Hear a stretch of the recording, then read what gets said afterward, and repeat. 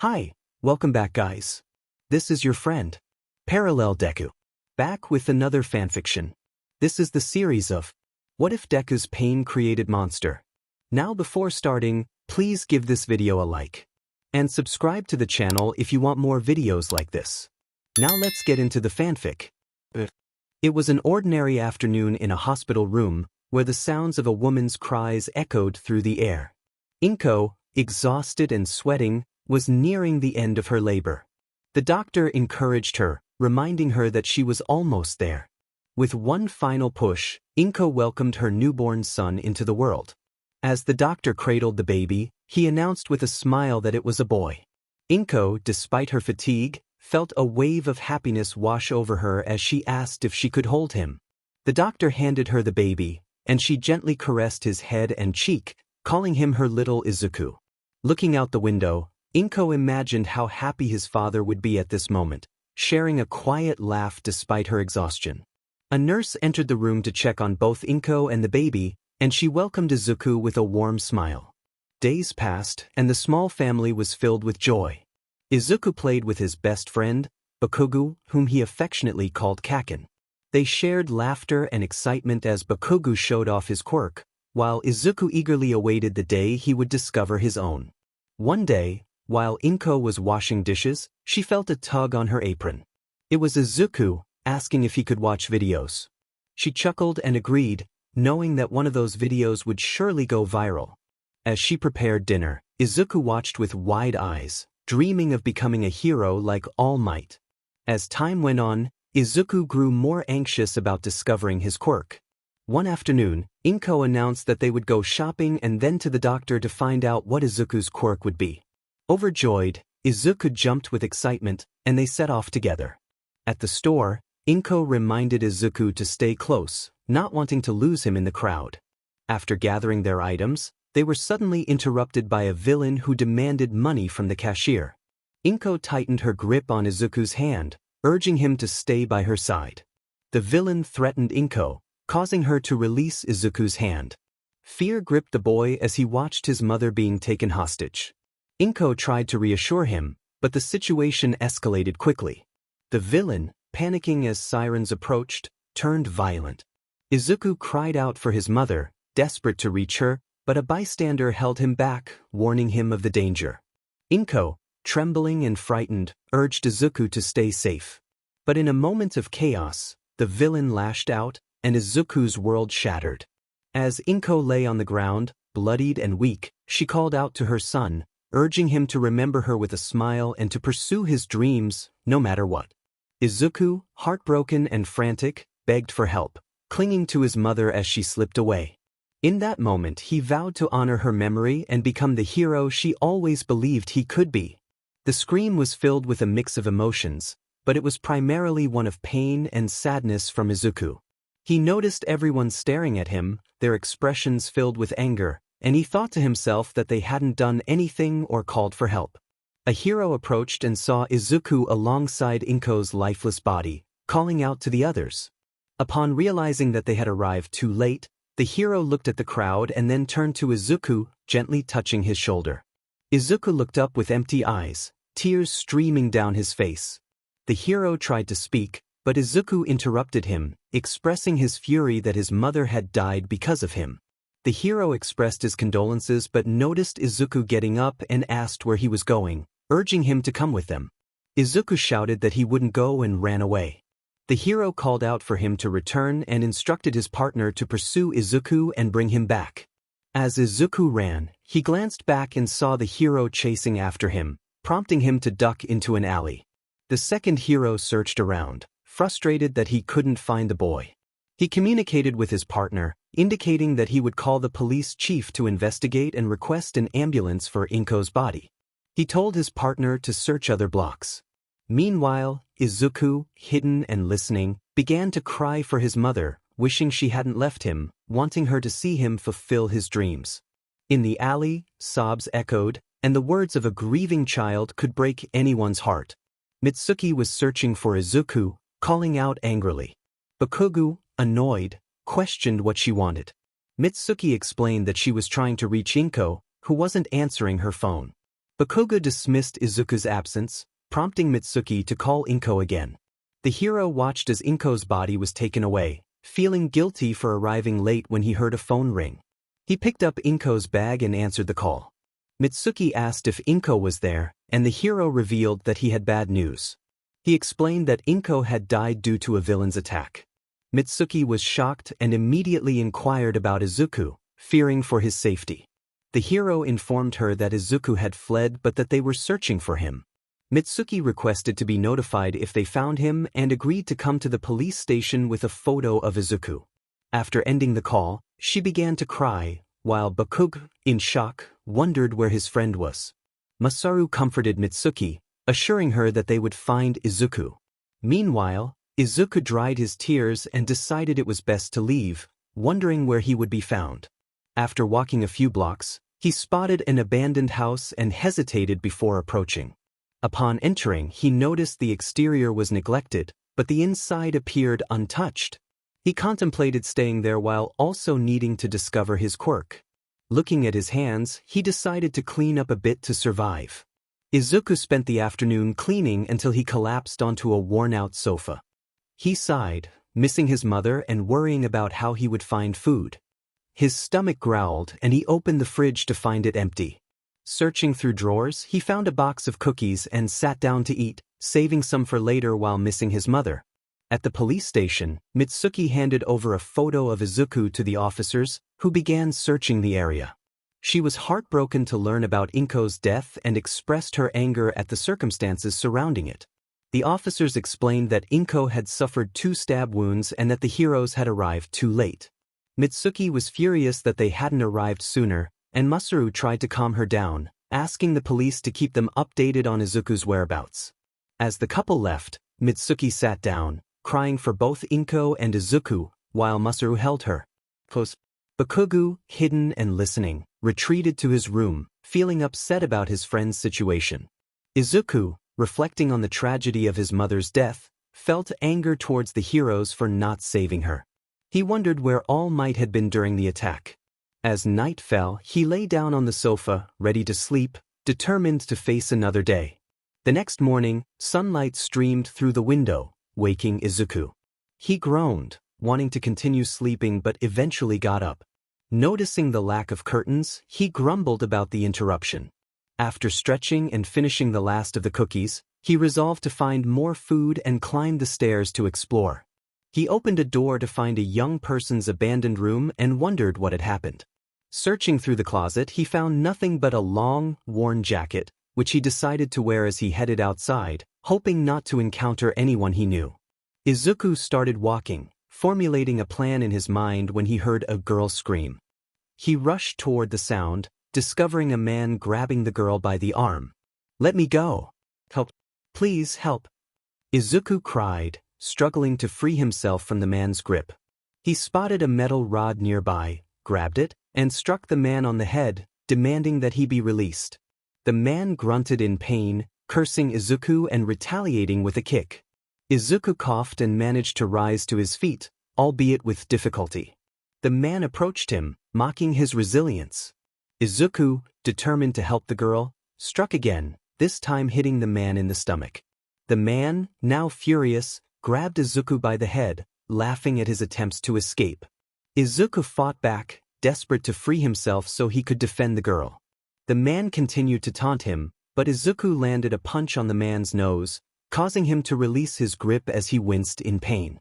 Seeing the girl trembling and crying, Izuku urged her to run away. The girl took off, but the man lunged to grab her, furious at Izuku. Izuku charged at the man, swinging the metal rod at his head and ribs. The man clutched his sides, gasping for breath. Izuku struck him repeatedly until the man fell unconscious.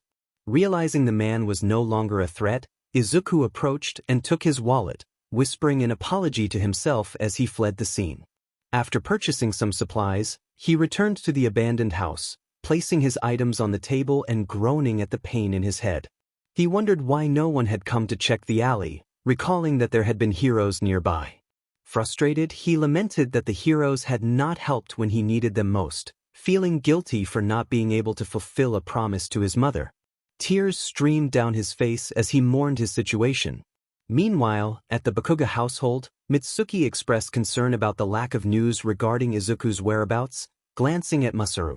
Mitsuki called for Bakugo to come down for dinner, and he appeared, head downcast. Noticing something was off, Mitsuki approached Bakugo, asking if he was hurt. He shook his head, trying to hide his feelings. Mitsuki, frustrated, playfully scolded him, but Bakugo snapped back, rubbing his head where she had playfully hit him. Masaru sighed, wondering where Izuku could be. Back with Izuku, he explored the house, discovering it had few rooms.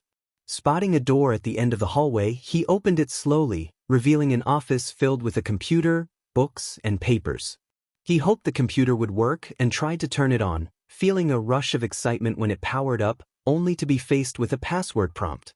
Searching through the papers, he eventually found the right password and accessed the news. On the screen, a reporter spoke about a recent robbery that had resulted in a tragic death, revealing that a child was missing. Izuku's heart sank when he realized they were looking for him. Determined not to return, he began searching for information online, recalling his mother's words about his father. In a flashback, he remembered his mother entering his room when he was 3, smiling nostalgically as she mentioned his father, Hisashi, a hero. Back in the present, Izuku was stunned by the revelation, feeling a mix of emotions as he processed the connection to his past. Izuku watched a video about a fire, wondering what his mother had meant. He pressed play. In the video, Hisashi was seen walking and cheerfully saying he was almost home when an explosion echoed in the background. Hisashi, startled, looked around and saw a house engulfed in flames. He rushed towards the burning building, calling out for help, his voice filled with urgency as he entered the house. Inside, he heard a woman's voice pleading for assistance. He quickly found her and her baby trapped. He reassured them that he would get them out safely. A hero arrived on the scene, noticing the fire and immediately calling for the fire department. As he tried to approach the house, Hisashi spotted someone fleeing the scene. He realized that person must have started the fire. Hisashi urged the trapped woman and her baby to escape while he pursued the fleeing figure. The hero continued to assist the woman, urgently requesting an ambulance. The video abruptly cut off. Izuku felt a wave of shock wash over him as he searched for more information, only to stumble upon an old news report. It detailed the tragic events of that day, revealing that while one woman had survived, Hisashi had not. His body was found in an alley, having suffered severe injuries. The villain responsible had escaped, leaving Izuku with a heavy heart and a growing sense of anger. He couldn't understand why no one had helped Hisashi. Determined, Izuku left the office, feeling the weight of the world on his shoulders. He decided to take a walk but felt the need to protect himself, fearing he might encounter danger. He rummaged through his belongings, finding a small weapon that would suffice. After changing into some clothes, he donned a cap and prepared to step outside. As he wandered, he arrived at a small park, noticing the swings and the emptiness around him. He decided to have a little fun, swinging higher and higher until the sky darkened, signaling the approach of night. Realizing it was time to head back, he started toward the abandoned house. Suddenly, he heard a noise coming from a nearby alley. Curiosity piqued, he approached cautiously and discovered an unconscious hero lying in a pool of blood. As he whispered to himself about the situation, a voice startled him from behind, warning him to run or face dire consequences. Turning around, he saw a figure who seemed to know too much about him. The stranger taunted Izuku, suggesting he could be worth something if returned to his family. Izuku, filled with desperation, pleaded for the stranger not to take him. The stranger, unfazed, mentioned a woman who claimed to be his aunt, further unsettling Izuku. He felt trapped, realizing he had no one left to turn to. The stranger offered him a choice: to live with him in exchange for becoming a villain and his assistant. Izuku hesitated, fear and curiosity battling within him. As he prepared to leave, the stranger warned him that if he changed his mind, he would find him in the alley at night. Izuku returned to the abandoned house, feeling a mix of emotions. He lay down on the couch, unable to shake the thoughts racing through his mind. Sleep eluded him as he contemplated his situation. The next day, Izuku felt restless and bored. Hearing footsteps approaching the door, he quickly hid, fearing discovery. Outside, two heroes debated whether the abandoned house was truly empty. They decided to search it, unaware of Izuku's presence. Meanwhile, Izuku found a secluded alley to catch his breath. He recognized it as the same alley from the previous day and spotted the hero he had seen earlier. He felt a sense of dread as he overheard the heroes discussing a body they had found. They were determined to catch the one responsible for the chaos. Izuku, feeling a mix of disgust and frustration, decided it was time to leave before he was discovered. As he walked away, he encountered a few people who reacted negatively to his appearance. A man even splashed water on him, telling him to leave. Izuku felt the sting of their words and actions, realizing how much the world had changed. As he wandered, hunger gnawed at him. He approached the park again, where a woman noticed him and expressed concern for his safety. Izuku brushed off her worries, insisting he was fine on his own. The woman insisted on accompanying him until his mother arrived, but he remained firm in his independence. Just then, another figure approached, commenting on Izuku's apparent struggles with socializing. The encounter left Izuku feeling both intrigued and wary. The day continued to unfold, leaving him to ponder his next steps in a world that felt increasingly hostile. To be continued. The book had many chapters, and the story continued to unfold. A character approached Izuku, sitting beside him and teasingly mentioning his struggles with socializing.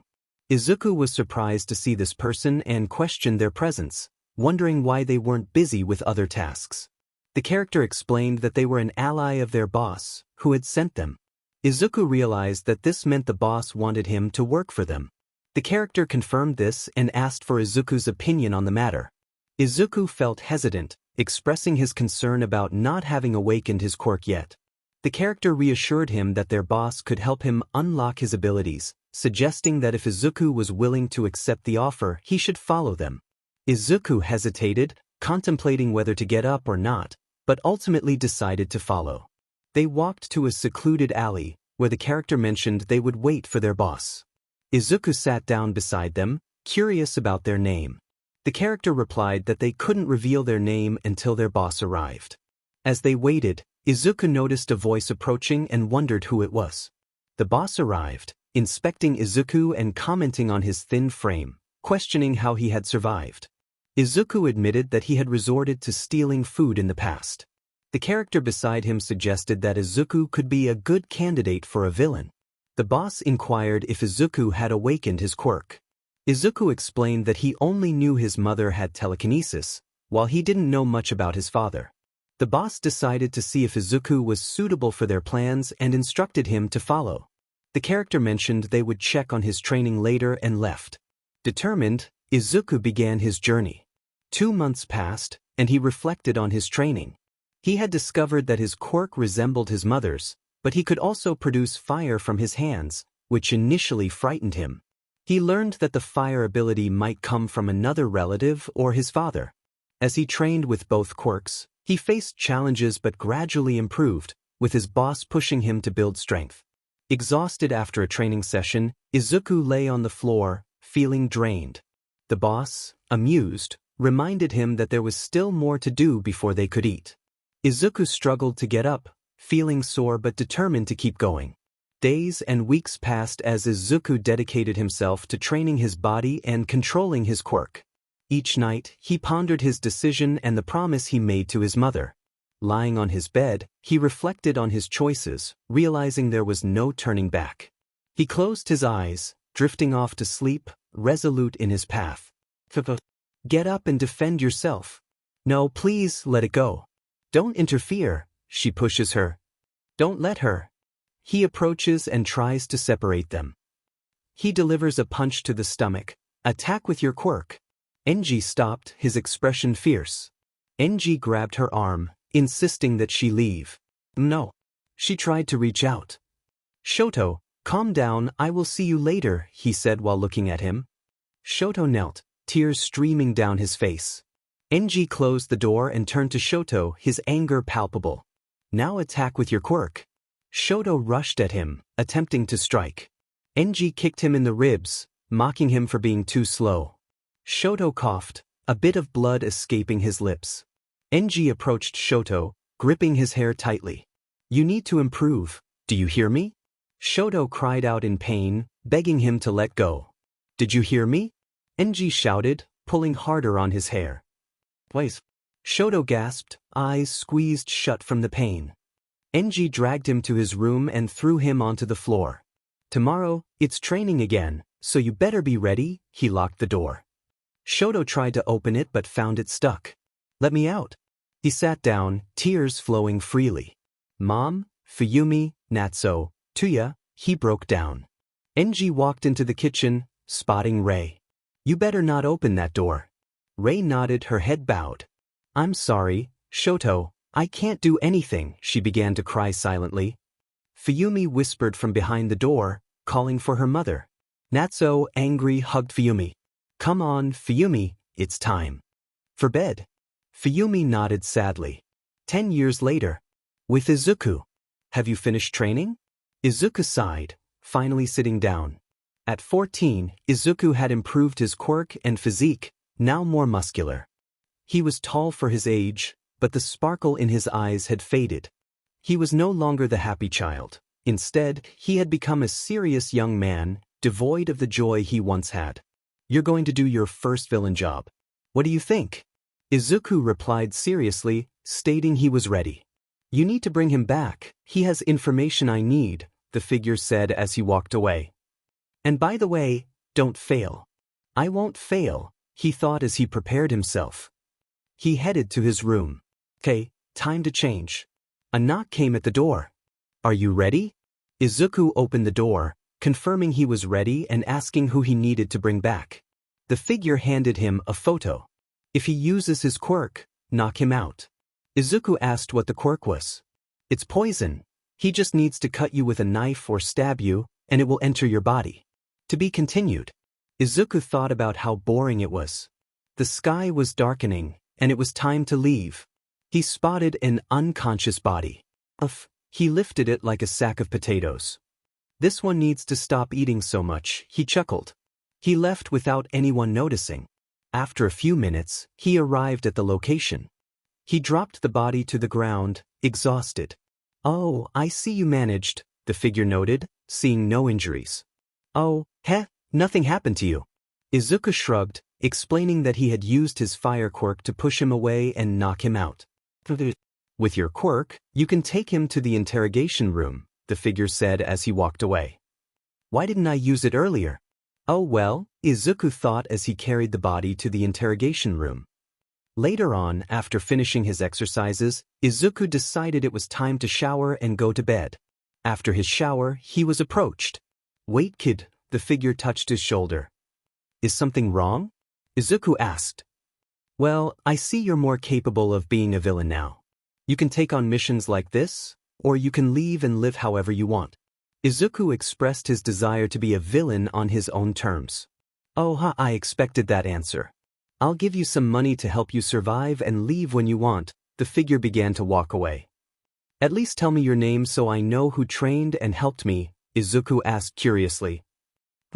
Maybe we'll meet again. I hope you become a better villain, kid. Don't let my training go to waste, he left. Izuku entered his room, deep in thought as he sat on the bed. This is tough. Why won't he tell me his name? He wondered as he lay down. I hope I made the right decision, he fell asleep. In another place. Enji opened the door. Oh, hi, Dad, you're home, Fuyumi said, her voice a mix of happiness and nervousness. Where's Shoto? He's in his room. Do you want dinner, Dad? She asked as she headed to the kitchen. Not now, I'm going to train Shoto, he said, walking toward Shoto's room. Dad, could you postpone it, please? Shoto needs a break, she pleaded. We can't, Fuyumi.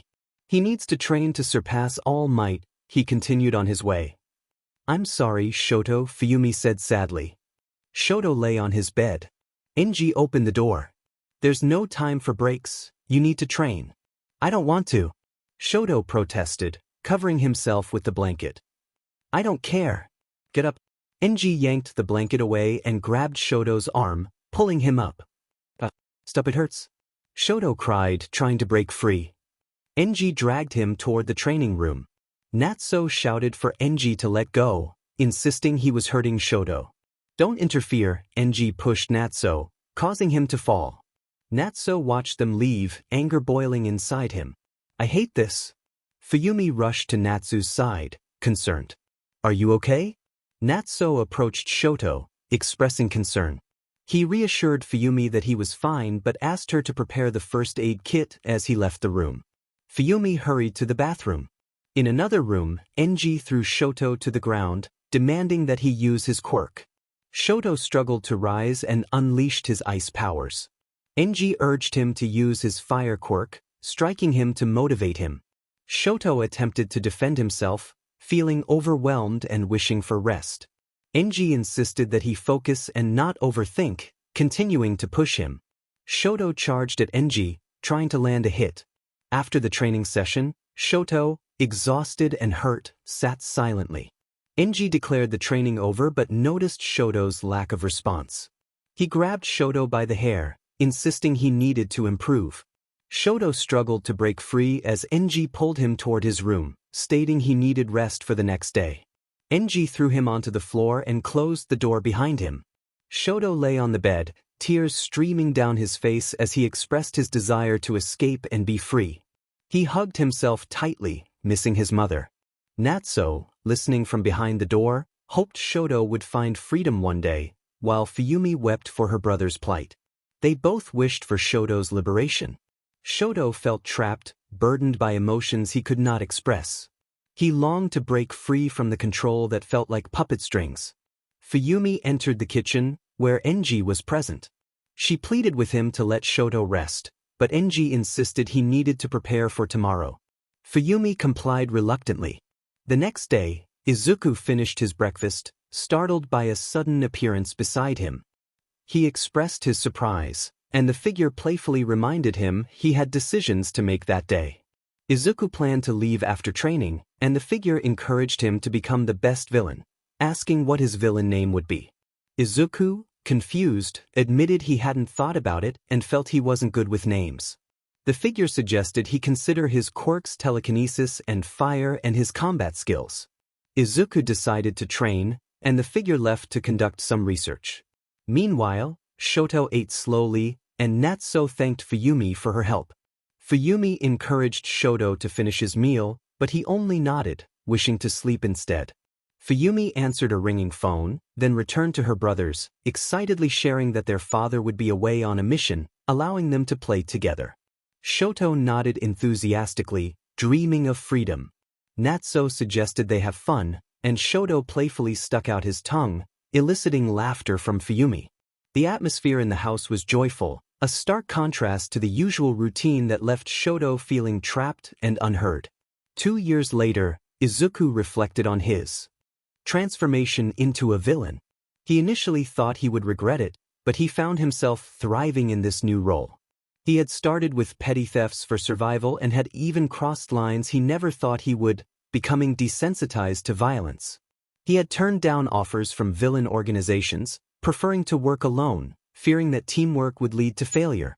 Shoto, now 15, prepared to enter UA, reflecting on the changes in his relationships with his siblings. He had grown distant from Fuyumi and Natsuo, feeling unheard in his pleas to escape the relentless training. Fuyumi had tried to advocate for him, but her efforts were ignored. As he laced up his shoes, Fuyumi wished him luck and promised to prepare a celebratory dinner. Shoto chose to walk to the train station instead of being driven, wanting to take control of his journey. Arriving at UA, he took a moment to gather himself, reminding himself not to be nervous. Many teenagers watched him with curiosity and admiration, whispering about him being Endeavor's son. A rare scar was mentioned casually. One character laughed and suggested they should not waste any more time, and both of them left the area. Shoto, listening to their conversation, felt a surge of frustration as he thought about the scar, clenching his fists in anger at the old man responsible for it.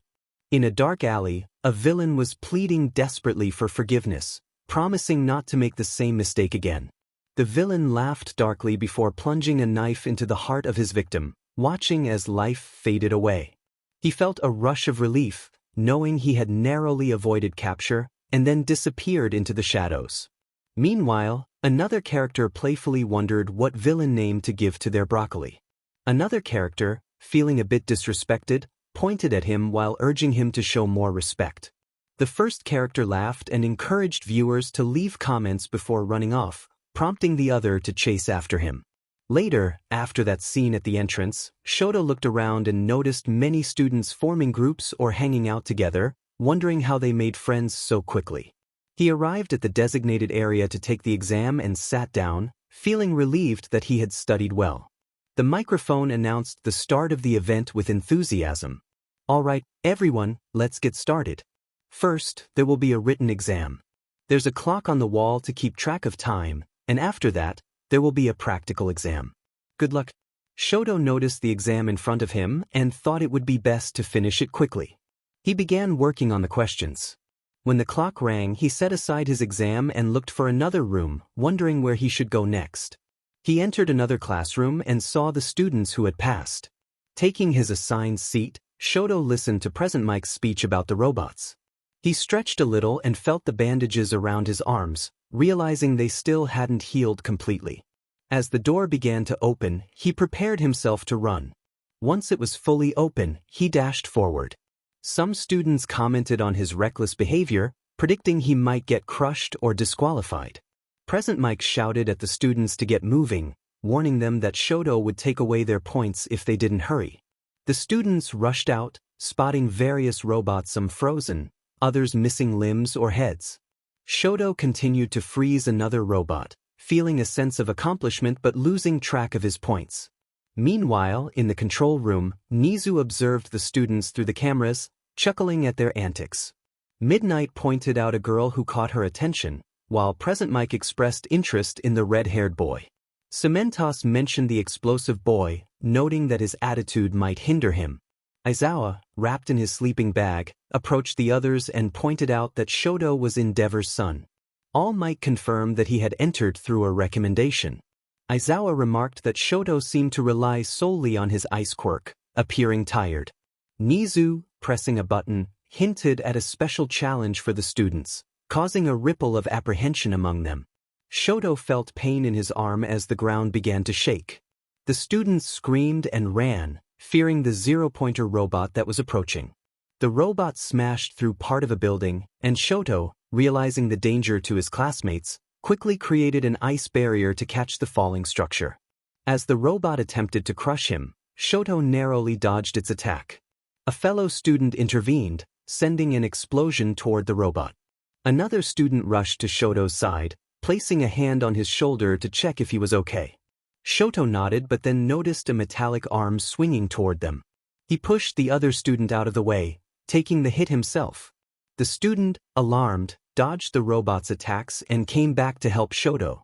Another explosion struck the robot, and someone shouted that the fight was with them. In the control room, Nizu frantically pressed buttons, trying to get the situation under control, while All Might decided they needed to assist the students. Shoto emerged from the rubble, groaning in pain. The student who had helped him apologized for not being able to defend him better. Shoto shook his head, thinking it would be best to freeze the robot, knowing he wouldn't last much longer. He saw the student launching more explosions and decided to create more ice. As the robot swung its arm toward them, Shoto successfully froze it completely, but the effort took a toll on him. The other student noticed Shoto's injury and insisted they needed a medic. Another student took advantage of the robot's immobility to launch more explosions at it. Recovery Girl arrived, asking if anyone was injured. The student called out for help, and Shoto began to see everything blur as he realized he had overexerted himself. The student caught him before he collapsed, and Recovery Girl instructed them to place him on a stretcher. As they prepared to take him away, Present Mike announced that time was up for the exam. After Recovery Girl finished healing him, Shoto expressed his gratitude in a low voice, thanking her for her help. She reminded him to be more careful with his injured arms, pointing at them with her cane. Feeling nervous, Shoto quickly gathered his things and said he had to leave, as someone was waiting for him. Recovery Girl sighed, sensing that he was hiding something, reflecting on the challenges of adolescence. today. As Shoto stood at the school entrance, he sighed, feeling the weight of his situation. He thought to himself that he needed to be more careful and decided it was best to leave before getting scolded for no reason. He walked to the train station, where he entered the train and glanced at his arms, vowing not to repeat his mistakes, fearing that his secret would be discovered. After a few stops, he arrived home and opened the door. Fuyumi greeted him warmly, asking how his day went. Shoto whispered that it was fine, but she could see the sadness in his eyes. She encouraged him to rest and promised to call him for dinner. Shoto nodded and retreated to his room, where he lay on his bed, contemplating his situation and wishing he could escape. He noticed a small box next to his bed and approached it, opening it carefully. Inside, he found something that made him roll up his left sleeve, whispering to himself that it was just for today. As he touched his arm, he felt a sting, and a line of blood appeared. He quickly bandaged his arm and hid the box, hoping it would never be found. Suddenly, there was a knock at the door. Fuyumi asked if he was okay, startling Shoto, who quickly hid the box before opening the door. She told him dinner was ready, and he followed her to the table, where they sat down to eat. The atmosphere shifted when their father, Enji, arrived home, causing Shoto to freeze mid-bite.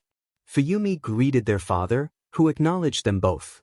After finishing his meal, Shoto quietly excused himself and left the table. Enji, visibly frustrated, grumbled under his breath. Fuyumi, concerned, went to fetch Enji's plate. Once alone, Shoto locked his door and sat at his desk, feeling the familiar burn in his arms. He unwrapped the bandage to reveal several straight cuts, some old and some new, all on his left arm. He retrieved a first aid kit and tended to his wounds, grateful for the nurse's earlier help, though it hadn't been enough. As he lay down, memories flooded back to him. He recalled a time 2 years ago when he had seen his older brother sneaking out, promising not to tell their father. The memory shifted to a moment of anger when Enji had confronted his brother about his absence, leading to a painful encounter. Shoto felt a wave of sadness wash over him as he remembered the harshness of their father's dissing. Desperate to escape his thoughts, Shoto buried his nails into his arms, wishing to leave his current life behind. After a good cry, he eventually fell asleep. Meanwhile, Izuku, fresh out of the shower, noticed the blood on his clothes and wondered about the results of the UA entrance exam. He chuckled at the misfortunes of others while searching for names on his phone. Just then he heard a noise outside and went to investigate, spotting a villain trying to escape. With a sinister smile, he retrieved a weapon and stepped outside. The next morning, Shoto woke up groggy and made his way to the bathroom, catching a glimpse of his burn in the mirror, which filled him with disdain. He got dressed and headed to the kitchen, where Fuyumi greeted him with breakfast.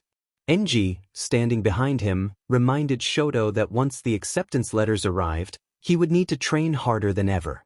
Shoto flinched at his father's presence but kept his head down.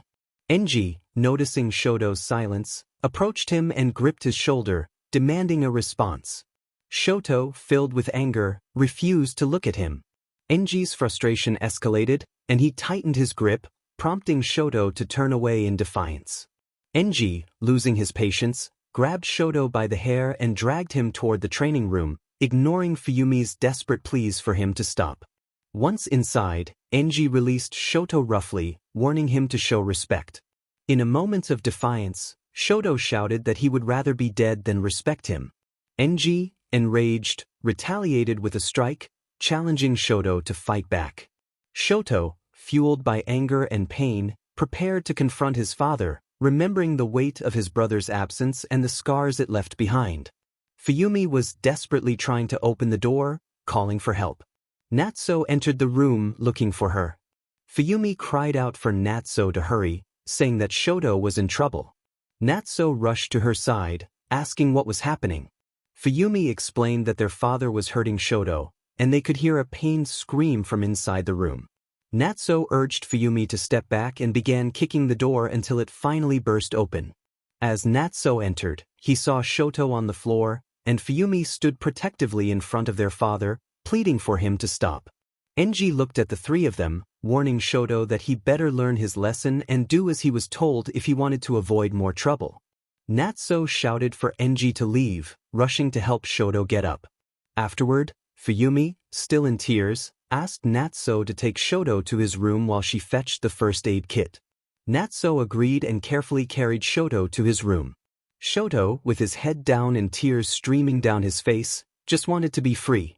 Natsuo laid him down on the futon and tried to comfort him, telling him to calm down and stop crying. Shoto turned away, covering himself with the blanket. Fuyumi returned with the first aid kit and handed it to Natsuo. He gently uncovered Shoto, who insisted he could take care of himself. Fuyumi, however, pointed out that he was too hurt and needed their help. As she applied alcohol to one of Shoto's wounds, he winced in pain. Natsuo reassured him that it would be over soon. Once they finished tending to him, Natsuo noticed that Shoto wasn't hurt on his arms and questioned him. Shoto, startled, insisted that he was fine and just wanted to rest. Fuyumi expressed concern that he hadn't eaten breakfast, but Natsuo suggested they let him rest, assuring her that Shoto would come down later. Meanwhile, in another location, Izuku was nursing his injuries, feeling frustrated and vengeful. He decided he needed to buy supplies and, as he walked, he grumbled about the heroes who only sought fame. As he passed a store, he overheard a commotion in an alley. Approaching quietly, he witnessed a confrontation where a civilian was pleading for mercy. The assailant, showing no remorse, attacked until the civilian was no longer moving. Izuku, taken aback, whispered to himself in disbelief. The attacker noticed him and ordered him to leave, but Izuku, irritated by being called a child, retorted with sarcasm. The attacker, annoyed, demanded to know why Izuku was laughing. Izuku continued to mock him, revealing that he knew who he was but was not afraid. He suggested that the attacker should dispose of the body properly before disappearing into the shadows. Later, Izuku returned to his hideout, where he was met by a figure who had been following him. The figure proposed an offer to join their league, but Izuku found the idea laughable, recalling their previous encounters.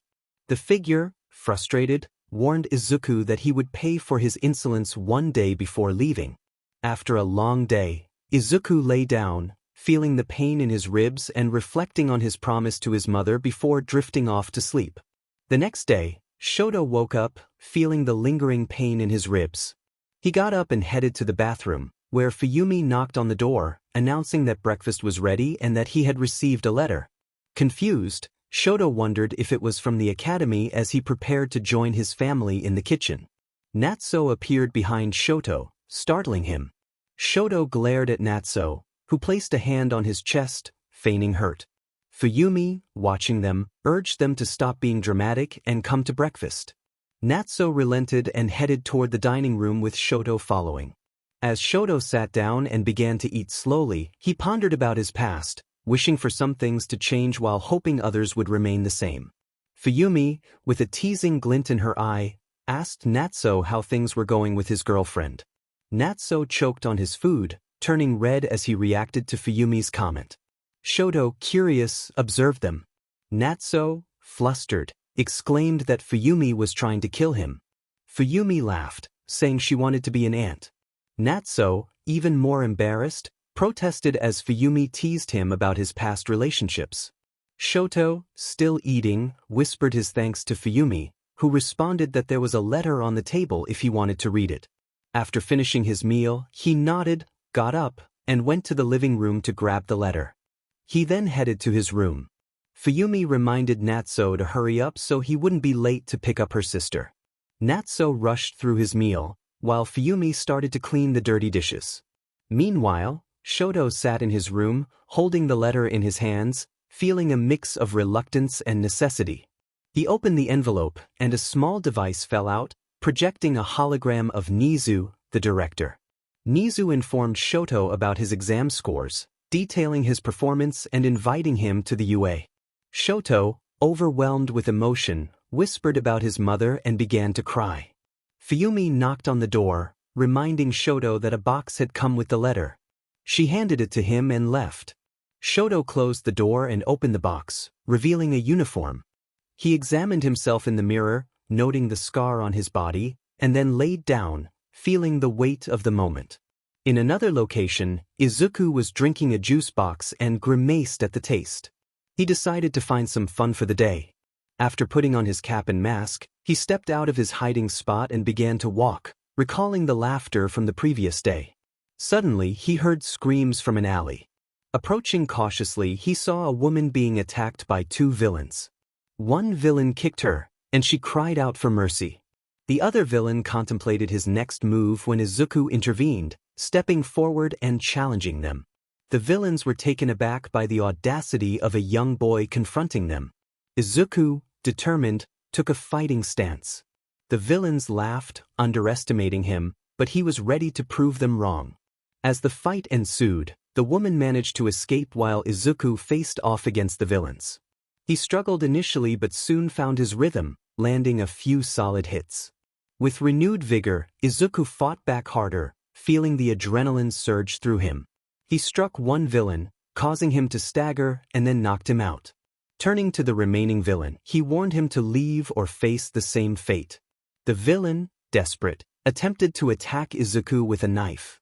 Izuku dodged and countered, disarming him. The villain backed against the wall, pleading for his life. Izuku, however, was resolute, laughing at the villain's fear as he approached. The scene shifted, revealing Bakugo observing Izuku from a distance, already anticipating trouble ahead. As the story continued, Izuku's journey unfolded, filled with challenges and the weight of his choices. As he ran, Bakugo laughed, teasing his friend about how weak he was, claiming that he couldn't run faster. Izuku pouted, feeling a bit hurt by the comment. In the present, Bakugo chuckled to himself, looking out the window. Suddenly, his mother burst into the room, demanding that he come down for dinner. Bakugo retorted angrily, feeling frustrated by her abrupt entrance. She scolded him for his tone and left the room, slamming the door behind her. Bakugo wiped away a tear, feeling a mix of annoyance and sadness, calling himself a foolish nerd. Meanwhile, Mitsuki leaned against the wall outside Bakugo's room, knowing he missed someone but confident they would find that person again.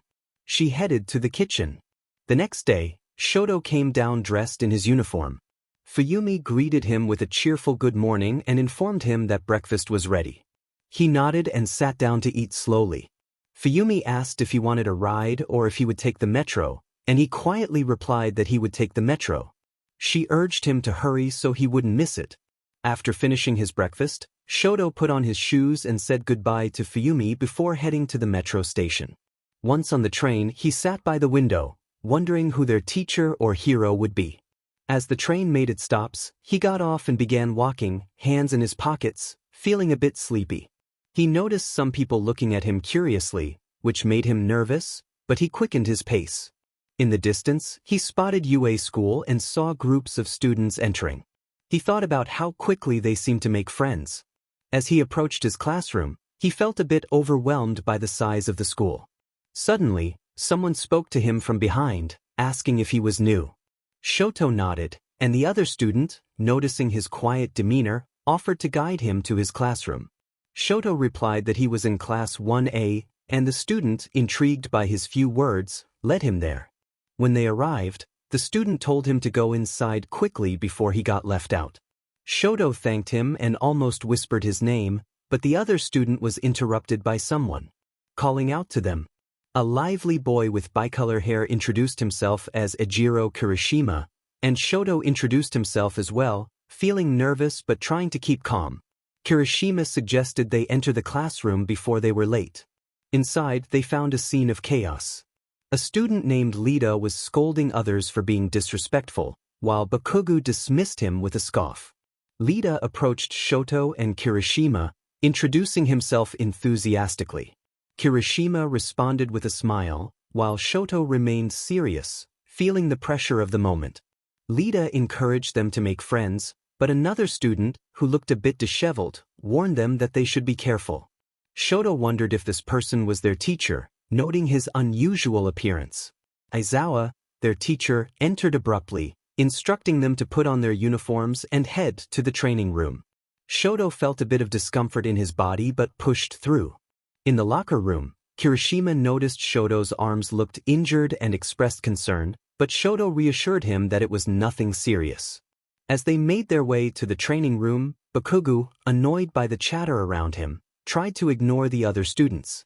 Denki approached Bakugo, trying to strike up a conversation, but Bakugo snapped at him to leave. Kirishima observed the interactions, noting the dynamics among the students. Meanwhile, Izuku was busy with his own challenges, having just knocked out a hero and taken his wallet, thinking it would help him survive. To be continued. Izuku felt a sense of relief as he noticed some readers had come to enjoy his story. He thought about the next chapter and how he would see them again soon. After a brief encounter, Izuku found himself in a challenging situation. He had just knocked out a hero and taken their wallet, thinking it would help him survive. He realized he needed to leave no evidence behind, so he used his quirk to eliminate any trace of his actions. Satisfied, he decided it was time to eat. He entered a store, wearing a mask and a hat, and after making his purchases, he sat down to enjoy his food, feeling quite hungry. Once he finished, he began walking and soon arrived at a small forest. It seemed like a perfect place to train and practice his quirk, so he removed his hat and mask. As he warmed up, he contemplated which exercise to start with. Spotting some large, heavy rocks, he decided they would be useful. He focused his energy, lifting the rocks higher off the ground. After a while, he lowered them, feeling a headache coming on but knowing it was worth the effort. He continued his training until he could no longer ignore the pain. Determined to improve, he began practicing with fire, launching flames to enhance his aim and power. After completing his final set of exercises, he took a moment to hydrate, realizing he needed to work on his telekinesis and fire control even more. After resting for a few minutes, he stood up and headed toward a nearby warehouse. Noticing the sky darkening, he realized he had lost track of time. As he walked, he saw a family nearby.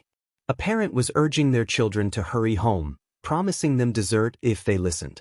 Watching from a distance, Izuku felt a pang of longing, but his body ached from training. Upon reaching the warehouse, he decided he needed to find a new hiding spot to avoid being caught.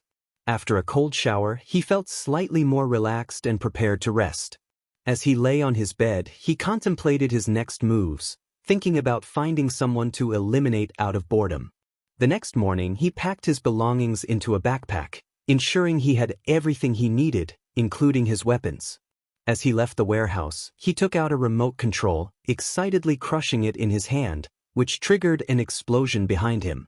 With a smirk, he donned his hat and mask and stepped out of the alley. As he walked among the crowd, he thought about how unaware they were of the danger walking alongside them.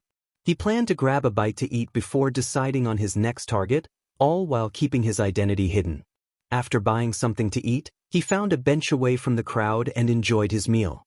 Suddenly, his phone rang, interrupting his moment of peace. Annoyed, he answered, only to find it was a call about an important task. He learned that a hero knew too much about him and needed to be dealt with. Despite his frustration, he agreed to take on the job, feeling it would help him improve his skills. After the call ended, he finished his meal, pondering how the hero had obtained information about him. He considered the possibility of a traitor among the hero's allies, which added to his frustration but also entertained him. With renewed determination, he set off, ready to confront the hero and keep his identity a secret. Meanwhile, Shoto arrived at school, feeling tired. His classmate Kirishima greeted him enthusiastically, and Denki joined in, welcoming Shoto to their group. Shoto observed the camaraderie between them, feeling a glimmer of hope that he might have found true friends. As they chatted, Kirishima mentioned someone else who was also a friend, leaving Denki curious about who it could be. Kirishima dashed off to bring the person back, while Denki and Shoto waited, both intrigued by the unfolding friendship. The story continued to evolve, with Izuku plotting his next move while Shoto navigated his new friendships, setting the stage for future encounters and challenges. Shoto turned away, expressing his disinterest in joining the group of nerds. Denki whispered to Kirishima, commenting on Shoto's grumpy demeanor. Aizawa entered the classroom, instructing everyone to be quiet and take their seats. Shoto sighed and settled into his chair, anticipating a tiring day ahead. After several classes, it was finally recess. Denki eagerly pulled his friends along, urging them to hurry. Shoto winced, feeling a twinge of pain in his arm as he pulled away, whispering that it hurt. Denki reassured him, admitting he had pulled too hard but insisted they needed to get food before it ran out. They bought their meals and sat at a table. Kirishima suggested they share more about themselves since they didn't know each other well. Denki introduced himself, mentioning his love for sleepovers and hanging out with friends, albeit a bit nervously. Kirishima chimed in, sharing his passion for exercise and encouraging positivity among others. Denki playfully complained that Kirishima had shared too much while he had only said a little. Kirishima laughed and turned to Shoto, asking him what he liked. Shoto, feeling a bit down, admitted he wasn't sure. Both Denki and Kirishima were surprised, with Denki asking if he had no friends before. Shoto shook his head. Kirishima then asked about Shoto's favorite dessert, to which Shoto replied that he only liked cold soba and wasn't allowed to have sweets. His friends decided to help him try new things. Denki offered him a candy, and when Shoto hesitated, Kirishima encouraged him, assuring him that no one would see. Shoto took a bite and found it delicious, finishing it quickly. He felt guilty for eating Denki's candy but was reassured that they could get more later. Denki was excited about becoming best friends, and Kirishima promised to answer any questions Shoto had, except for math, which Denki claimed he was terrible at. After recess, Aizawa announced that class was over for the day. Shoto expressed a desire for one of his own as he packed his things. Denki rushed out, worried about missing the bus. Kirishima asked Shoto where he lived, and Shoto explained he had to take the subway and walk afterward. Kirishima lamented that they lived on different streets but waved goodbye cheerfully. As Shoto left the school, he noticed Kirishima running after Bakugo, which surprised him. He walked toward the subway station, wondering what Fuyumi had prepared for dinner. Once on the subway, he noticed people staring at him, which made him quicken his pace. After a few stops, he arrived at his destination and announced his arrival a bit loudly. Fuyumi came out of the kitchen, greeting him and asking if his day had gone well. Shoto nodded while taking off his shoes. Fuyumi instructed him to wash his hands before dinner. He headed to his room, dropping his backpack on his desk, feeling relieved. In the bathroom, he rolled up his sleeves and noticed red lines and scars on his left arm. He realized he needed to cover them up to avoid raising suspicion, so he put on a jacket and washed his hands. After changing and washing up, he went to the dining room where Fuyumi had set the table. She informed him that Natsuo wouldn't be home as he was staying at his apartment but wanted to hear about Shoto's day. Shoto shared that two boys had talked to him and invited him to join their group, taking a bite of his food. Fuyumi smiled, happy that Shoto had made new friends. Shoto recalled the candy he had eaten earlier, feeling a craving for sweets. Fuyumi encouraged him to share more about his teachers, and Shoto described their homeroom teacher, who often wore a sleeping bag. He mentioned a grumpy teacher, and Fuyumi urged him to tell her more about his day at school. To be continued. It didn't matter. Fuyumi asked Shoto what else he did at school while taking a bite of her food. Shoto responded that he would share everything except for the fact that he had eaten something he wasn't supposed to. Fuyumi, with tears in her eyes, expressed her happiness that Shoto had a good day. Shoto nodded and finished his meal, thanking her. Fuyumi noticed that he had finished his diet meal and, feeling guilty, reminded him that it was mandatory. She suggested he take a break or do his homework while she cleaned up. Shoto agreed and went to his room. Meanwhile, in a dark alley, a group of heroes confronted several villains who bore signs of battle. Izuku, exhausted and covered in sweat and blood, sat on the ground, nursing various scratches and minor injuries. Frustrated, he wondered where the villain he was looking for could be. He stood up and surveyed the scene, creating a small fire and tossing it onto the bodies, ensuring there would be little evidence left behind. As he walked away, the flames consumed the remnants slowly. Checking his phone, he pondered where else the villain might be.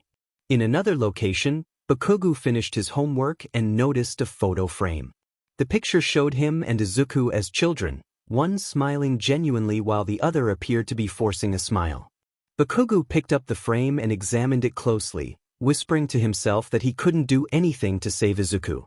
He glanced out the window, noticing that it was getting dark. Setting the frame back on his desk, he changed clothes and lay down on his bed, muttering that another day had passed without finding the nerd. He hoped Izuku was still alive, or he would take matters into his own hands. Back with Izuku, he cleaned his face of bloodstains after finishing his work. The villain he had confronted was battered and bleeding.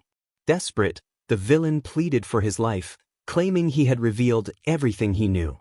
Izuku, holding a knife, pressed for more information, demanding to know who the villain worked for and where they were located. The villain, in a panic, finally admitted that he was working for the League of Villains. The place felt ominous, and Izuku expressed his concern.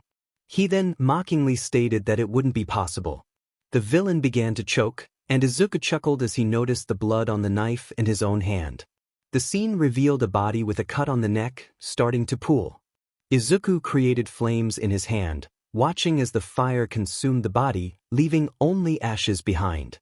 He contemplated the villain organization, realizing he needed to investigate them to avoid future obstacles. As he felt raindrops begin to fall, he noted that the rain was intensifying with each step he took. He looked up at the sky and decided it was best to leave quickly to avoid getting sick. The next day, someone was seen sleeping in a corner. Izuku woke up, feeling discomfort in his neck and back. After stretching, he resolved to search for the villain organization. Meanwhile, in another location, Shoto was finishing getting dressed. He made his way to the kitchen, where Fuyumi greeted him with breakfast. After finishing his meal, he quietly said goodbye to Fuyumi as he left the house. She wished him well, missing their mother. On the subway, Shoto noticed some people staring at him, likely because of his uniform. After a few stops, he arrived at his destination and began walking. Suddenly, he heard someone call out to him. Kirishima, along with Bakugo, approached him. Kirishima enthusiastically suggested they all go together, but Bakugo, irritated, attempted to leave. Kirishima held onto his arm, insisting they stick together. Shoto felt discomfort in his arms and quietly mentioned it, prompting Kirishima to express concern. Shoto assured him it was just temporary pain. Bakugo, impatient, urged them to hurry or he would leave them behind. The two caught up to Bakugo, with Shoto positioned between them. Kirishima noted that Shoto was slightly taller than him, but Bakugo was the tallest. Bakugo, annoyed, snapped at Kirishima, who playfully complained about being shorter. Shoto pointed out that Bakugo was also taller than him. Kirishima suggested that Bakugo should eat better to grow taller, which Bakugo mocked. Kirishima feigned hurt at Bakugo's words, while Shoto innocently remarked that food helped him grow, referencing Bakugo's appetite. Bakugo, now chasing Kirishima, threatened him with small explosions, leading Kirishima to seek refuge behind Shoto. As Bakugo approached, Shoto crossed his arms defiantly. Bakugo attempted to circle around them, demanding Kirishima come closer. Kirishima, valuing his life, hesitated. Shoto urged them to hurry or they would be late. Kirishima panicked at the thought of being late and took off running, with Bakugo following closely behind, shouting threats. Shoto found their antics amusing as he ran after them. In the rush, Kirishima accidentally bumped into someone, causing them both to fall. Denki helped Kirishima up, and they exchanged greetings. Denki mentioned he had woken up late, and Bakugo, annoyed, threatened him as he approached. Shoto arrived, catching his breath after the sprint. Denki suggested they all head to school together to avoid being left behind. Bakugo, frustrated, took off running again, prompting the others to chase after him. Once they arrived at school and entered the classroom, Shoto observed groups of students chatting. Kirishima commented on the race they had just run, while Denki suggested they sit together during recess. Kirishima playfully suggested they invite Bakugo, who was still fuming. Denki noted that Bakugo was likely to explode at him, and Shoto looked on, confused. Denki reassured Shoto that he probably wouldn't be targeted for now. As the class began, Aizawa instructed everyone to choose a class president. The students debated how to proceed, with some suggesting a voting system. Aizawa, uninterested, reminded them to hurry before recess. After the votes were tallied, Bakugo and Shoto found themselves tied with 3 votes each. The class decided on Shoto as president, which made him nervous. Kirishima encouraged him to ask for help if needed, even suggesting Bakugo might assist him, much to Bakugo's annoyance. Aizawa, finally awake, instructed the class to take out their books, leading to a collective groan from the students. After the class ended, Kirishima rallied his friends to head to lunch, while Denki expressed hope for dessert. Kirishima spotted Bakugo getting up to leave and called out to him, inviting him to join their lunch. Bakugo let out a sigh to calm himself, urging everyone to hurry as he didn't have all day. Kirishima, excited, rallied the group and walked over to stand beside Bakugo. Bakugo expressed his impatience, insisting they move faster. Shoto stood up and joined them, while Denki encouraged Shoto to keep up, playfully nudging him along. Shoto chuckled and assured Denki he would catch up. After placing their food orders, Denki questioned Shoto about his choice, suggesting he should eat more if he wanted to be a hero. Shoto, feeling a bit nervous, explained that he was following a specific diet. Kirishima was taken aback by this revelation. "No, come on, just eat a little more," he suggested while offering some of his food. Shoto replied that he was fine and started to eat. Both of them sighed in defeat and began to eat. Bakugo thought to himself that it was ridiculous. He should have been done for if he kept this up. Denki looked at Bakugo and remarked that the spicy food seemed intense. Bakugo, with a smirk of superiority, claimed that he wasn't like the others. He could handle spicy food. Denki confidently declared that he could eat a spoonful of it. Bakugo, skeptical but curious, offered a bit of his food, eager to see Denki's reaction. Kirishima glanced at Shoto and wondered if this would end badly. Shoto shook his head while continuing to eat. Denki took a spoonful of the spicy dish and tasted it, exclaiming that it was actually good. Bakugo smiled, genuinely pleased. However, Denki soon turned red and began to sweat, desperately calling for water. Kirishima laughed heartily, nearly doubling over. Bakugo joined in the laughter, clutching his stomach. Shoto chuckled softly, covering his mouth to stifle his laughter. Denki, now in tears and drenched in sweat, continued to plead for water. Kirishima handed a water bottle to his friend, jokingly saying it was all good. Shoto offered a bit of his food, noting it wasn't spicy but had a hint of sweetness that might help with the heat. The story would continue, and the narrator mentioned they were making good progress, with some feeling impatient for the two to get to know each other. Izuku looked at the narrator curiously, asking how they planned to do that. The narrator admitted they didn't know and moved to a corner. Shoto waved goodbye, saying they would see each other in the next chapter. Denki finished the water and took a spoonful of food, while Kirishima pointed out that Bakugo seemed out of it. Bakugo, recovering his breath, teased Denki about being weak against spicy food. Denki pouted, not appreciating Bakugo's comments.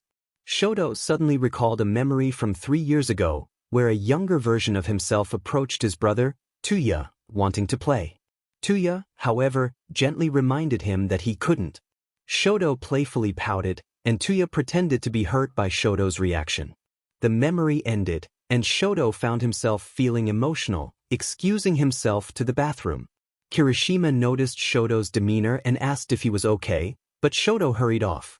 Denki expressed concern about Shoto's sadness, and Kirishima agreed, glancing at Bakugo, who dismissed their worries. Bakugo believed Shoto would be fine, thinking he might have just remembered something. Meanwhile, Shoto was in the bathroom, feeling overwhelmed and crying as he hugged his knees. After calming down, he washed his face and noticed some blood under his nails. He reassured himself that it wasn't too deep before leaving the bathroom. As he searched for his friends, Kirishima hugged him, noting he had taken a while. Denki complained about his stomach after the spicy food, prompting Bakugo to laugh at him. Denki, feeling embarrassed, asked Bakugo to stop laughing. Kirishima joined in the laughter, and Shoto chuckled lightly. Denki celebrated their achievement, raising his arms, while Kirishima agreed that it felt good to help.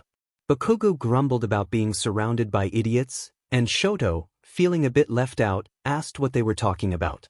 Kirishima reassured Shoto, encouraging him not to feel down, while Denki echoed the sentiment.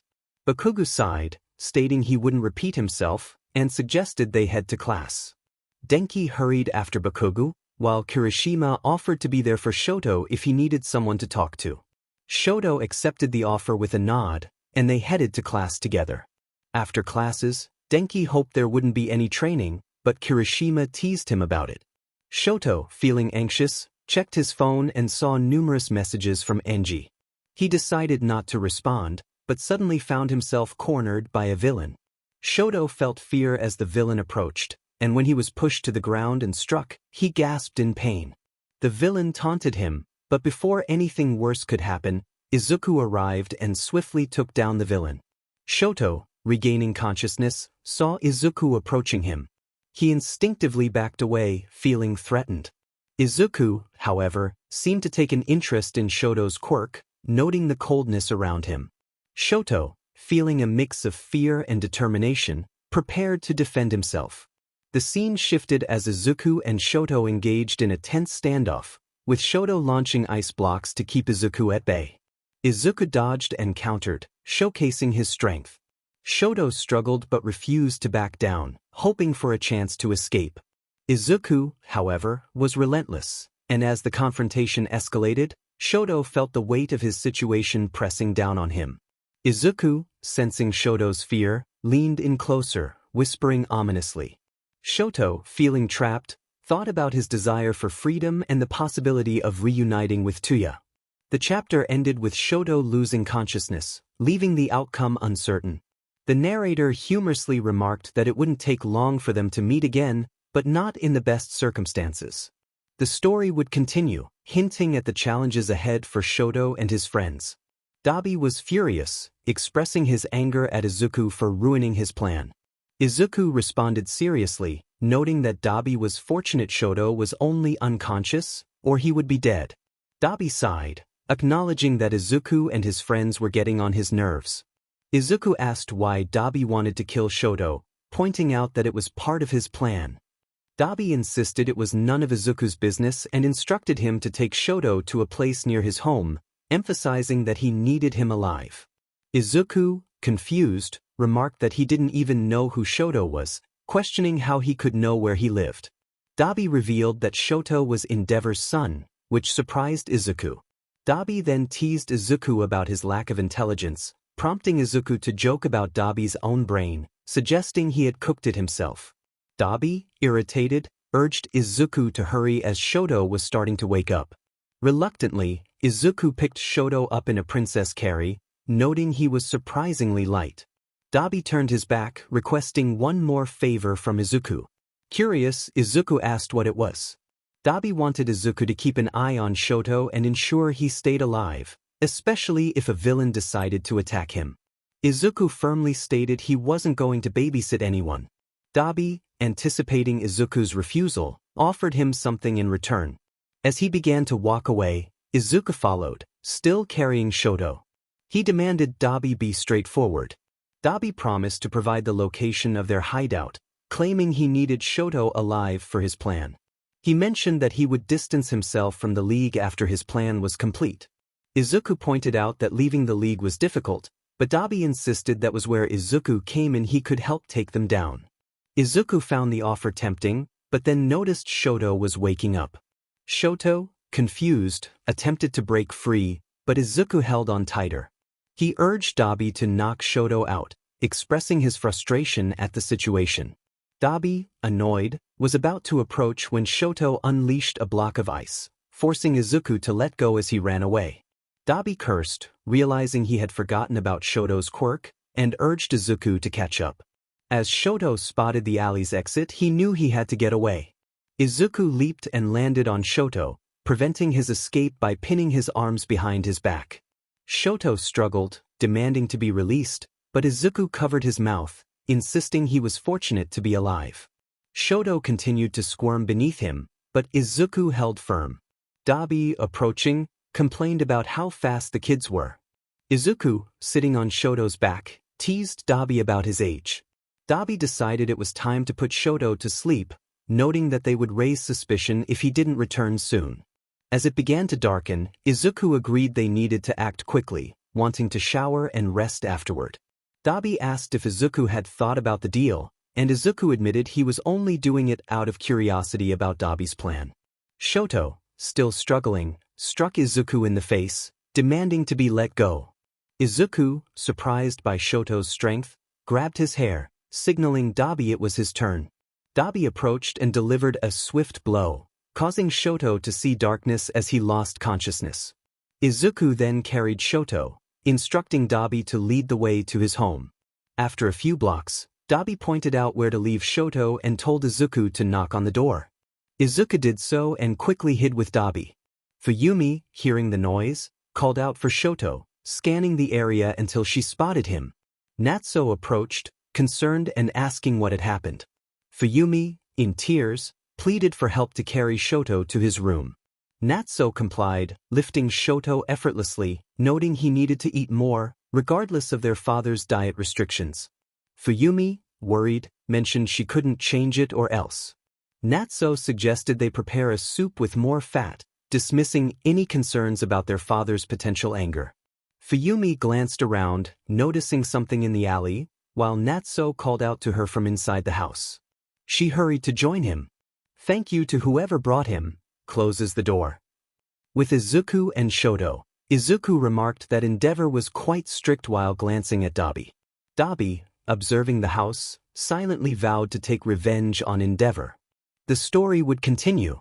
The narrator expressed excitement about the progress being made. Izuku noted that there would be more time to complete everything, while Shoto inquired how many chapters were left until the end. The narrator considered it might take about 20 to 30 chapters to wrap things up. Dabi, still looking at the house, reiterated his vow for revenge against Endeavor. Izuku wondered what would happen next as he looked at Dabi. Dabi suggested that Izuku might want to see Endeavor's true nature, and Izuku, feeling curious, decided to stay for what would be a long night. Dabi teased Izuku about still being a kid, to which Izuku retorted that Dabi was an old man who could hardly run. Dabi was about to strike back but noticed Endeavor arriving. Izuku turned to see Enji getting out of the car and confirmed it was him. Dabi asked if Izuku had encountered him yet, to which Izuku casually replied that he usually met heroes but ended up defeating or injuring them. Dabi suggested they get closer to see, and Izuku reluctantly agreed as they approached the house without being noticed. Enji called out for Fuyumi but found no one. Fuyumi rushed toward him, stopping to greet him nervously. Enji explained that there weren't many villains, and he finished his paperwork, adding that Shoto was supposed to continue training that day. Fuyumi protested, closing her eyes in distress, and explained in a whisper that Shoto had returned injured. Enji, hearing her, demanded to know where Shoto was. Fuyumi, trembling with fear, revealed that Shoto was in his room. Enji headed toward Shoto's room, while Fuyumi begged him to let Shoto rest. Enji opened the door to find Natsuo and Shoto lying down. He ordered Natsuo to leave so he could speak with Shoto. Natsuo refused, insisting that he would only leave if Enji spoke in front of him. Enji approached Shoto, uncovered him, and urged him to get up and train. Natsuo protested, pointing out that Shoto was injured. Fuyumi continued to plead with their father, saying that he could train Shoto tomorrow but not today. Enji insisted that if Shoto was hurt by just one villain, he wouldn't be able to become a hero. He grabbed Shoto by the arm, waking him up. Shoto, groggy, asked what Enji wanted. Enji demanded that Shoto not speak to him in that tone, tightening his grip. Shoto struggled to break free, and Natsuo intervened, telling Enji to let him go. Enji, frustrated with their attitudes, dragged Shoto toward the training room. Shoto protested, trying to escape. Once in the training room, Enji threw Shoto onto the floor. Shoto felt a sharp pain in his arm, realizing he might have reopened his wounds. Enji told Shoto that he should be grateful Natsuo and Fuyumi were safe, but he needed to use his fire abilities. Shoto stubbornly refused, shaking his head. Enji slapped him, insisting he needed to use his fire powers to prevent more people from getting hurt. Shoto was taken aback by Enji's words. Enji explained that people were trapped, and Shoto's ice would only make things worse. He urged Shoto to get up and strike with his fire, reminding him that he knew how to use it. Shoto hung his head in defeat. After several minutes of training, Enji commanded Shoto to rise. Shoto, still in pain, did not respond. Enji approached and struck him in the stomach, declaring that training was over for the day. Shoto began to cough, blood and saliva escaping his mouth. Fuyumi attempted to open the door, pleading for Enji to stop. Natsuo shouted for Fuyumi to find the key. Fuyumi didn't know where it was, but just then, the door opened and Enji stepped out. Shoto was unconscious, and Fuyumi rushed to him, alarmed by the blood trickling from his mouth. Natsuo quickly approached, ready to help, and instructed Fuyumi to find the first aid kit. He carefully lifted Shoto, determined to get him to his room. Shoto winced in pain as Natsuo carried him. Fuyumi returned with the first aid kit, and they began to tend to Shoto's injuries. Meanwhile, Dabi expressed his anger at how Endeavor truly was, while Izuku, surprised, admitted he hadn't known. Dabi implied that Izuku didn't need to know how he was aware of Endeavor's nature. Izuku, feeling frustrated, asked what he should do before regretting their deal. Dabi simply requested that Izuku ensure Endeavor wasn't killed. Izuku questioned what would happen if Endeavor took his own life, but Dabi didn't think that would happen. He mentioned that he would be busy with the League and suggested Izuku could take out villains and heroes without being reported. Izuku felt relieved that he wouldn't be bored. Fuyumi and Natsuo exited the room, planning to return later to check on Shoto. Izuku hesitated, contemplating whether to enter or not, scanning the area for an entrance. Spotting an open window, he slipped inside and made his way to Shoto's room. He quietly opened the door, careful not to make a sound. As he entered, he noticed Shoto sleeping with bandages on his face. Izuku whispered that Shoto had almost been killed, taking in the neatness of the room. He commented on Shoto being the type to keep everything tidy. Just then, Shoto stirred, opening his eyes to see Izuku in front of him. Izuku panicked and quickly covered Shoto's mouth, warning him to stay quiet or he might not survive. Shoto glared at him, clearly annoyed, but Izuku insisted he would only let him speak if he promised not to do anything reckless. Shoto, still surprised, nodded, hoping to understand what Izuku wanted. The story would continue. Izuku felt a rush of adrenaline as he searched for the perfect hiding spot. He was determined to give someone a little scare.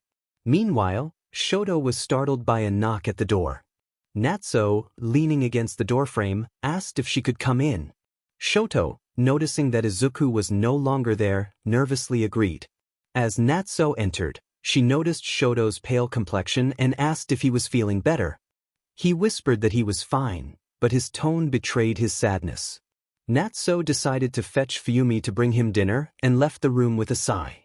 Shoto looked down at his bandaged arms and abdomen, hoping that he wouldn't feel any pain the next day. In another part of the building, Izuku chuckled to himself, having successfully startled someone. He opened a small box, only to find it rusted and unusable.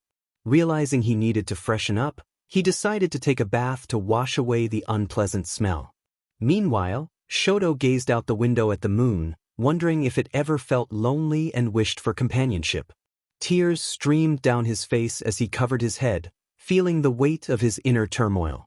He longed for freedom, tired of being a puppet in someone else's game. The next day, Kirishima rushed in, alarmed by Shoto's appearance. Shoto had a bandage on his cheek and some minor scratches.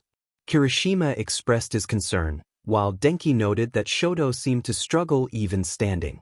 Bakugo, frustrated by the delay, urged them to hurry to class, but Kirishima insisted they needed to help Shoto first. Bakugo scolded Shoto for pushing himself too hard in training, and Denki tried to lighten the mood, but Bakugo snapped at him. Shoto, feeling their concern, reassured them that he would be fine and suggested they head to class. As they walked, Shoto winced, rubbing his stomach, feeling the lingering pain from his injuries. During class, he tried to stifle a cough, but Kirishima noticed and whispered for him to go to the nurse. Shoto insisted he was okay, but Aizawa, observing him closely, noted that he seemed unwell. Shoto sighed in relief when Aizawa moved on with the lesson. Denki and Kirishima planned to check on him during recess, and Aizawa warned them to keep quiet or risk being sent out of class. At recess, Shoto noticed his friends were acting strangely concerned. Kirishima firmly told him not to push himself too hard in training, while Denki joked about Kirishima acting like Shoto's mom. Bakugo, irritated, tried to leave, but Kirishima held him back, insisting he stay with his friends. Bakugo protested, but Kirishima insisted he was part of the group. Denki, with a playful grin, suggested that Bakugo could be the mom of their little family, which caused Shoto to choke on his drink. Bakugo was furious at the suggestion, while Shoto quietly pondered the idea of family. Denki pressed on, asking Shoto if he had siblings. Shoto admitted he had two, but he was the youngest, and his voice was tinged with sadness. Kirishima, trying to lighten the mood, encouraged them to play along for Shoto's sake. Shoto's eyes dimmed as he expressed doubt about forcing anyone into a family role. Bakugo, uninterested, declared the game childish and stood up, but Shoto reflected on the idea of playing family, feeling a mix of hope and uncertainty. Denki, eager to engage, asked if Shoto had ever played games before. Shoto revealed that he had spent most of his time training under his father's strict guidance, bitterness creeping into his tone. Kirishima was taken aback, realizing the weight of Shoto's struggles. That's not very manly, he thought, feeling angry. Denki began to cry, overwhelmed by his emotions. Bakugo, furious, questioned why Denki was crying like an electric rat. Denki sniffled, expressing his frustration that Shoto couldn't play a simple game, which made him break down in tears. Kirishima, with watery eyes, urged Denki to stop, as his emotions were contagious. In a corner, another character was also crying, feeling the weight of the situation. Shoto looked at Izuku, puzzled about the tears. Izuku, with teary eyes, explained that he imagined how difficult it must have been for Shoto not to play as a child. The character in the corner cried out in pain, clutching their chest, feeling overwhelmed. Izuku suggested they would see each other in the next chapter. Kirishima, still concerned, told Denki to stop spreading his emotions. Denki, unable to contain himself, wiped his tears on his shirt. Bakugo glanced at Shoto, who had his head down, and muttered something about sharing the burden. Shoto lifted his head, tears still falling, and wondered what was happening. Kirishima, feeling the weight of the moment, whispered to Bakugo, asking what he planned to do. Denki watched them, still crying. Bakugo surprised Shoto by embracing him and whispering that it was okay to let it all out, as no one would see them. Shoto hid in Bakugo's embrace, feeling a warmth he rarely experienced. He bit his lip to suppress a scream, feeling the comfort of friendship. Bakugo reassured him that they were there for him, even if it meant sacrificing his reputation. Shoto, shaking his head repeatedly, expressed his reluctance to go home, whispering that he wanted to stay with his friends. Bakugo was taken aback, and Kirishima looked at him in surprise, asking why he felt that way. Shoto clenched his fists, insisting he just wanted to be with them.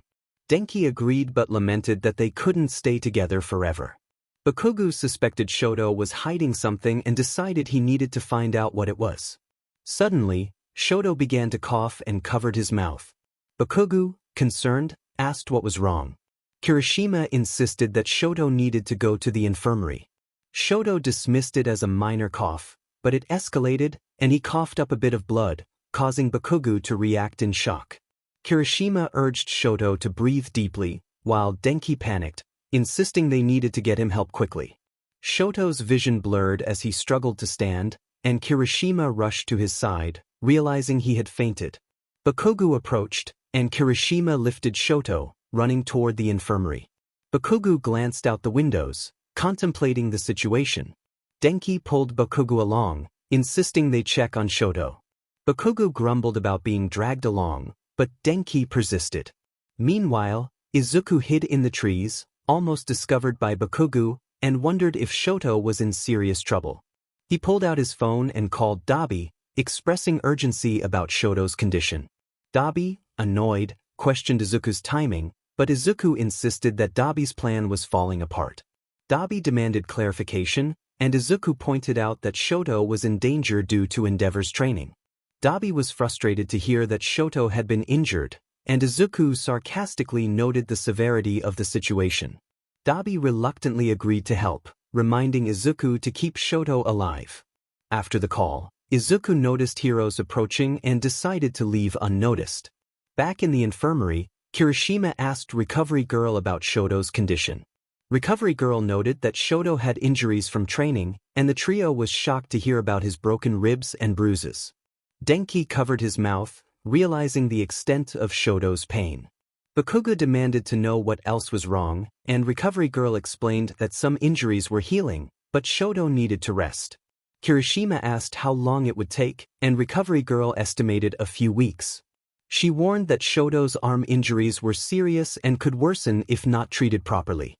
Denki, with tears in his eyes, expressed concern about the severity of the injuries. Recovery Girl instructed them to go to class, assuring them she would inform them about Shoto's condition later. The three left the infirmary, sighing as they glanced back at Shoto. Recovery Girl decided not to inform Endeavor, fearing he might take Shoto away, and sent a message to Aizawa instead. In class, Aizawa noticed the trio's red, swollen eyes and questioned their whereabouts. Kirishima sadly explained that Shoto was in the infirmary. Aizawa received Recovery Girl's message and instructed the class to work on their math pages while he stepped out briefly. The students groaned in protest. After leaving, Aizawa arrived at the infirmary and knocked on the door. Recovery Girl opened it and greeted him, explaining she had called about one of his students. Aizawa entered, seeking information about Shoto's injuries. Recovery Girl expressed concern about Shoto's condition, noting the severity of his injuries and the possibility of infection.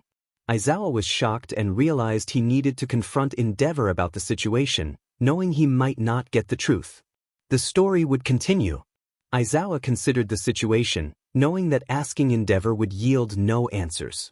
Recovery Girl admitted that she had no information, and neither did the students who had brought Shoto in.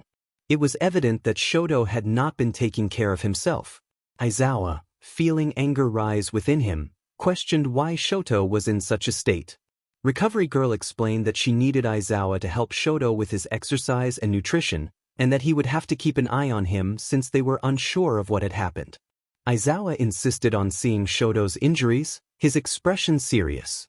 Recovery Girl approached Shoto and rolled up his sleeves, revealing some scars that had already begun to heal. Aizawa noted that it seemed Shoto had been struggling with this for some time, just as Shoto started to wake up. Shoto sat up and acknowledged Recovery Girl and Aizawa, who informed him that he had been brought in after fainting. Shoto quickly pulled down his sleeves, eager to leave.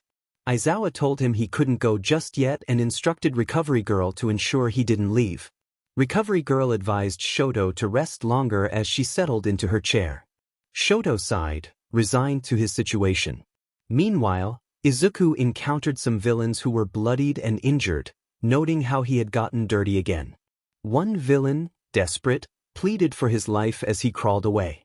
Izuku, unimpressed, approached him and swiftly ended the threat, deciding it was time for a shower. Dabi appeared, mocking Izuku about his hygiene. Izuku retorted, pointing out Dabi's own state. Dabi, irritated, warned Izuku not to call him old, but Izuku countered that they were even since Dabi called him a kid. Dabi pressed for details about their latest plan, and Izuku reluctantly shared that one of the villains had serious injuries and had attempted to take his own life. A sudden pang of concern struck Izuku as he wondered why he felt this way about the villain. Dabi instructed Izuku to take care of the villain, revealing that he needed him alive. Izuku, frustrated, questioned why he had to be the one to do it. Dabi explained that Izuku was the only one he trusted for the job, given his ability to operate unnoticed. As Izuku finished his task, he noticed the bodies had turned to ashes and decided it was time to head back to UA. Back with Shoto, he sat on the examination table, explaining that he had been training until he got hurt. Aizawa pointed out the cuts on his arms, prompting Shoto to explain that he had accidentally injured himself with glass from a window. Both Aizawa and Recovery Girl exchanged glances, sensing that Shoto was not being entirely truthful. A knock at the door interrupted them, and Recovery Girl opened it to find Kirishima and Denki, who rushed in to check on Shoto. Aizawa warned them to keep their distance since Shoto was still injured. The two friends stepped back, acknowledging Aizawa's authority. Bakugo entered, taking a seat and silently pondering what would have happened if he had known about Shoto's condition. Shoto expressed his desire to leave, but Recovery Girl cautioned him against overexerting himself. Aizawa eventually allowed them to go, and the four friends exited the infirmary. Denki remarked on how scared they had been, and Kirishima joked that even Bakugo had shown concern. Bakugo denied it vehemently, but Denki teased him about it. Shoto, confused, asked what flirting meant, prompting Kirishima to assure him he would explain later. As they made their way to the subway station, Shoto felt a strange sensation, realizing someone was following him. Izuku pulled him into an alley, causing Shoto to gasp in surprise. Izuku quickly covered Shoto's mouth, greeting him casually. Shoto pushed him away, demanding to know what he wanted. Izuku, amused by Shoto's reaction, insisted he needed to talk. Shoto, feeling cornered, tried to leave but was stopped by Izuku, who needed to ensure Shoto stayed safe. Izuku explained that he was fulfilling a deal and would be Shoto's reluctant bodyguard. Shoto, alarmed, realized he had been watched. Izuku shrugged off the accusation, and Shoto, frustrated, insisted he needed to leave. Izuku warned him not to reveal his identity, and Shoto fell silent, contemplating his predicament. Izuku, serious, interpreted Shoto's silence as agreement. Shoto sighed, resigned, and prepared to leave, only for Izuku to offer him a ride to avoid being late. Shoto reluctantly climbed onto Izuku's back, feeling nervous. Izuku began to jump, and Shoto held on tightly, expressing his concern about heights. Izuku reassured him, but Shoto questioned how to address him, teasingly calling him a stalker. Izuku, annoyed, insisted he wasn't old, and Shoto continued to poke fun at him. As they approached Shoto's home, Izuku warned him not to call him that again, or he would leave him in worse shape than he already was. Shoto, startled, reacted to Izuku's intensity, realizing he had a complicated relationship with the boy who had been watching him. "How do you know?" Izuku asked nervously. He felt the need to keep an eye on Shoto to ensure he didn't hurt himself or get into trouble. Shoto looked down, sadness evident on his face, and acknowledged that he should have expected this concern. Izuku observed him quietly, sensing his discomfort. Shoto expressed a desire to go home, and Izuku agreed, guiding him to Shoto's house. Once they arrived, Shoto stepped out and turned his back to Izuku, indicating it was time for him to leave. Izuku sighed, approached him from behind, and wrapped his arms around him, urging him to change his expression. Shoto was taken aback by the embrace, feeling warmth and surprise. He turned around and returned the hug, though Izuku felt a bit awkward, realizing he hadn't hugged anyone in a while. Shoto began to tremble slightly and whispered that it would be better for him to go. Izuku released him, and Shoto dashed toward his front door. Izuku turned to see Dabi approaching and instinctively punched him in the face, annoyed by Dabi's intimidating presence. Dabi, holding his nose, acknowledged Izuku's quick reflexes and warned him that another villain was aware of his existence. Izuku, curious and angry, demanded to know more. Dabi suggested that if Izuku wanted, he could let the villain live, but he recommended eliminating him instead. As Dabi walked away, Izuku chuckled, thanking him for the information and stating he needed to stick to his routine before bouncing off. Meanwhile, in Shoto's room, he lay on his bed, contemplating why Izuku had hugged him. He rummaged through his drawer and found a small blade, thinking it would be useful. After rolling up his sleeves, he lightly pressed the blade against his arm, and after a moment, a small trickle of blood appeared. Shoto sighed and headed to the bathroom, looking in the mirror and realizing he had fallen behind in his training. After cleaning himself up, he stored the blade away, hoping his siblings wouldn't find it. Fuyumi called from the kitchen, announcing that dinner was ready. Shoto made his way downstairs, curious about the meal. Upon reaching the kitchen, he greeted Fuyumi softly, and she encouraged him to sit down as she served his food. He sat and began to eat, noting that it wasn't cold soba. Once he finished, Fuyumi expressed concern about the bloodstains on his clothes, indicating that his injuries hadn't healed. Shoto, surprised, assured her that they were fine, though he felt nervous inside. Fuyumi suggested he could rest or do his homework, and Shoto walked back to his room. Inside, he approached a piece of furniture and carefully took out a framed picture. It depicted a younger version of himself with a small child. Lying down, he hugged the picture tightly, whispering that he missed Tuya and wishing it had been him who had died instead. Tears streamed down his face as he expressed his longing for his brother, unaware that Fuyumi stood outside his door, silently crying. Natsuo appeared beside her, asking what was wrong. Fuyumi urged him to listen, and they both heard Shoto's muffled sobs. Natsuo acknowledged that they all missed him, except for their father, who was angry. In another location, Izuku confronted a villain, delivering a swift kick to silence him. The villain, injured and in pain, cursed at Izuku, who demanded respect. Izuku revealed he was searching for the villain because he knew about him. The villain, now frightened, begged for mercy. Izuku, with a sinister grin, decided to eliminate any evidence of their encounter. Back at Izuku's hideout, he sat on the edge of a rooftop, reflecting on his situation. He rummaged through his bag, disappointed to find nothing of value. Spotting a cigarette box, he took one and lit it, contemplating the growing suspicion surrounding him. He resolved to move quickly, heading toward a specific house. As he approached, he peered through a window and saw Bakugo searching for something. He chuckled softly, amused by Bakugo's usual antics. Mitsuki called for Bakugo to come eat, and Bakugo responded, irritated. Mitsuki, preparing food, asked Masaru about his day, and Izuku watched from the window, feeling a mix of emotions. Suddenly, his phone vibrated, prompting him to leave a note and a plate of food for himself before slipping away. Mitsuki noticed the shadow leaving and hoped that Izuku was still alive. Masaru, noticing Mitsuki's tears, inquired about her well-being, but she brushed it off, trying to hide her emotions. Bakugo, sensing the tension, decided to leave the room. The story continued, with Izuku navigating his complex life, filled with challenges and the bonds he shared with those around him. Izuku glared at Mitsuki, feeling frustrated as he expressed his anger. Mitsuki shot back, questioning who he was calling old. The house echoed with shouts and insults, while someone attempted to calm the situation.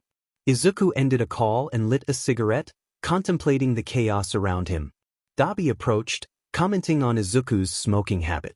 Izuku, annoyed, threw a knife at Dabi, warning him to stay away. Dabi dodged the knife, teasing Izuku about his reflexes and revealing that he needed to eliminate someone who knew the League's plans, assuring Izuku it wasn't him. Izuku considered Dabi a novice and decided to leave, but Dabi made a joke about his dark circles, likening him to a raccoon.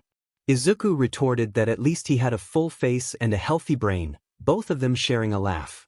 Dabi, still intent on his mission, asked Izuku for a cigarette. Izuku begrudgingly handed one over, jokingly warning Dabi not to set himself on fire again. Dabi lit the cigarette, wishing Izuku a good last day as a villain before departing. Izuku took one last look at the house before heading to sleep. He approached a specific room where Shoto was. Shoto stirred, trembling from the cold, and reached for a bottle of pills, hoping they would help him sleep. Izuku noticed Shoto's insomnia and, using his telekinesis, took the bottle away, questioning Shoto's intentions. Startled, Shoto activated his ice quirk, demanding to know how Izuku got in. Izuku, unfazed, reminded Shoto not to die and approached him. Shoto warned him to stay back, unleashing a bit of ice. Izuku complimented Shoto's quirk but pointed out he needed practice, suggesting he didn't want to wake everyone up. Shoto, frustrated, insisted Izuku leave. Izuku countered that he wouldn't leave until Shoto fell asleep, which led to a reluctant agreement from Shoto, with the condition that Izuku wouldn't touch anything or come too close. Izuku, feeling insulted, defended himself against the accusation of being inappropriate, insisting he wasn't that old. As the night wore on, Shoto struggled to sleep, while Izuku contemplated whether to stay or go, feeling a bit off. Shoto turned over, feeling dizzy from tossing and turning. Izuku whispered if he could sleep or not, but Shoto refused and warned him not to come closer. Izuku reassured him he meant no harm and gently stroked Shoto's hair, commenting on its softness. Shoto shivered and asked him to stop, but Izuku persisted, wanting Shoto to relax and sleep. Eventually, Shoto's eyes began to close, and Izuku reminisced about how his mother used to comfort him during nightmares. He noticed Shoto had finally drifted off to sleep and settled down himself, hoping to wake up early. In the early morning, sunlight streamed into the room, waking Shoto. He found himself embraced by Izuku, who was still asleep. Shoto was surprised at how peaceful Izuku looked. He quietly got up, covered Izuku with a blanket, and headed to the bathroom. Izuku snuggled deeper into the blanket, enjoying the warmth. After a few minutes, Shoto returned to find Izuku still asleep. He heard a knock at the door and responded. Fuyumi entered, greeting Shoto and telling him to come down for breakfast. Shoto sighed and approached Izuku, trying to wake him. Izuku pulled Shoto closer, mumbling he didn't want to get up. Shoto urged him to wake up, reminding him that his siblings could see them together. Reluctantly, Izuku agreed to get up but only after Shoto left for breakfast. Shoto quickly got ready and headed to the kitchen, while Izuku settled back down to sleep. At breakfast, Fuyumi greeted Shoto and served him a plate. After finishing his meal, Shoto stood up, announcing he was leaving. Enji appeared, greeting them both. Fuyumi nervously responded, while Shoto excused himself to gather his things. Enji followed Shoto, wanting to discuss something important. Shoto, feeling anxious, rushed to his room and locked the door. Izuku, annoyed, asked what was going on. Enji demanded Shoto open the door, threatening to break it down. Shoto pleaded for him to be quiet and leave. Izuku, sensing the tension, hid in the closet. Enji continued to pound on the door, demanding to know why Shoto was hiding. Shoto responded seriously, asking what Enji wanted. Enji revealed that Shoto might be moving to the UA dorms, which made Shoto anxious about the implications for his training. Shoto thought to himself that this meant no more training, but Enji insisted there would still be training. Shoto, frustrated, argued that he already trained at school. Enji, not wanting to be contradicted, warned Shoto not to challenge him and left. Shoto, feeling defeated, knelt down, clutching his stomach. Izuku emerged from the closet, concerned for Shoto's well-being and offering support, recalling his own struggles with training. Shoto looked at Izuku and felt a sense of urgency. It was better for him to leave, but he insisted that Izuku should go too. Izuku approached the window and said he would wait outside before jumping out. Shoto dropped his backpack and headed toward the entrance, telling Fuyumi they would see each other later. Fuyumi watched him with concern as he put on his shoes and stepped outside, wondering why Izuku had said he would wait. Izuku pulled Shoto into a corner, causing Shoto to jump in surprise. He quickly recognized Izuku and told him to stop, as he was running late. Izuku insisted that a favor was a favor and crouched down, urging Shoto to hop on his back so they could move quickly. Shoto agreed but asked Izuku not to let him fall as he climbed onto his back. Izuku replied that he couldn't promise that and began to leap forward. From his vantage point, Shoto looked around and marveled at how everything appeared from up high. Izuku reminded him that soon he would be doing this during his internships. Shoto expressed his hope to improve and mentioned needing to learn how to use his powers with his left side while glancing at his arm. Izuku encouraged him, noting that it was his power and he was different from others. As they continued, Shoto felt a mix of surprise and gratitude, realizing that Izuku was genuinely helping him. Izuku, feeling a bit embarrassed, acknowledged his thoughts but quickly became flustered, realizing he had spoken without thinking. Shoto chuckled and said he would consider it, tightening his grip around Izuku's neck in a playful manner. As they approached a corner near the UA, Izuku announced that he had to leave to train and complete his routine, gently lowering Shoto to the ground. Shoto thanked him for the help and looked at him appreciatively. Izuku turned his gaze away, feeling a bit shy. Shoto then rushed forward, hugging Izuku quickly before running off with a laugh, calling out a playful farewell. Izuku called after him, surprised by the sudden departure. "Don't call me that," Red said, growling at the annoying kid.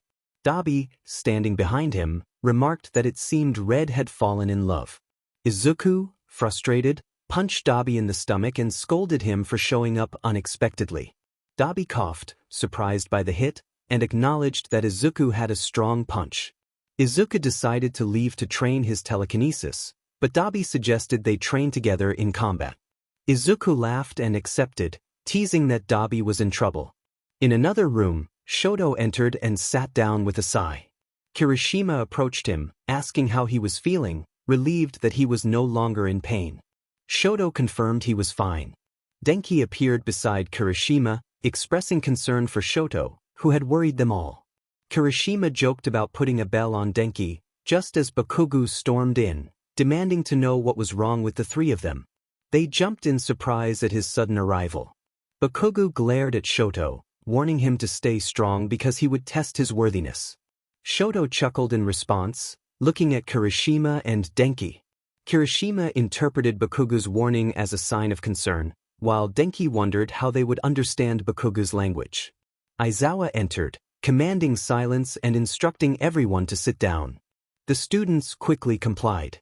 He noticed Shoto deep in thought and worried about what Endeavor might have done to him. Aizawa then asked them to open their history books, but the class groaned in unison, clearly uninterested. Aizawa threatened to assign math if they didn't quiet down, which silenced them instantly. During class, Shoto struggled with a painful sensation, sweating as he tried to endure until recess. Denki observed him, curious about what was troubling him. Aizawa called on Denki, who nervously responded, feeling the pressure of the moment.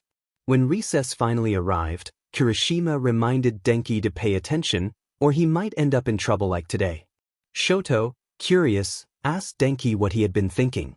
Bakugo dismissed the question as foolish, suggesting Denki was probably thinking about something silly. Denki protested, pouting in response. Shoto looked at his food, feeling disinterested. Kirishima noticed and asked why he wasn't eating, while Denki expressed concern that Shoto might not like cold soba. Shoto apologized and rushed out, prompting Kirishima to stand up. Bakugo decided to follow Shoto, determined to find out what was wrong. Denki joked about Bakugo being a concerned parent. Aizawa observed from a distance, noting that at least Shoto had friends. Outside, Shoto finished being sick and stood up, only to be startled by Bakugo's presence. Bakugo pointed out that Shoto still looked unwell. Shoto admitted he wasn't sure how he felt. Bakugo, frustrated, warned Shoto to take care of himself. Shoto lowered his head, feeling like a burden. Bakugo noticed Shoto's tears and demanded to know why he was crying. Shoto tried to brush it off, insisting it didn't matter, but Bakugo pressed him, wanting to understand. Shoto expressed his desire for peace, not wanting anyone to feel pity for him. Bakugo, angered, insisted that his friends cared about him and wanted him to be a hero. Shoto recalled Izuku's words about his power and how he wasn't like Endeavor. Just then, Denki and Kirishima arrived, both eager to help Shoto. Kirishima placed his hands on Shoto's shoulders, encouraging him to see the good in the world and to pursue his dream of being a hero. As the scene unfolded, Shoto reflected on his thoughts and feelings. Denki urged Shoto to let them help him, while Bakugo warned him not to think of himself as a burden. Shoto expressed his fear of holding them back, but both friends reacted with disbelief, insisting he was not a burden at all. Bakugo struck the door in frustration, declaring that no one should think that way. Kirishima tried to calm him down, noting Bakugo's strong grip. Denki playfully covered Shoto's eyes, teasing that something was about to happen, which confused Shoto even more. The story continued, hinting at the challenges and growth ahead for Shoto and his friends. "Stop saying that," he shouted, his face flushed with embarrassment. Bakugo approached them, urging the half-and-half hero to move aside, warning that he would blind him if he kept staring. Denki, pouting, remarked on how sensitive they were. Shoto blinked several times, confused about why they were all red, suggesting they might have a fever. Denki casually mentioned that they were experiencing love. Kirishima, smiling and blushing, dismissed Denki's comment, saying that their friend was just acting strange lately. Denki, feeling offended, protested. Bakugo suggested they leave, noticing Shoto deep in thought and asking if he was staying or coming with them. Shoto snapped back to reality, deciding he would go and ask what kissing was. Meanwhile, Izuku sneezed, feeling the effects of a cold. Dabi, on the floor trying to catch his breath, teased him about someone remembering him. Izuku laughed, claiming Dabi was terrible at hand-to-hand combat as he kicked him. Dabi, frustrated, admitted he needed to train harder and retaliated with flames. Izuku activated his telekinesis, hurling a rock at Dabi, who narrowly dodged it but felt it graze his arm. Izuku, excited about his new technique, began levitating stones to throw at Dabi. Dabi, growing impatient, unleashed a large fire blast, warning Izuku not to test his patience. They resumed their close-quarters battle, exchanging blows. Dabi thought to himself that if they continued fighting like this, he might lose. After taking a kick to the ribs and a punch to the nose, he exclaimed in frustration, questioning if Izuku was trying to break his nose. Izuku, apologizing for getting carried away, reminded Dabi that they showed no mercy in their fights. Dabi laughed, asking when Izuku had become a villain. Izuku, serious now, hinted that there were things he didn't want to share. Dabi, curious, revealed that he had run away from home at a young age. Izuku speculated that it must have been for a good reason and continued to throw punches. Dabi acknowledged their deal to get to know each other and prepared for another round. In another location, Mitsuki was crying tears of joy. Masaru approached her, concerned about her tears and reminding her that he was supposed to be working. Mitsuki handed him a paper, revealing that it was alive. Masaru embraced her, relieved. Mitsuki expressed her anxiety about needing to support it, while Masaru noted that it seemed to want to avoid trouble. They discussed how to reach out to it, and Mitsuki decided to make Katsudon for it. Masaru suggested they inform Katsuki, but Mitsuki hesitated, unsure. Elsewhere, Aizawa called Shoto aside, telling the others they could leave. Shoto was surprised and looked at his friends, silently protesting that he hadn't done anything wrong. Bakugo cursed as he left the room, with Denki and Kirishima following him. Aizawa sat down, looking at Shoto seriously, wanting to ask him something important. Shoto sighed and sat down, inquiring about Aizawa's question. Aizawa wanted to know if Endeavor had caused the bruises on Shoto. Shoto hesitated, feeling nervous and sweating. Aizawa pointed out that the marks were not from training. Shoto lowered his head, admitting that Endeavor had hurt him during training. Aizawa, placing a hand on Shoto's shoulder, promised to keep it to himself but expressed his concern. Shoto looked up, surprised by Aizawa's understanding. Aizawa reassured him that he would try to help, gently stroking Shoto's hair. Shoto fought back tears but eventually broke down, crying. Outside, Kirishima, Denki, and Bakugo listened, feeling anger and sadness at the situation. Kirishima expressed that it wasn't right for a father to treat his son that way. Denki hugged Bakugo, feeling pained by what Shoto was enduring. Bakugo sighed, acknowledging their feelings. Kirishima insisted they needed to support Shoto and help him see the beauty in the world. Denki agreed, wanting to show Shoto all the things he had missed. Bakugo, hearing Shoto's cries and Aizawa comforting him, resolved to help even if he hadn't been able to before. In another scene, Izuku sneezed again, feeling the effects of his cold. Dabi, still on the floor, complained about being tired from their fight. Izuku laughed, teasing Dabi about his supposed experience. Dabi dismissed it, claiming they were probably talking about Izuku. Izuku doubted that, thinking they would have assumed he was dead by now. Dabi wondered how Izuku had survived all this time. Izuku hinted at his past struggles and challenged Dabi to another round. Back with the others, Shoto washed his face, relieved that his swollen eyes weren't as noticeable. Then announced he had to leave to avoid punishment for wandering off. Kirishima offered to accompany him to the metro, and Bakugo urged them to hurry. Shoto noted Bakugo seemed angrier than usual. Denki speculated it was due to Endeavor's actions. As they left, Shoto touched Bakugo's shoulder, prompting him to notice they were finally leaving. Denki laughed, and Bakugo threatened him, causing Denki to panic and run away. Kirishima, with a nervous laugh, encouraged Shoto to help chase after Denki. They reached the entrance, finding Bakugo with a dizzy and battered Denki. Kirishima exclaimed Bakugo's name, concerned for his friend. Bakugo indicated that Denki should be released, expressing his annoyance. Denki, still alive, raised his thumbs in a gesture of triumph. Shoto chuckled at the scene, finding it amusing. The three of them shared a moment of joy, having made Shoto laugh, which brought tears of happiness to their eyes. Bakugo acknowledged their small victory, albeit begrudgingly. Nearby, Dabi observed the spectacle, commenting on Shoto's laughter. Izuku felt his heart race at the sound, realizing that Shoto was just a human and not a robot. Dabi teased Izuku about defending Shoto, prompting Izuku to cover his mouth to stifle a laugh. Dabi warned him to keep his voice down, or they would be overheard. Denki decided to leave, wiping his tears away, while Kirishima reassured him with a friendly pat on the back. Shoto expressed concern over making Denki cry, feeling guilty. Bakugo pointed out that Denki's reactions were a result of his foolishness, playfully hitting him on the head. Denki joked about it being a day for his demise, which made Kirishima laugh heartily. Bakugo sighed and decided to leave, prompting Kirishima to chase after him. Denki offered to walk Shoto to the corner since they lived in different blocks.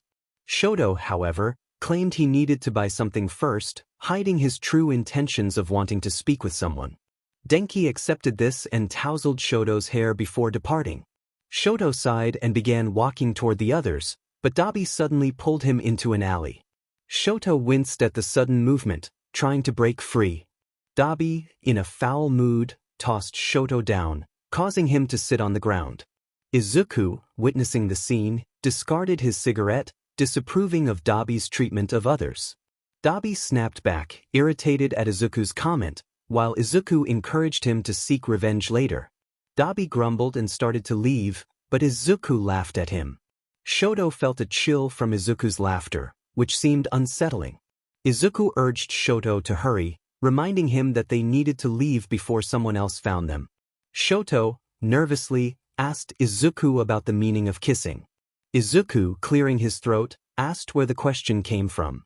Shoto admitted he had heard it from some boys, looking confused. Izuku realized Shoto wanted to know both what it was and how to do it. He grabbed Shoto's chin, pulling him closer, and asked if he still wanted to know. Shoto winced, feeling the pressure, and begged to be released. Izuku insisted on a simple yes or no, squeezing Shoto's cheeks playfully. Shoto managed to stammer a yes, and Izuku leaned in, kissing him gently. Shoto was taken aback, feeling a strange sensation. After a brief moment, they separated, and Izuku asked if Shoto still had questions. Shoto, catching his breath, shook his head. Izuku released him and crouched down, urging him to hurry. Shoto, feeling bold, hugged Izuku around the neck, wanting another kiss despite the odd feeling it brought him. The story continued with Shoto reflecting on the experience, feeling both strange and eager for more. Izuku, feeling satisfied, thought about how innocent Shoto was and how surprising it was that he knew how to kiss. Izuku joked about it being magic, and they both laughed. As they walked, Shoto pondered the taste of Izuku's lips, wondering if it was due to smoking. Izuku noted they were almost at Shoto's house, reminding him that he couldn't get too close during the day. Shoto, stepping away, asked about the earlier kiss, seeking clarity. Izuku laughed, teasing that Shoto wanted another. Shoto, flustered, backed against a wall, trying to distance himself. Izuku playfully restrained Shoto's wrists above his head, asking him to simply answer yes or no. Shoto, feeling nervous, agreed to choose between the two options. Izuku, aware of someone possibly watching, urged him to decide. Shoto, with wide eyes, felt their lips touch again, and Izuku quickly pulled away, leaving Shoto breathless. Shoto called out to Izuku, wanting to know how to address him, or else he would just call him a stalker. Izuku, slightly annoyed, insisted he wasn't a creep and suggested they would figure it out tomorrow. He left, while Shoto made his way home. Meanwhile, Izuku lay on his bed, feeling sore and reflecting on the day's events. He questioned why an older man wanted to harm Shoto, suspecting a family connection. Realizing the plan to hurt Endeavor, he decided to focus on healing and training. At Shoto's home, he noticed Fuyumi was missing and found Enji instead. Shoto was startled by his father's sudden appearance and expressed his frustration. Enji warned Shoto to watch his tone, reminding him it was his day off. Shoto brushed past him, stating he needed to do homework, but Enji insisted he accompany him, prompting Shoto to run to his room. Enji called after him, but Shoto was already gone. Shoto approached the door and secured it behind him. Enji, frustrated, urged him not to break the door. Shoto glanced around the room, his eyes landing on the window, hoping the fall wouldn't hurt too much since it wasn't very high. Enji began counting, demanding Shoto to open the door. Shoto climbed up to the window, preparing to jump. Enji reached 3 and kicked the door, realizing it was still locked. He leaned out the window, calling for Shoto, who continued to run without looking back, pondering where he would go next. Meanwhile, Izuku lay on the ground, exhausted from training. Dabi launched a fire attack toward him, which Izuku barely managed to dodge. He expressed his desire for a break if Dabi wanted a rematch. Dabi, however, revealed he had come to inform Izuku about another villain who knew something about him. Izuku, furious, questioned how they could know about him. Dabi shrugged, suggesting it might be because someone wanted to kill him. Izuku laughed, asking about Dabi's furious friend, who had been struggling to recruit a villain to their league. Feeling a sudden pressure in his chest, Izuku acknowledged his fatigue and requested a photo of the villain. Dabi handed it over, reminding him that it was getting dark and the villain could blend into the shadows. Izuku realized this meant the villain could become nearly invisible in the dark, making them an easy target. Dabi explained his plan, which involved making it seem like the villain had been kidnapped, and insisted that Izuku would hide him in a secluded spot where few people would go. Izuku protested, suggesting another abandoned house, but Dabi insisted on his plan, leaving Izuku feeling frustrated and anxious. As Izuku stood atop a building, he scanned the area, sensing the pressure intensifying. He spotted a commotion in a nearby alley and cautiously approached to investigate. In the alley, Shoto found himself cornered, knowing he had to stay hidden to avoid being attacked by villains. He heard footsteps approaching and whispered to himself in fear, seeking a place to hide. A villain emerged, brandishing a knife and tauntingly searching for him. Shoto wondered who the villain was referring to as broccoli with legs. The villain heard movement from Shoto's hiding spot and laughed sinisterly. Realizing he had been discovered, Shoto took off running. The villain blocked his path, and Shoto retaliated by launching a block of ice. The villain evaded the attack, mocking Shoto's efforts. Just as Shoto prepared to strike again, the villain reappeared and managed to stab him in the arm before vanishing again. Shoto winced in pain, realizing he could only defend himself. The villain reappeared, taunting Shoto as he approached. In a desperate attempt, Shoto sent another block of ice toward the villain and tried to escape. To be continued. Shoto continued to send blocks of ice, trying to fend off the villain.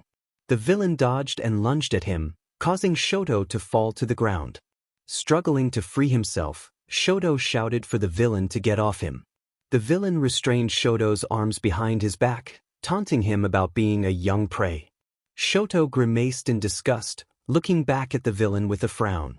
The villain tightened his grip, silencing Shoto. Additionally, Izuku had something pending with someone but they were not around, so he decided to have some fun with Shoto for a while. Shoto was getting anxious and trying to break free, pleading silently for help. Meanwhile, Izuku was approaching when another villain appeared to attack him, claiming he didn't have time for this. The second villain suggested that Izuku let him have some fun with Shoto while they fought. Izuku dodged the attack and countered, feeling frustrated that he hadn't been warned about the backup. He pulled out his knife and moved in to strike. The villain attempted to defend himself but received a blow to the ribs, cursing at Izuku. Izuku, with a smirk, remarked that this would be quick. Shoto, hearing the commotion and laughter, felt a surge of panic and struggled against his captor, realizing he needed to escape. The villain, taunting him, made a comment about Shoto's skin while cutting his shirt. Shoto trembled, feeling the fear rise within him as he prepared to activate his ice quirk. The villain stabbed Shoto in both shoulders, commenting on how well his blood and skin matched. Shoto winced, feeling disgusted by the villain's actions. The villain held Shoto's wrists with one hand while the other began to caress his back, laughing at how delicate he was. Tears welled up in Shoto's eyes as he felt trapped. Just then, Izuku burst in, furious, and struck the villain in the face. Shoto tried to sit up but was overwhelmed by the pain from his wounds. Izuku landed several punches, demanding a fight. The villain, spitting blood, insulted Izuku, who was now determined to end this. He pulled out his knife again, ready to attack. The villain attempted to stab Izuku but was met with a swift counter. Shoto, realizing he might be used as a hostage, felt the pain in his leg intensify. Izuku glanced at Shoto, noting his injuries, and dodged another attack, retaliating with fire. The villain was surprised, thinking Izuku had telekinesis, but Izuku was furious and declared that he wouldn't let the villain live after talking too much. Shoto, struggling, tied a piece of his shirt around his leg to stop the bleeding. Izuku stabbed the villain in the abdomen, who knelt down, trying to stop the bleeding. Izuku demanded to know who else knew about him, and the villain weakly revealed that his boss, who was dying, wanted Izuku dead. Izuku, with a grim determination, ended the villain's life. Shoto, feeling sick, tried not to vomit but ultimately couldn't hold it back. Izuku, realizing Shoto had witnessed everything, wiped the blood from his face and expressed a need to find a cleaner way to deal with things. Shoto, still in pain, attempted to sit up, but Izuku reassured him that he would take care of him. Curious and a bit angry, Izuku asked why Shoto was out of his house. Shoto explained that he had escaped, as his mentor was going to take him away to train.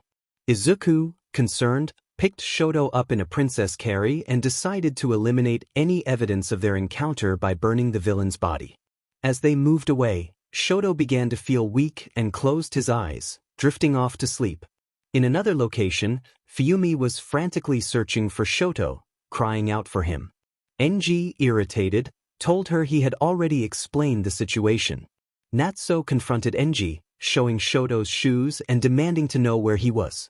Enji finally relented, stating that Shoto had escaped but would return because he couldn't take care of himself. Back with Izuku, he finished tending to Shoto's wounds and discarded the bloody cotton. Shoto began to wake up, groaning in pain. Izuku chuckled, reminding Shoto that he had almost bled out from his injuries.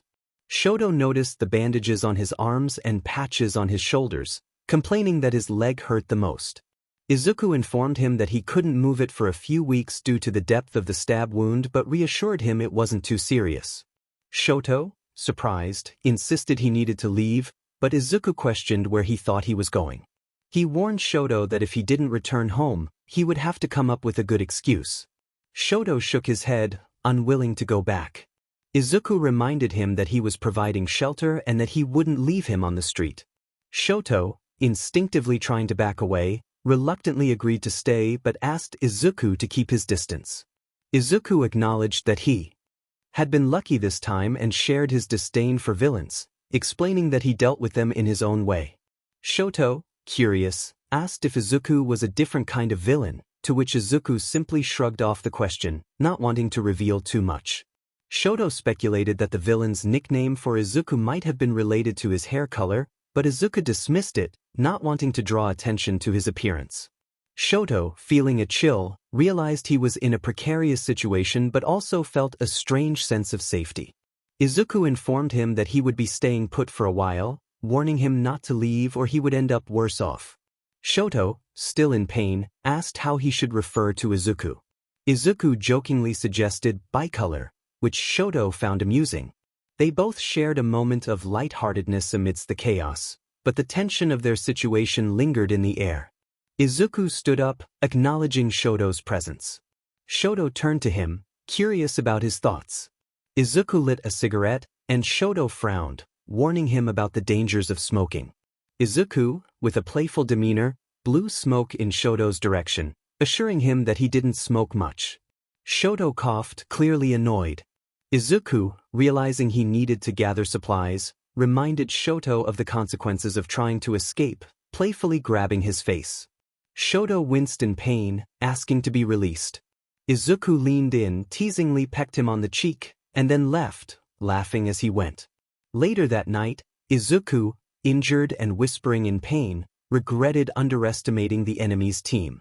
Shoto, waking up in the dark, struggled to see. He called out to Izuku, who confirmed his presence while tending to his wounds. Shoto felt a sharp pain in his leg and expressed his discomfort. Izuku, unable to provide pain relief, sat beside him. Shoto turned away, trying to cope with the pain. Izuku, looking for a place to rest, asked for some space, causing Shoto to react in surprise. Izuku reassured him, and after a moment, Shoto reluctantly moved aside. Eventually, both of them drifted off to sleep. The next morning, Izuku awoke to a weight on his chest and realized it was Shoto.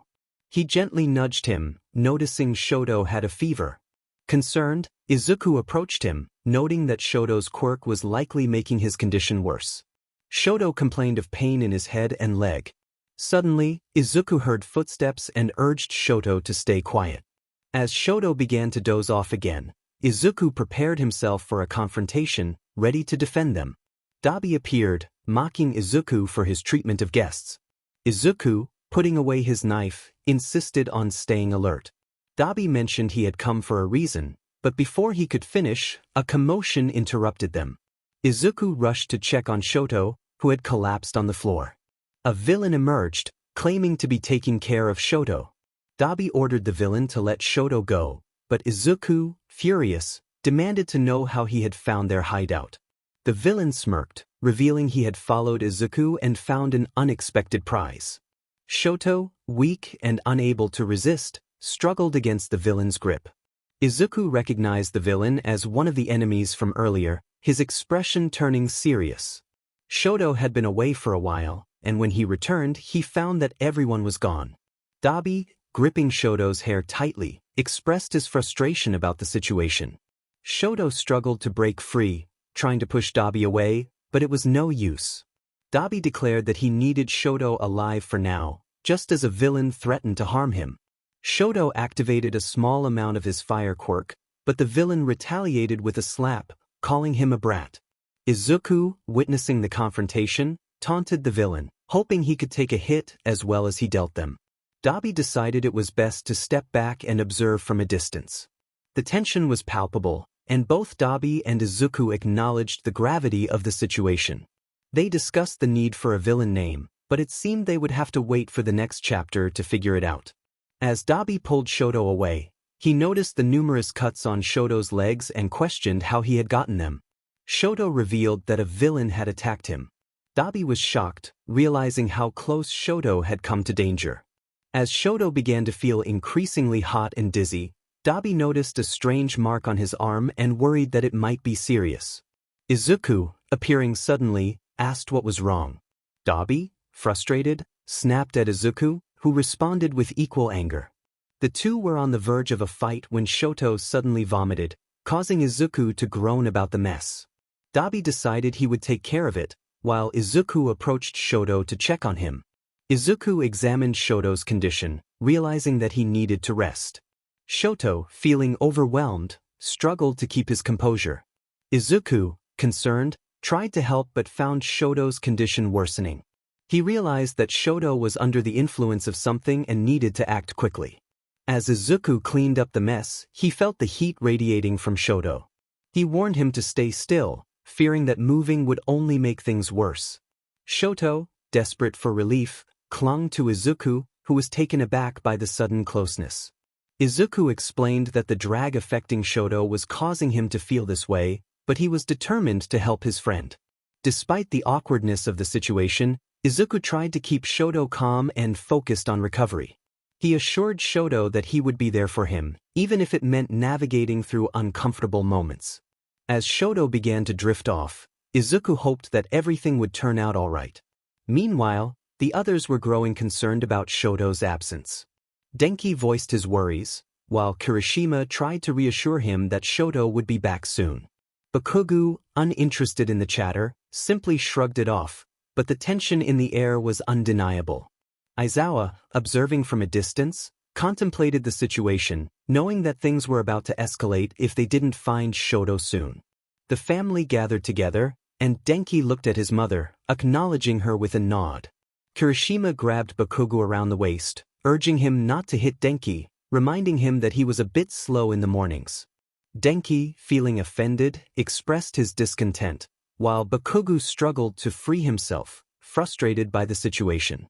Kirishima warned Bakugo that they might fall, and soon enough, they all tumbled to the ground. Denki took out his phone, snapping pictures for memories, amused by their fall. Bakugo, flustered, and sitting up, shouted in irritation. Kirishima checked on him, noticing Bakugo's embarrassment. Denki, trying to hold back laughter, covered his mouth. Bakugo, feeling a mix of anger and embarrassment, wondered how such a situation could happen. Kirishima, noticing Denki's distress, urged him to breathe, pointing out that he was turning blue. Denki, feeling a bit lightheaded, realized he had been holding back his emotions. Bakugo, annoyed, poked Denki, reminding him that he was bleeding from his nose. As time passed, the teachers grew worried about Shoto's disappearance. Enji began a frantic search, while Aizawa felt guilty for not being able to find him. The students were concerned, and Denki's sadness was evident, though Bakugo tried to hide his own worry. Kirishima attempted to cheer Denki up, noticing that his smile was fading.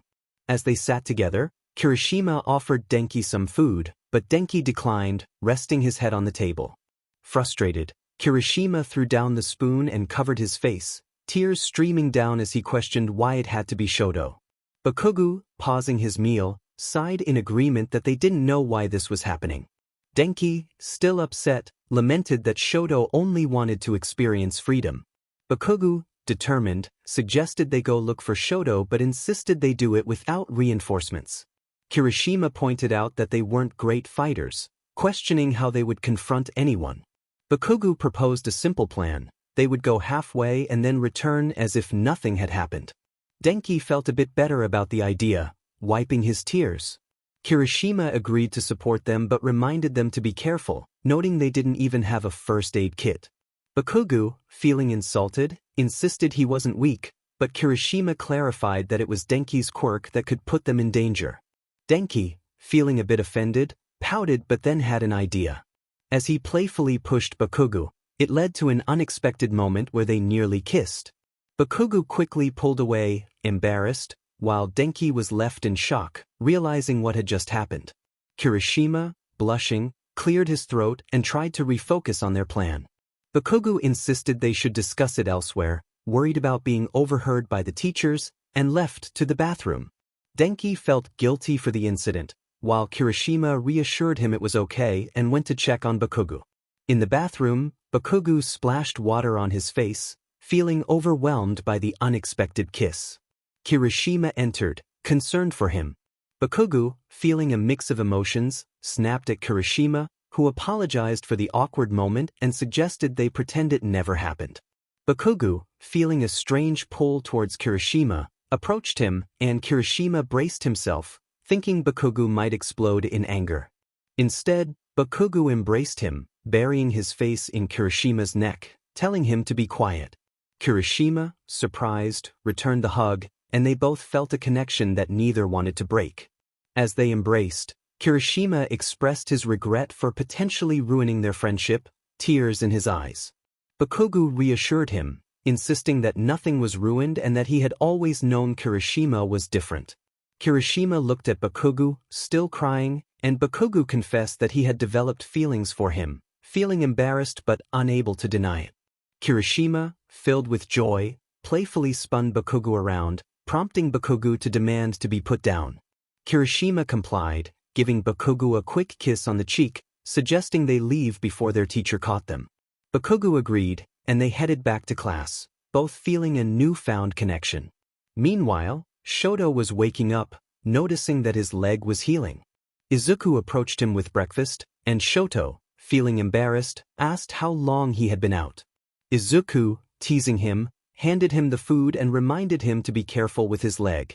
Shoto, eager to leave, insisted that his family must be worried. Izuku cautioned him against moving too much, but Shoto was determined. When he tried to get up, he stumbled, prompting Izuku to suggest they visit his family instead. Shoto hesitated, unsure of how to trust Izuku, but eventually revealed that his family was at a psychiatric hospital. Izuku noted that security was lax there, and they could visit quickly, to which Shoto agreed, feeling a mix of hope and apprehension. In the afternoon, Shoto contemplated visiting his mother, feeling a mix of sadness and apprehension. He expressed to Izuku that he feared she might be frightened or react negatively. Izuku, curious, asked why Shoto's mother was in a psychiatric hospital. Shoto lowered his head, revealing that it was due to his father's actions. Izuku connected the dots, realizing that the scar on Shoto's face was also a result of family turmoil. Shoto revealed that his mother had thrown boiling water at him, claiming he resembled his father on that side of his face. Tears began to fall as he spoke, overwhelmed by the pain of his memories. Izuku sat beside him, trying to comfort him by pointing out that while his father might be a hero, Shoto was nothing like him. His father was grumpy, while Shoto seemed to be untouched by the harshness of life. Shoto, feeling ashamed of his scar, covered his face and lamented that he felt horrible and disgusting. He broke down in tears, and Izuku urged him to calm down, worried that he might hurt himself. In a moment of desperation, Shoto shouted, asking why Izuku didn't just end his suffering. Izuku felt a sharp pain in his chest at those words and insisted that Shoto think about how his family, friends, and mother would feel if he were gone. Shoto, still crying, expressed his desire to escape his home, feeling that it no longer felt like a place of comfort. Izuku reminded him that staying there wasn't an option, as it would only lead to trouble for both of them. Shoto then mentioned wanting to visit his mother that afternoon, turning away from Izuku in distress. Izuku noticed that Shoto hadn't finished his breakfast and pointed out that if he didn't take action, Shoto might harm himself. Shoto thanked him for the concern but insisted he preferred to keep his distance. Frustrated, Izuku approached him, gripping his face and bringing a knife close, demanding to know if he still wanted to go through with it. Shoto met his gaze, and Izuku gently caressed his cheek and scar, asking why he wished for death when he was on the path to becoming a hero. Shoto seemed taken aback, stammering as he struggled to find the words. Izuku pressed on, asking why he wanted to give up on his dream of being a hero. Shoto attempted to pull away, insisting that he didn't truly want that. Izuku moved closer, urging him to reconsider his thoughts on wanting to end his life, especially when he had the potential to become a hero in the future. Shoto finally admitted that it was once his dream, but now it felt like a distant memory. My dream shattered the moment I was forced into training. All I wanted was to be a normal person, free from those relentless sessions. Izuku observed Shoto, realizing he needed help, even if he tried to hide it. If he continued like this, he might end up hurting himself.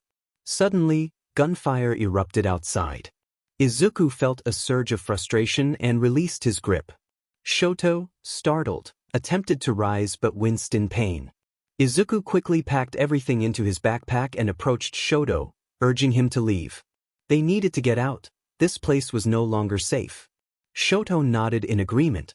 Izuku lifted him in a bridal carry and moved toward another door. A voice shouted for them to stop. To be continued.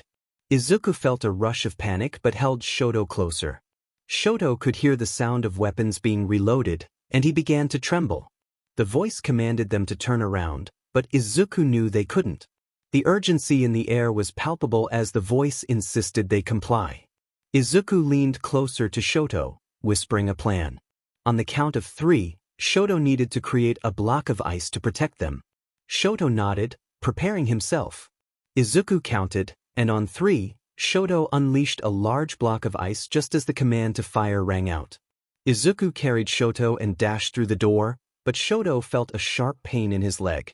A bullet grazed Izuku's arm as they sprinted, leaping over buildings to escape their pursuers. As they ran, Izuku spotted cars and realized this was not part of his plan. Shoto questioned why they were being chased, noting the cars and uniforms didn't belong to the police. Izuku explained that it was the villain leader he had defeated who wanted him dead, not Shoto. Suddenly, Shoto warned Izuku of an approaching threat. Izuku felt a sharp pain in his leg as a bullet struck him. They stumbled, losing their balance. Shoto watched as Izuku struggled to reach him. Izuku activated his quirk, urging Shoto to reach out. Shoto stretched his hand just as he neared the ground. Izuku caught him, feeling the strain of using his power. Once they landed, Izuku began to run as best as he could, while Shoto spotted their pursuer again. He instructed Shoto to retrieve the weapon from the backpack. Shoto, frightened, handed it over. Izuku grinned, knowing Shoto would comply, and aimed, successfully hitting their target. Shoto's laughter sent chills down Izuku's spine. As they maneuvered through the chaos, Izuku spotted the cars and aimed for their tires, chuckling to himself. Shoto held on tightly, feeling the tension rise. Izuku noticed Shoto's unease and reassured him, explaining that he had found a new hiding spot but needed to eliminate their pursuers to keep their location secret. Shoto quickly devised a plan, impressed by how fast Izuku was thinking. As they moved, a truck blocked their path, surrounding them with vehicles.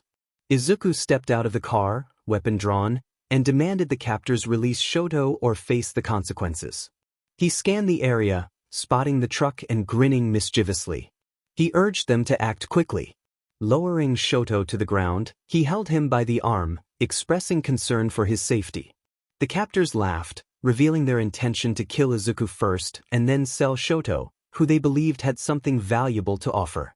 Shoto glared at them, anger boiling inside him. Izuku, frustrated by the situation, approached the truck cautiously. He felt a sense of dread as he realized the danger they were in. Suddenly, he kicked the truck, activating his fire quirk, and shouted for everyone to get back. The truck exploded, sending debris flying and igniting the surrounding vehicles. Izuku scooped Shoto up and they sought refuge from the blast, ducking into an alley just as the wreckage soared past them. As they caught their breath, Izuku noticed a piece of metal embedded in Shoto's side. He winced, knowing it would hurt to remove it. Shoto, feeling guilty, apologized for not being able to protect himself and for Izuku's injury.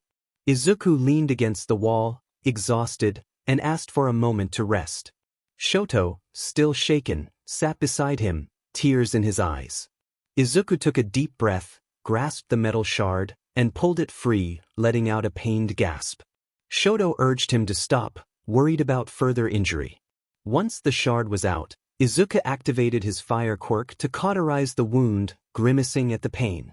Afterward, he declared that they needed to move quickly, as they couldn't stay there for long. Shoto hesitated, concerned about his ability to walk, but determined to keep up. Suddenly, they heard voices approaching, and Izuku quickly hid behind a trash bin, warning Shoto to hold his breath due to the awful smell. They listened as the heroes discussed the wreckage, relieved when they decided to leave without finding them. Once the coast was clear, Izuku emerged, feeling drained and ready to collapse. Shoto, struggling to stand, admitted that his leg was hurting again. Izuku suggested they treat Shoto's injury before it got worse, noting how quickly time had passed. As the sky turned orange, he threw a knife to clear a path, urging Shoto to hurry. Just then, Dabi appeared, mocking Izuku's situation and questioning why Shoto was in such a state. Izuku, annoyed, explained that he had wanted to take Shoto somewhere safer. Dabi, noticing Shoto's condition, remarked on his shivering and suggested that he was running a fever. Izuku felt a surge of concern for Shoto, realizing they needed to act fast. As he prepared to help Shoto, Dabi reluctantly agreed to assist, though he grumbled about being a pack mule. Izuku teased Dabi, enjoying the moment of levity despite the seriousness of their situation. They began to move, with Izuku reminding Dabi to keep up. As they navigated the streets, Izuku noticed Dabi's mask was deteriorating and commented on the need for a replacement. Shoto, feeling like a burden, kept his head down. Dabi, noticing Shoto's distress, pointed out how vulnerable he looked. Izuku sighed, feeling the weight of their predicament. Suddenly, they heard the heroes approaching again, and Dabi urged them to hide. Izuku realized they were closer. Then he thought, and Shoto struggled to keep quiet. They braced themselves for the next challenge, knowing they had to stay one step ahead to survive. Denki heard something nearby as he approached, curiosity piqued. Meanwhile, the narrator reflected on how each chapter seemed to lack coherence, wondering what others thought about it. Deku shrugged, indifferent to the discussion, and they both moved on. The narrator expressed gratitude for the assistance received. Tell me if you like the chapters or not so I can rewrite them. The scene shifts as Denki hears something nearby and approaches. Izuku looks around and whispers for everyone to hide in the trash bin.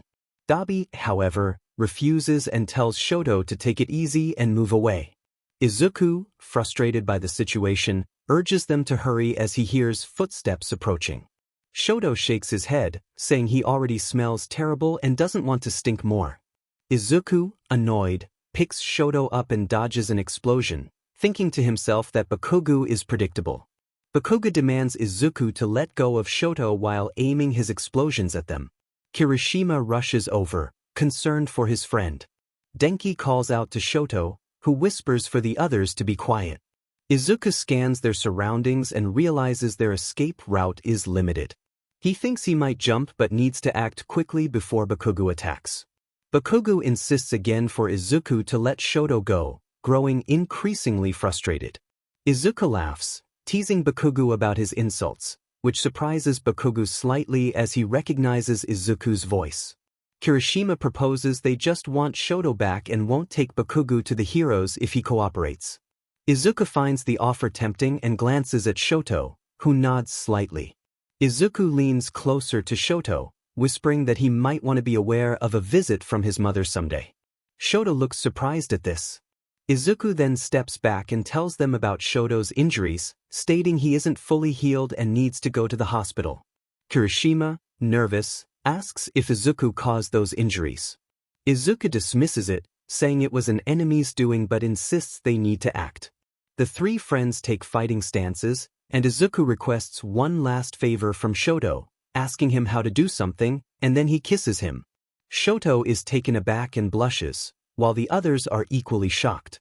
Izuku separates himself, laughing as he jumps away, leaving them behind. Shoto, still blushing and surprised, is approached by Denki, who checks on him, while Kirishima expresses disbelief at what just happened.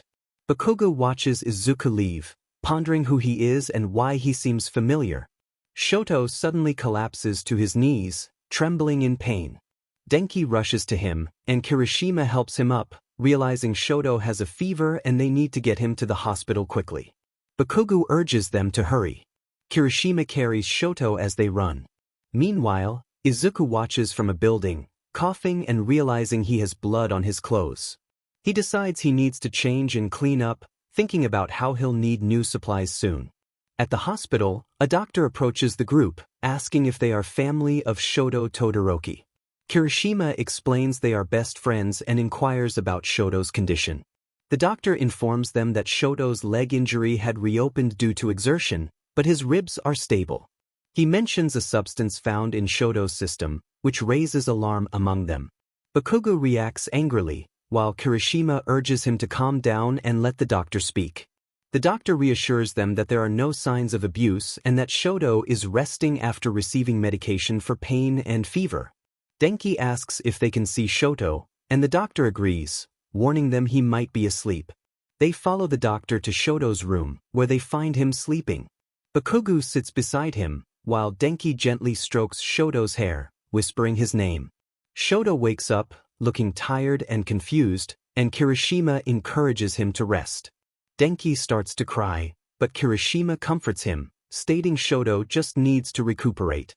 Bakugo wonders why the villain was near UA if he knew heroes were around, while Kirishima notes that Shoto seems to have been cared for. Denki, still upset, asks who will inform Shoto's family. Bakugo suggests they tell their teacher, Aizawa, who knows about Shoto's family.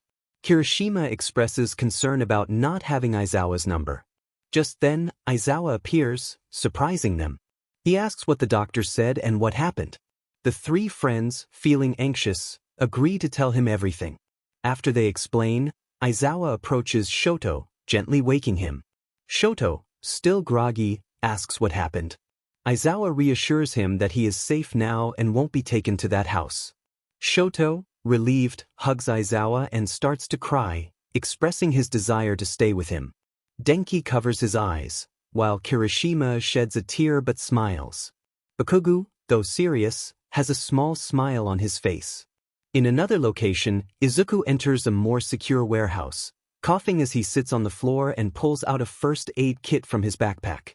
He begins to treat and disinfect his wounds, realizing he needs to buy more supplies. Lying back and staring at the ceiling, he contemplates building a new hideout, knowing it will take time.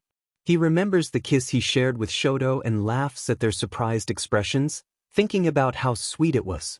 He imagines another unexpected visit in the future. Meanwhile, Shigaraki confronts Dabi about their plans for an attack. Dabi, uninterested, brushes him off, prompting Shigaraki to remind him of their target, the boy who almost defeated him. Dabi laughs, recalling how close Izuku came to taking him down. Shigaraki, frustrated, insists that their master wants Dabi to join the League of Villains. Dabi, feeling cornered, refuses to be treated like a lackey and suggests sending someone else to find a specific target.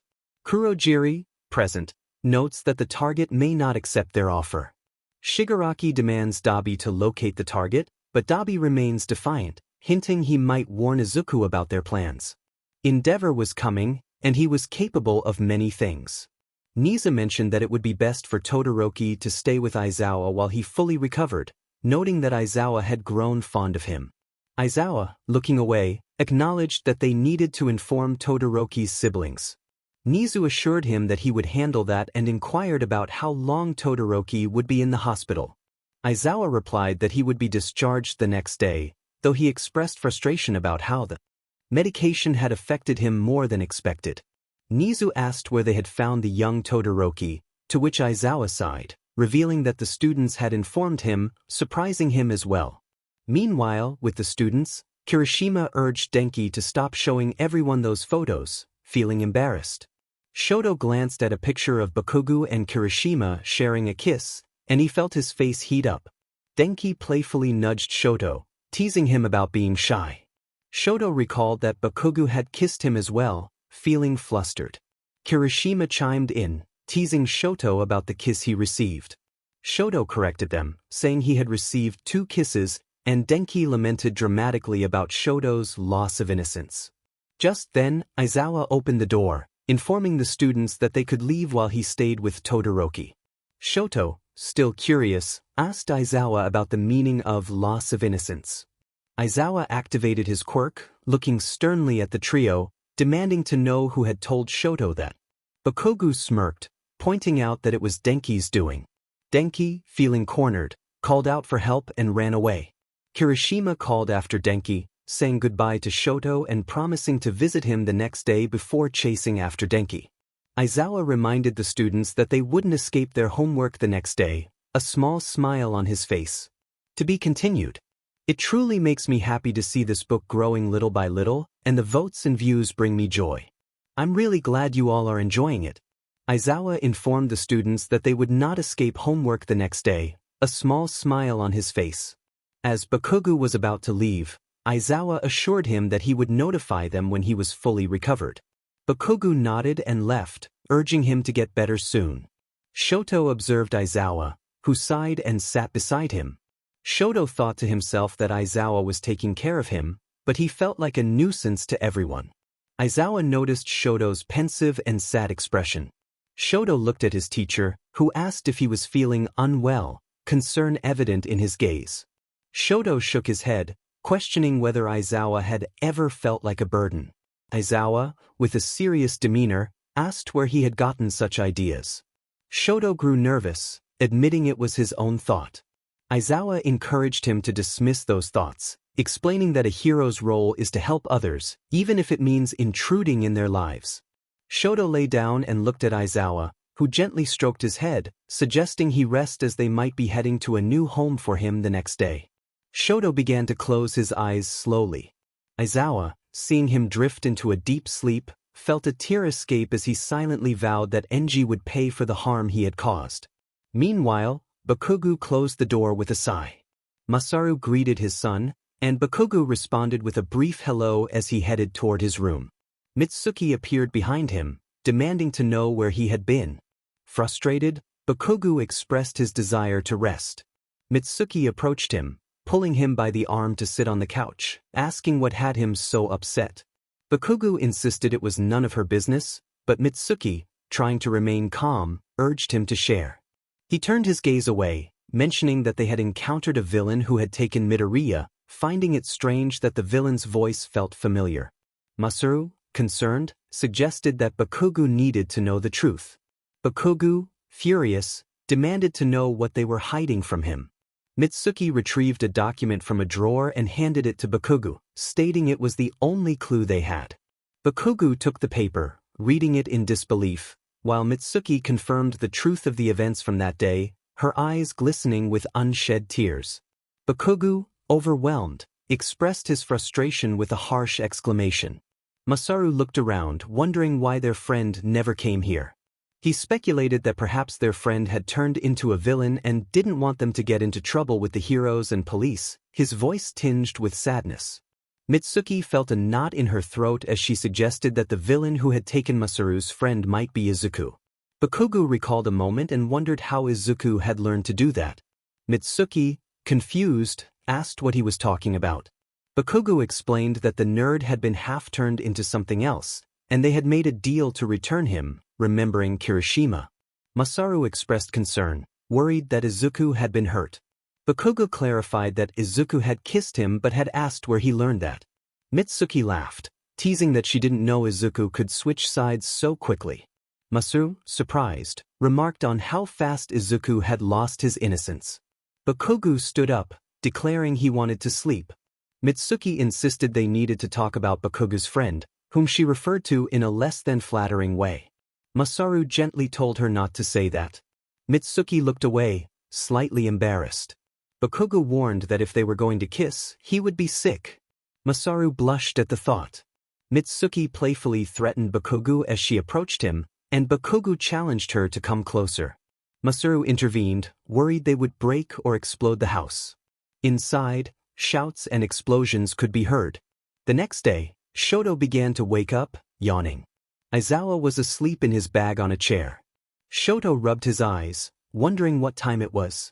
Aizawa stirred, acknowledging Shoto's wakefulness. Shoto noticed he was in Aizawa's bag and asked how it had happened. Aizawa explained that he had sent someone to bring it for him, glancing at Hisashi, who was sleeping on a nearby couch.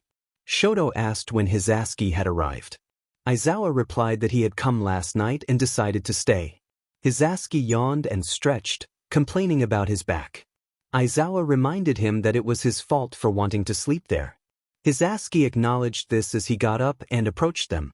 Shoto instinctively stepped back, apologizing. Hisashi reassured him that he wasn't angry. Aizawa teased Hisashi about his messy hair, and Hisashi playfully called Aizawa Mommy Caterpillar. Shoto looked confused at the exchange. Aizawa called Hisashi's name, and Hisashi nervously swallowed, asking Shoto how he felt. Shoto replied that he was okay, but his legs still hurt more than before. Aizawa advised him to rest since he wouldn't be able to move it much. Shoto nodded sadly. Hisashi encouraged him, saying that he would have Aizawa and him to help. Shoto asked if Hisashi would really help him. Hisashi confirmed that they needed to sign some papers and get a quick checkup. Aizawa stood up, leaving his bag, and instructed Hisashi to call the doctor while he filled out the paperwork. Hisashi saluted and left. Aizawa sighed, and Shoto looked out a small window, hoping that the person he cared about was okay despite the trouble he had caused. Aizawa reminded Shoto not to exert himself as he left. Shoto lay back down but soon heard a familiar voice. Izuku approached, commenting that Shoto looked better than before. Shoto trembled slightly at the sight of him. Izuku teased him about still using that nickname. Shoto stammered, recalling the kiss and asking why Izuku had done that. Izuku playfully whispered that he thought Shoto liked it and asked if he wanted another. Shoto, feeling flustered, requested that Izuku step back. Izuku laughed, saying he enjoyed seeing Shoto get nervous. Shoto noticed that Izuku was wearing a hat and mask, leaving only his eyes visible, and asked to see the color of them. Izuku flatly refused, making Shoto feel a bit scared. Izuku pretended to be offended, joking that he had to be intimidating since he wouldn't be the one to harm anyone. Shoto warned him that his teacher was coming, and Izuku thought that Shoto's brothers were supposed to protect him. Shoto explained that they didn't know about him yet, but he wanted to see his mother, even if she hated him. Izuku urged him to stop with that expression and hugged him sideways. Shoto leaned his head against Izuku's chest, worried that his mother might indeed hate him. Izuku asked him to give one reason why she would hate him, and Shoto mentioned his left side, recalling the incident that had put her in the hospital. Izuku reassured him that she had confused him with his father, and it was actually Endeavor she hated. Shoto chuckled at that. Izuku felt his heart racing, surprised by his own feelings. Shoto noticed and blushed.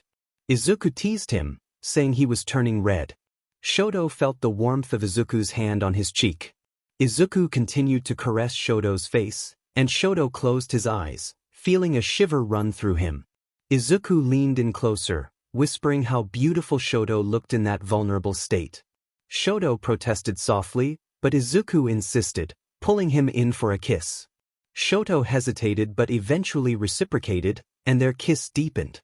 Izuku pulled away slightly, leaving soft marks on Shoto's neck, confessing that he had become a little addicted to him. Shoto tried to push him away, denying it, but Izuku challenged him to give a reason why he wouldn't separate from the kisses. Shoto admitted that he couldn't because his instincts wouldn't allow it. Izuku acknowledged that he wasn't playing either, but his feelings were overwhelming. Shoto asked again to see Izuku's eyes, pleading for just a glimpse. Izuku reluctantly agreed but requested a kiss in return. Shoto nervously pointed out that Izuku was becoming like those he despised. Izuku teased that Shoto was the reason for his behavior, claiming that Shoto's skin and lips tasted different. Shoto sighed, feeling conflicted about allowing this to happen, but something about Izuku felt different. Izuku began to kiss Shoto's neck, and Shoto closed his eyes, releasing soft sighs. Izuku playfully left a small mark, and Shoto blushed deeply. Shoto asked if he was okay, to which Izuku responded with a laugh. Shoto tried to sound casual, saying he was fine, but Izuku continued to tease him. Shoto, feeling shy, returned the kiss. He decided to find Aizawa, knowing the doctor would be coming soon. Shoto listened as footsteps faded away. He separated himself, acknowledging that he had fulfilled his part of the agreement, while Izuku playfully warned him not to tell anyone, or he would find a way to ensure he wouldn't. Shoto nodded nervously, understanding the gravity of the situation. Izuku lifted his cap slightly and adjusted his mask, revealing his eyes, and declared he was ready and happy. Shoto noticed that Izuku's eyes lacked their usual brightness. Izuku mentioned he had to leave but reassured Shoto that he might come back for him later. Shoto expressed his excitement at the prospect of being taken to see someone special. Izuku confirmed this and, with a swift movement, jumped out of the window. Shoto touched his neck, reflecting on how he had allowed himself to be involved in this. Meanwhile, the doctor entered the room, greeting Shoto and noting that he seemed to be feeling better. Shoto admitted he was indeed feeling a bit better, albeit nervously. The doctor informed him that they would conduct a small checkup and that he would be able to leave that day. Shoto agreed. In another location, Izuku knocked out a hero, feeling frustrated at the early start to his day. Dabi, who was also in a foul mood, approached him. Izuku teased Dabi about putting a bell on him, but Dabi was there to deliver news that the League was planning to hire Chizaki. Izuku expressed his surprise at the news, and in a swift motion, he threw a knife at the head of the fallen hero, ensuring he would not rise again. Dabi casually mentioned that they wanted to hire Izuku once more. Izuku had warned that they didn't want another beating, and he recalled how someone had told him he wouldn't be hired. Dabi admitted he was unaware that people were already suspicious of him and asked when Izuku would reveal himself. Izuku chuckled, assuring Dabi that it would be soon, and removed the knife from the hero's head, setting the body ablaze. He expressed his desire to eat.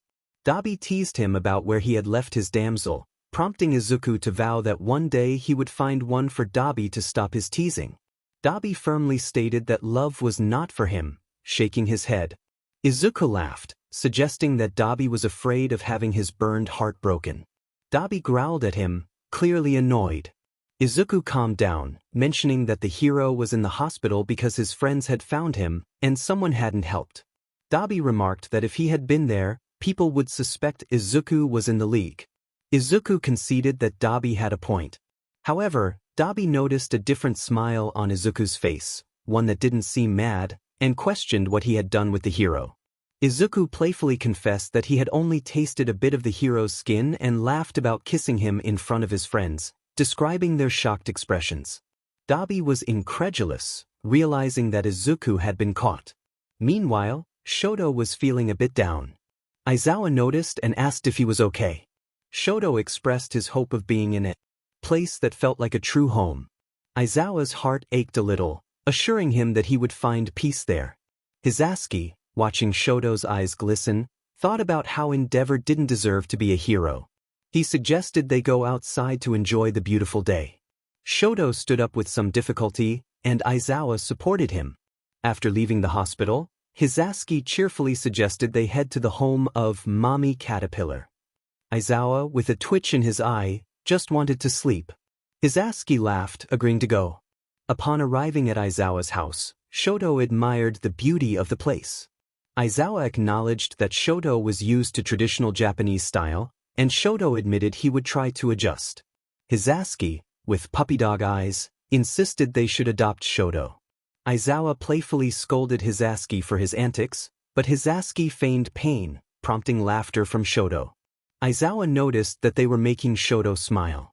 Hisashi, suddenly emotional, began to cry. Shoto, concerned, asked if something was wrong. Aizawa reassured him that Hisashi was just being dramatic and led Shoto to his new room. He explained that Shoto would be staying with Hisashi while he taught classes, encouraging Shoto to ask for anything he needed without fear of reprimand. Hisashi nervously assured Shoto that he wouldn't hurt him and suggested they might watch a movie together later.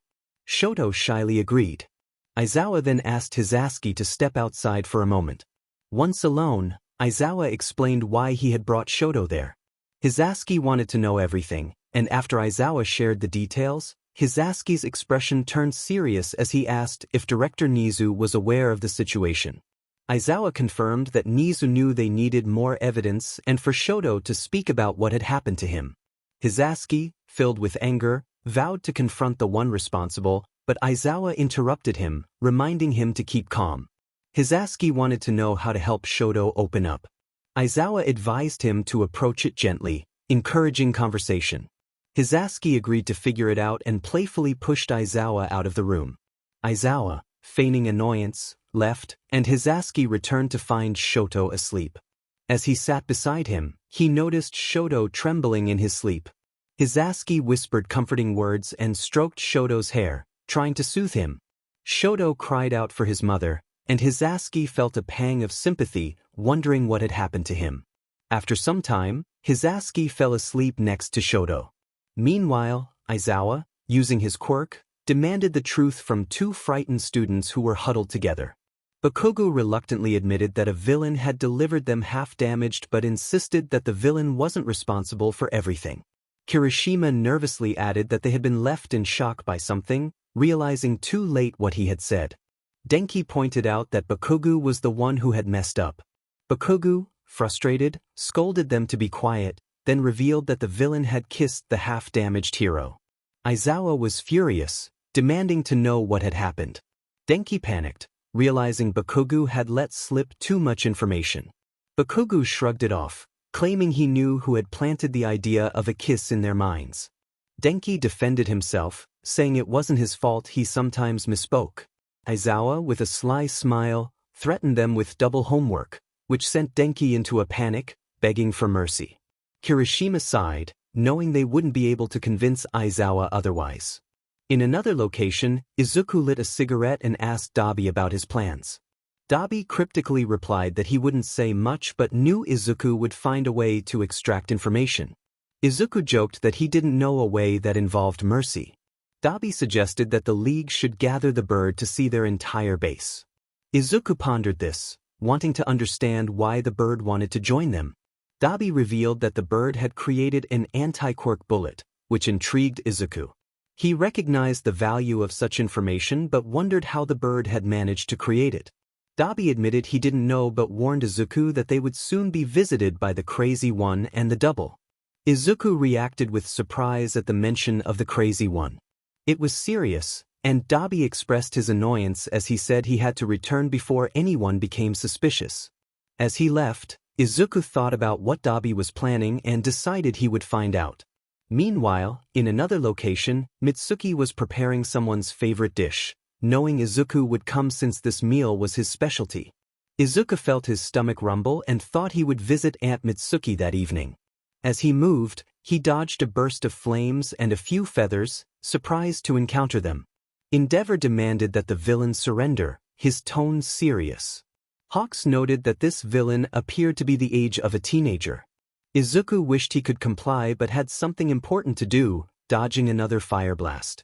He was ready for a fight and pulled out his knife, eager for the challenge. Hawks observed that the boy seemed to be skilled with weapons, feeling a sting on his cheek from a small cut.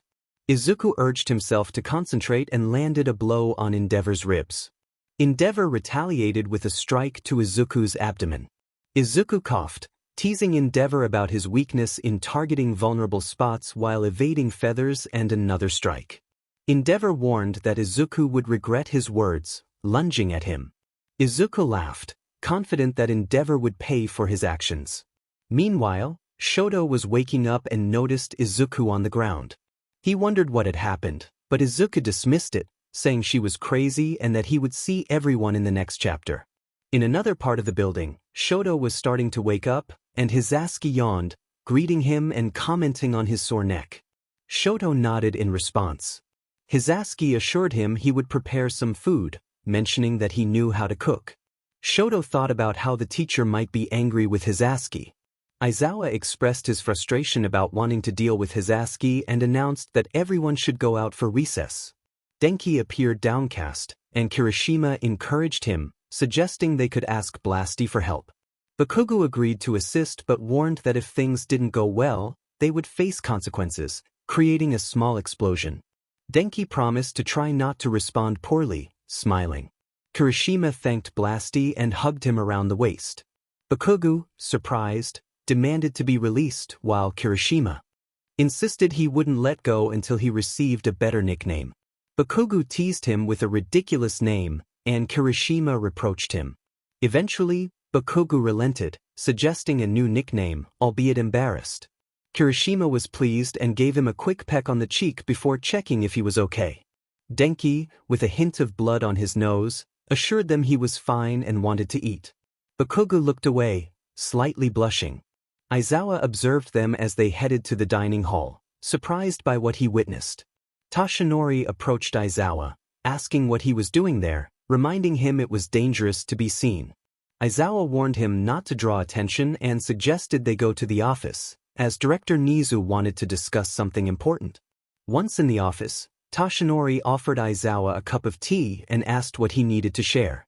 Aizawa sighed, indicating it would be a long conversation. After explaining the situation, Tashinori lowered his head, inquiring about Shoto's condition. Aizawa informed him that Shoto's leg was injured, but he was otherwise okay. Tashinori, frustrated, asked if Aizawa had full custody yet. Aizawa regrettably said no, expressing concern that Endeavor might find Shoto and force him into training despite his injury. Tashinori took a deep breath to calm himself and asked who knew about the situation. Aizawa listed Hisashi, Recovery Girl, the director, and himself. When asked about the students, Aizawa mentioned Bakugo, Kaminari, and Eijiro Kirishima, noting that they were Shoto's friends, even if Bakugo denied it. Tashinori chuckled, wishing to visit Shoto but doubting he could do so in his current state. Aizawa advised him to avoid overexerting himself with hero work to have a chance to see Shoto. Curious, Tashinori asked where Present Mike was, having not seen him all day. Aizawa replied that Present Mike was taking care of Shoto at his house, warning Tashinori not to start. Tashinori laughed, commenting on the motherly role being played. Aizawa expressed his frustration with the students, and Nizu appeared, reminding Aizawa that he couldn't resign because he was needed as a teacher. Tashinori was startled by Nizu's sudden appearance. Nizu sat beside them, acknowledging that Tashinori had already been informed. Tashinori, feeling sad, asked if Nizu could do something about the situation. Nizu confirmed he could but needed evidence and testimonies for a trial. Aizawa insisted they needed to take action, stating that Shoto would live with him for now. Meanwhile, Denki suggested they ask the teacher to take them to see Shoto. Kirishima doubted it would work, noting that the teacher was hard to convince. Denki pouted, and Bakugo urged him to hurry up and eat. Denki complied, and Kirishima noticed Bakugo seemed more thoughtful than usual.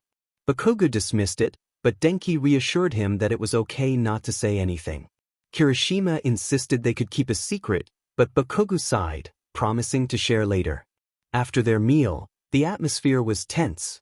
Kirishima suggested they figure out how to visit Shoto. Bakugo pointed out that they should have gotten his number earlier, noticing his friends were silent. Kirishima excitedly embraced Bakugo, calling him a genius for the idea. Bakugo was taken aback and blushed. Denki wondered who they would ask for the number. As the bell rang, Kirishima urged them to hurry before the teacher assigned more homework. Denki dashed toward the classroom, while Bakugo scolded him for running, fearing they would get in trouble again because of him. Kirishima suggested Bakugo choose a different nickname, as the current one didn't suit him. Bakugo grumbled but was flustered. Kirishima took Bakugo's hand, urging him to hurry as they were running late.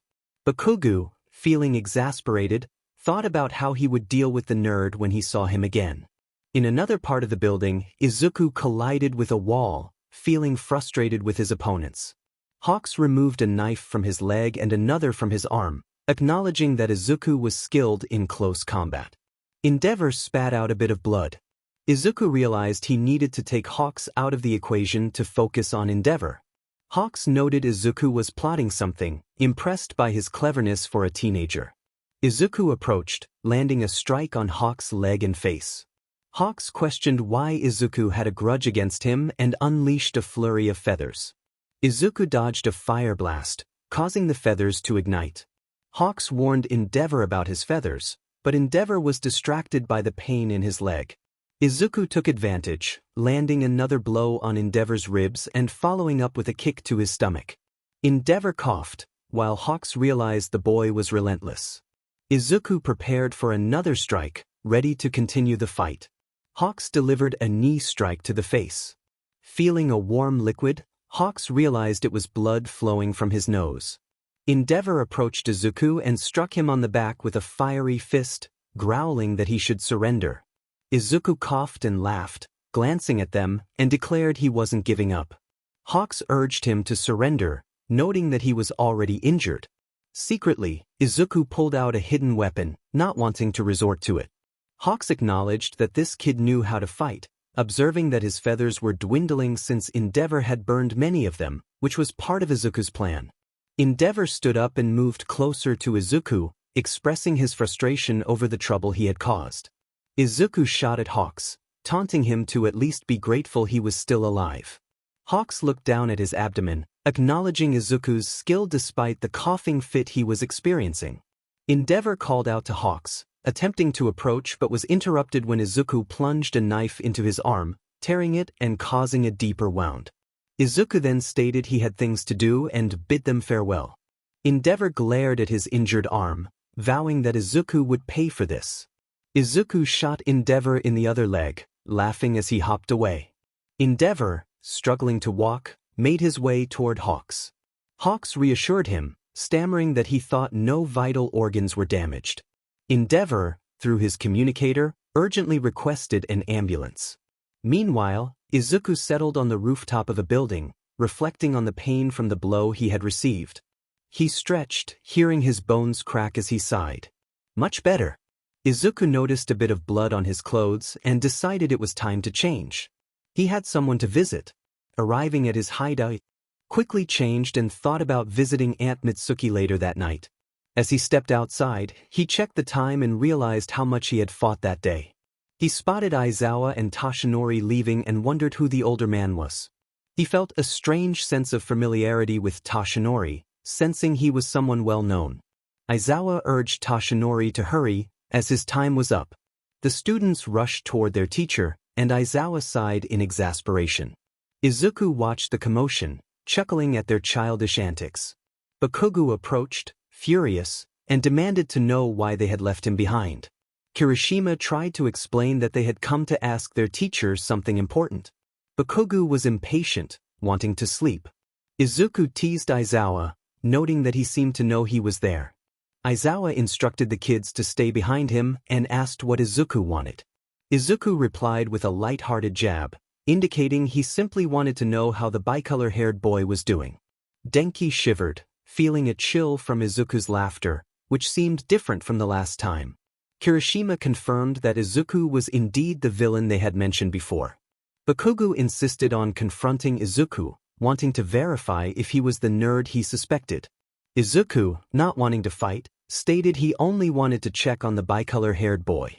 Aizawa, annoyed, questioned what Izuku would do if they didn't tell him anything. Izuku responded that he just wanted to know how the boy was doing and would leave if they wouldn't share. Toshinori interjected, noting that Izuku was different from other villains. As Izuku turned to leave, he mentioned he wouldn't attack unless provoked. Aizawa proposed a deal, surprising everyone. Izuku laughed, questioning why Aizawa would want to make a deal with him. Aizawa insisted, and Izuku, intrigued, agreed to hear him out. Aizawa explained he wanted proof against Endeavor to gain custody of Shoto. Izuku found the idea amusing, thinking of ruining Endeavor's reputation, and agreed to help. Nizu smiled, pleased that he didn't have to make deals this time. Izuku asked when they wanted the proof, noting he didn't have much time. Aizawa mentioned it might take a while, but they would need it when Endeavor returned. Denki commented that Izuku didn't seem so bad, though he was still intimidating. Kirishima admired Izuku's intelligence, while Bakugu vowed to uncover Izuku's true identity one day. Nizu warned them to keep the deal a secret. Izuku, skipping away, joked about being addicted to the situation. Toshinori wondered if Izuku would follow through, and Aizawa quickly turned his attention back to the students, asking what they wanted. Denki sheepishly asked for Shoto's number to visit him. Toshinori agreed, smiling at the boys. Aizawa sighed, eager to get some rest. Meanwhile, Izuku felt relieved that his visit hadn't been too difficult. He peeked through a window, and Hisashi urged him to be careful. Shoto, feeling a bit nervous, asked why the food tasted slightly burnt. Hisashi nervously admitted to burning it a little. Izuku chuckled, knowing that Shoto would likely explode when he arrived. Shoto sensed he was being watched and looked around, while Hisashi reassured him that Izuku hadn't arrived yet. After finishing their meal, Hisashi asked if Shoto wanted to rest again, and Shoto nodded. He climbed the stairs slowly, and Hisashi sighed, confident that Aizawa would win the custody battle. Once in the room, Shoto sat on the bed, frustrated with his injured leg. Izuku, noticing, reminded him it wasn't the leg's fault.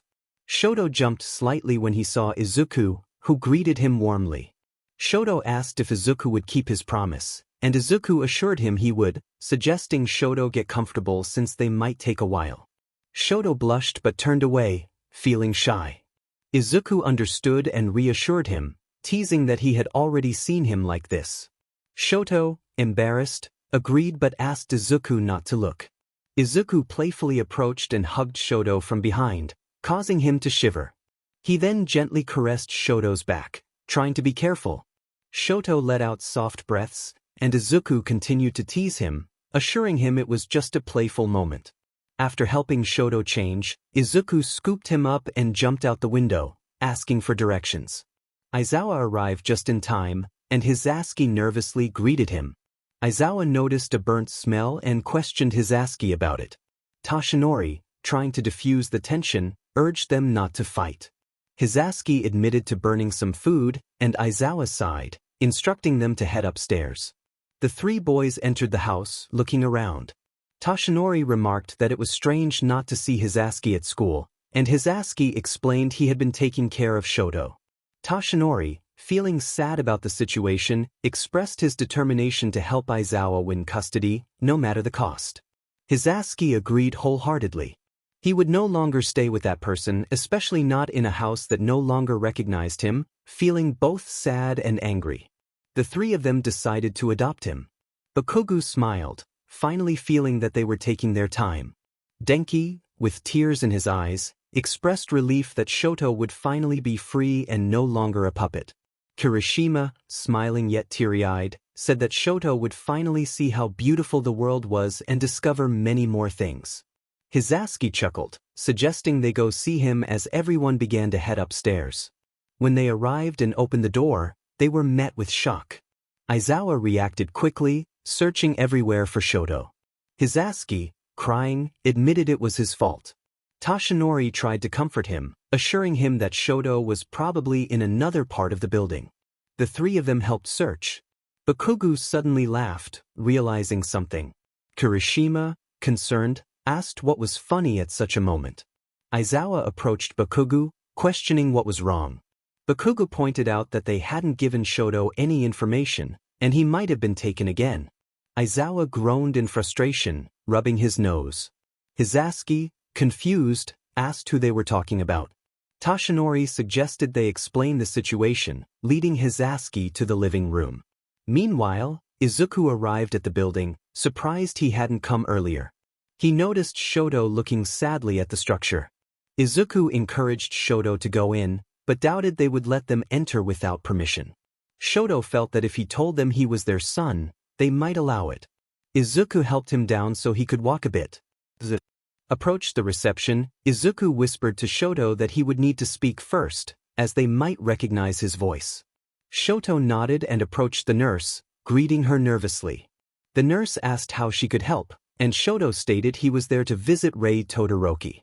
The nurse, surprised, checked her computer and confirmed that Rei was in a specific room. Grateful, Shoto left with Izuku. Standing in front of the door, Shoto hesitated before opening it. Izuku noticed and asked what was wrong, gently hugging him. Shoto trembled, saying he couldn't do it. Izuku encouraged him not to back down, reminding him that he wouldn't be hated. Shoto worried about being rejected, but Izuku reassured him that wouldn't happen and urged him to enter. Taking a deep breath to calm himself, Shoto opened the door. Inside, he saw a woman sitting by the window. Closing the door behind him, he called out to her. Rei turned, surprised to see her son. Shoto approached slowly, and Rei rushed to embrace him, apologizing. Shoto returned the hug, tears flowing as he expressed how much he missed her.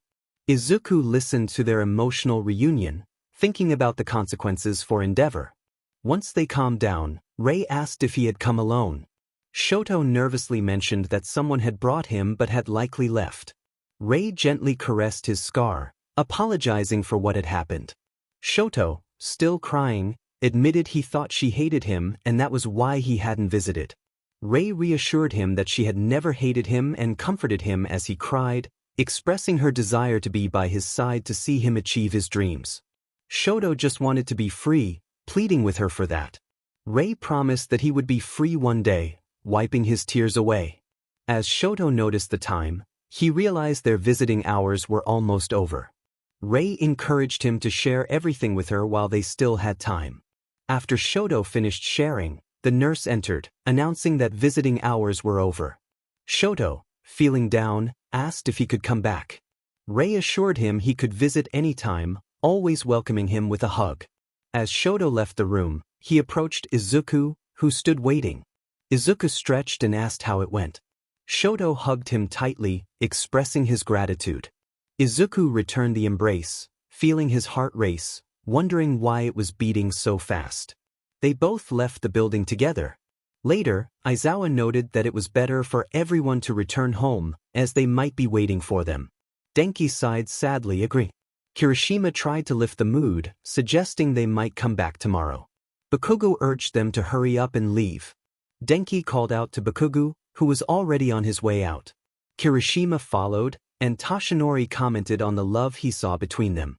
Aizawa, slightly blushing, suggested they step outside to see them off. Outside, Denki pointed out that someone was approaching. Everyone turned to see Izuku carrying Shoto in his arms. Izuku explained that Shoto had simply fallen asleep after an emotional day. Aizawa sighed in relief. Izuku attempted to set Shoto down, but Shoto protested, not wanting to let go. Izuku playfully complained about being treated like a plush toy. Shoto insisted that Izuku was warm and comfortable. Izuku laughed, glancing at Aizawa, and asked what to do since Shoto didn't want to separate from him. Aizawa stepped in, lifting Shoto and expressing how worried they had been, thinking he had escaped or been taken.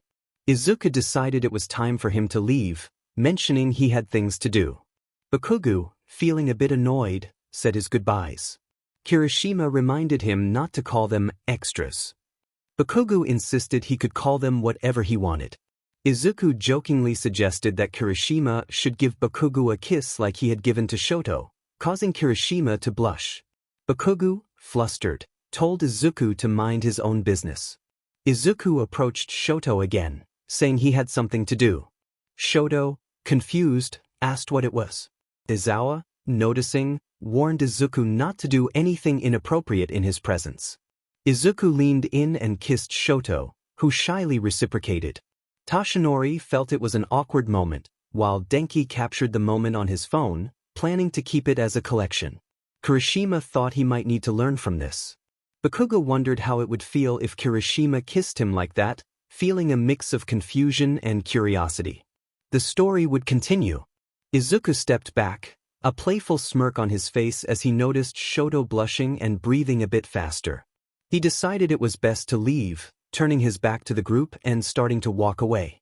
Aizawa sighed, wishing he could erase the moment from his mind, and said goodbye to the others. Hisashi urged everyone to head inside, reminding them to be careful as he watched them leave. Denki waved as he began to run off, while Kirishima grabbed Bakugo's hand, insisting they needed to leave before his mother got upset. Bakugo, feeling tired, agreed, and they walked away together.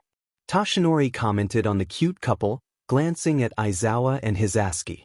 Aizawa then instructed everyone to head inside, carrying Shoto, who felt lighter than usual, likely due to a change in diet. Once inside the room, Aizawa looked at Hisashi and asked what had happened while Shoto was away. Shoto, with a hint of sadness in his voice, explained that he had finished eating and had asked for a favor.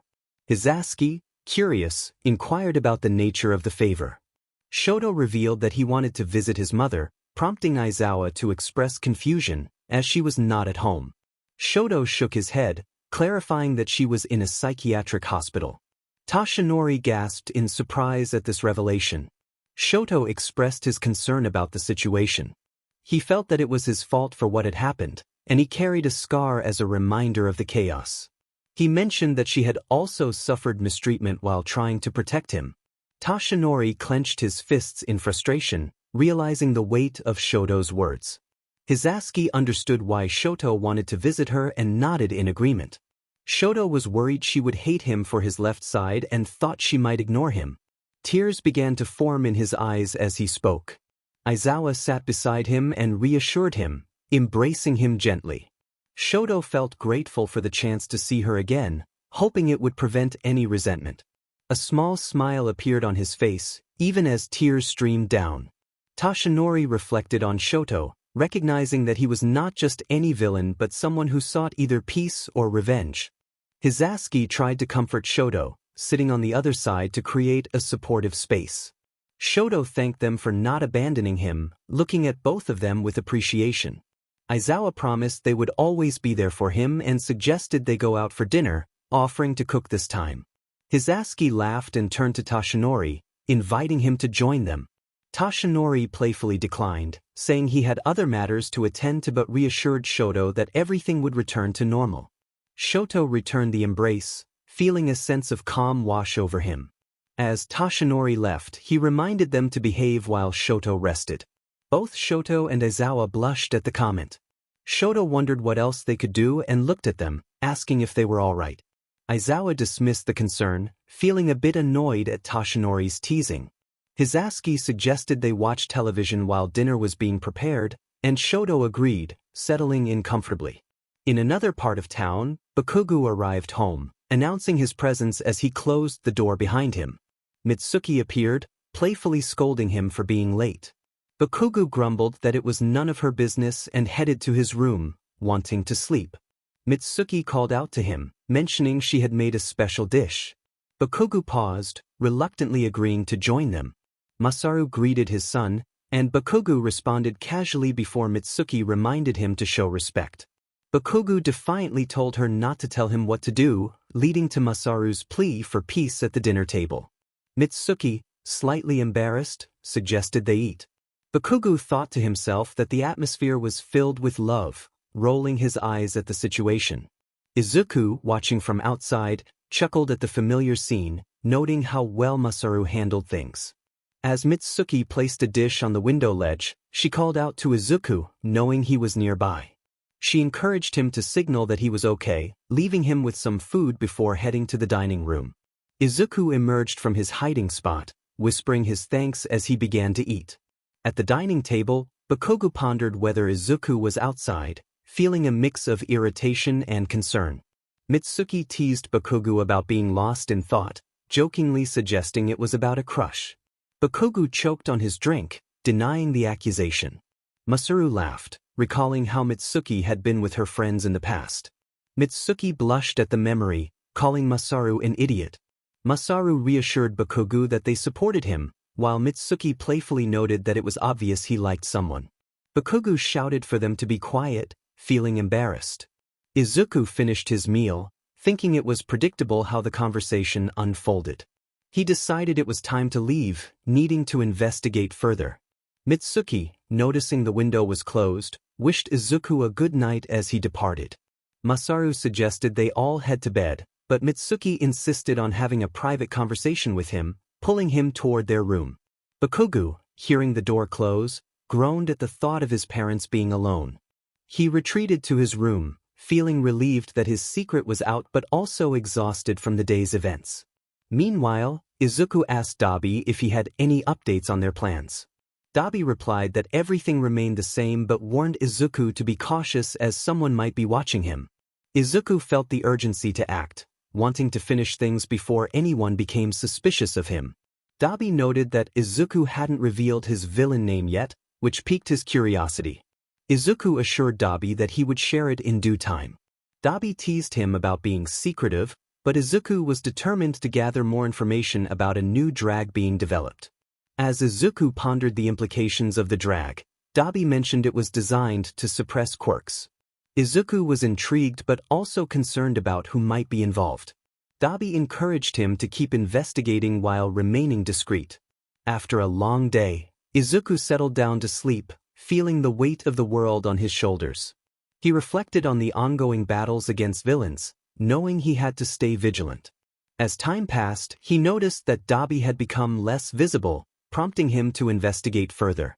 When he arrived at the scene, he spotted Shizaki leaving with signs of a struggle. Izuku realized that something had gone wrong. Dabi expressed his frustration about the mess left behind, while Shigaraki demanded updates on their elusive target. Izuku, hiding nearby, couldn't help but laugh at the chaos unfolding. He knew he had to act quickly to advance his plans. As Shigaraki threatened him, Izuku emerged from his hiding spot, ready to confront the situation head-on. Dabi tried to hold back his laughter at the absurdity of it all, while Izuku maintained his serious demeanor. Toga's excitement about the bloodshed only added to the tension. Shigaraki, furious at Izuku's casual attitude, demanded to know why he was there. Izuku stood his ground, ready to face whatever came next. Izuku expressed his annoyance about the situation, noting that the place was starting to smell. Shigaraki, with a hint of frustration, informed him that he was there to ask if Izuku wanted to join the league. Izuku turned away, dismissing the idea, stating that it would only be a waste of time as he had many things to attend to. Shigaraki, growing increasingly agitated, insisted that joining would bring more benefits. Izuku remained firm in his refusal, emphasizing that he had too many responsibilities and didn't want to be bothered. Shigaraki then offered Izuku something that could enhance his quirk, which piqued Izuku's curiosity. Shigaraki explained that it was a substance that needed to be injected. Izuku, recalling something similar, expressed skepticism about its safety. Shigaraki pressed him again to consider joining, but Izuku simply blew out smoke and laughed it off. Shigaraki, frustrated, attempted to attack but Izuku easily dodged, reiterating that he had too much to do. As Izuku left, he glanced at Dabi, silently demanding information. Dabi observed Shigaraki's irritation and suggested they needed a plan to deal with Chizaki. Toga, feeling left out, expressed her desire to fight. Dabi ordered Twice to clean up, and Twice, confused, wondered why he had to do it since everyone else had left. Toga insisted they should finish things quickly. Meanwhile, Izuku stood atop a building, feeling bored and wondering about his friends. He chuckled to himself, realizing he was thinking about them again and decided it was time for a visit. In another location, some heroes were gathered in the director's office. Nizu greeted them and began to address Endeavor, who was confused about his presence. Aizawa urged Endeavor to let Nizu finish. Nizu explained that the discussion was about Endeavor's son, Shoto, who was currently being cared for by a hero due to an injury. Endeavor, visibly upset, demanded to know where his son was, insisting he should be at home. Aizawa reiterated that Shoto would remain with the hero until he was fully healed. Endeavor, frustrated, declared that he would take matters into his own hands if necessary and stormed out of the office. All Might, smiling but concerned, commented on Endeavor's attitude. Aizawa sighed, trying to maintain his composure. Nizu reassured Aizawa that Shoto would soon be ready for the custody hearing. Cementos expressed his disbelief at Endeavor's behavior, while Midnight worried about Shoto's condition. Aizawa confirmed that Shoto's injuries were not severe, but he had a wound on his leg that was healing slowly. Hawks, feeling a bit of pain in his stomach, reflected on Endeavor's character, hoping he would reconsider his actions. Midnight noted the absence of Present Mike, wondering if he was unwell. Aizawa clarified that Present Mike was the one taking care of Shoto while he worked. All Might expressed his relief that Aizawa had mixed support. Aizawa, anticipating the usual banter, prepared to leave to check on the classroom. Nizu mentioned that a new student might be joining Aizawa's class, which surprised Aizawa. Nizu explained that the student had been in other courses but he had given him a chance. After dismissing the others, Nizu prepared to explain more about the new student to Aizawa. Meanwhile, Kirishima lamented the boredom of the day, while Denki wondered what to do next. Bakugo, contemplating the motivations of a villain, was interrupted by Kirishima asking if he remembered when he was supposed to share what was bothering him. Bakugo, annoyed, questioned their interest, but Kirishima pointed out that Bakugo had been more thoughtful since encountering the villain. Bakugo insisted it wasn't important, but Kirishima pressed him, concerned about his well-being. Bakugo dismissed their worries, stating he had matters to handle with someone. Kirishima cautioned him about the danger of confronting the villain, but Bakugo insisted he wouldn't engage in a fight for now. Kirishima expressed his concern for Bakugo's safety, while Bakugo, slightly embarrassed, told him to stop worrying. Denki, observing the exchange, found it amusing. Aizawa appeared suddenly, startling Denki, who jumped in surprise. Kirishima smiled sheepishly, while Bakugo tried to hide his embarrassment. Aizawa informed them that Shoto was recovering and might return to school soon. Denki cheered at the news, and Aizawa mentioned that a new classmate would be joining them. As the new student entered, he introduced himself as Hitoshi Shinso. Denki enthusiastically welcomed him, and Aizawa directed Shinso to sit next to Denki. Shinso complied, feeling a bit nervous but ready to join the group. During lunch, Denki introduced himself to Shinso, who was still a bit anxious. Kirishima encouraged Shinso to join them, warning him that Bakugo could be a bit abrasive but meant no harm. Bakugo, overhearing, glared at Kirishima, who quickly changed the subject to Denki's cheerful demeanor. As they ate, Kirishima expressed concern about Shoto, and Denki agreed that they should visit him. Bakugo, dismissing their worries, reassured them that Shoto would be fine soon.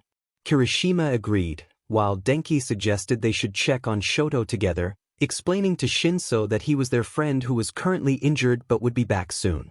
Denki looked at his friends with curiosity and asked if they wanted to join him.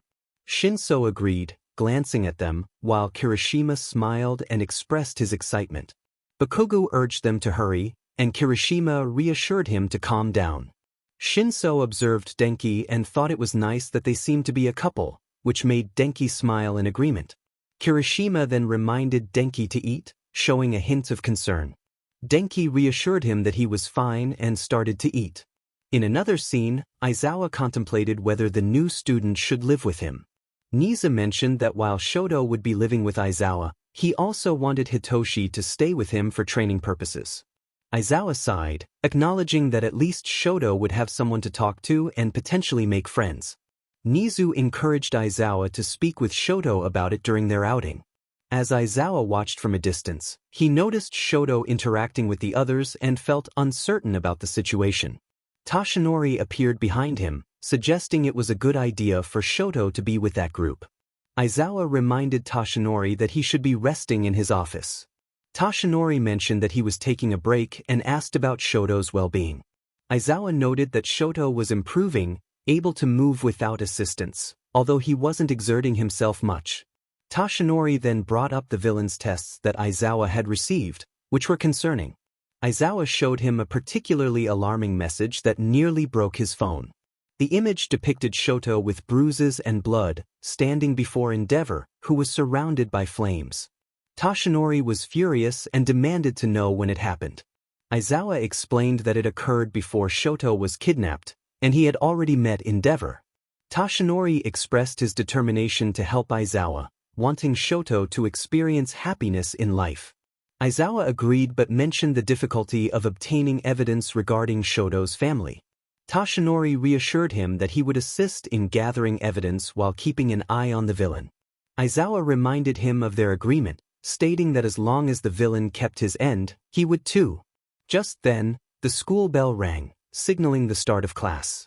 As Aizawa prepared for class, Toshinori joked about his demeanor before leaving.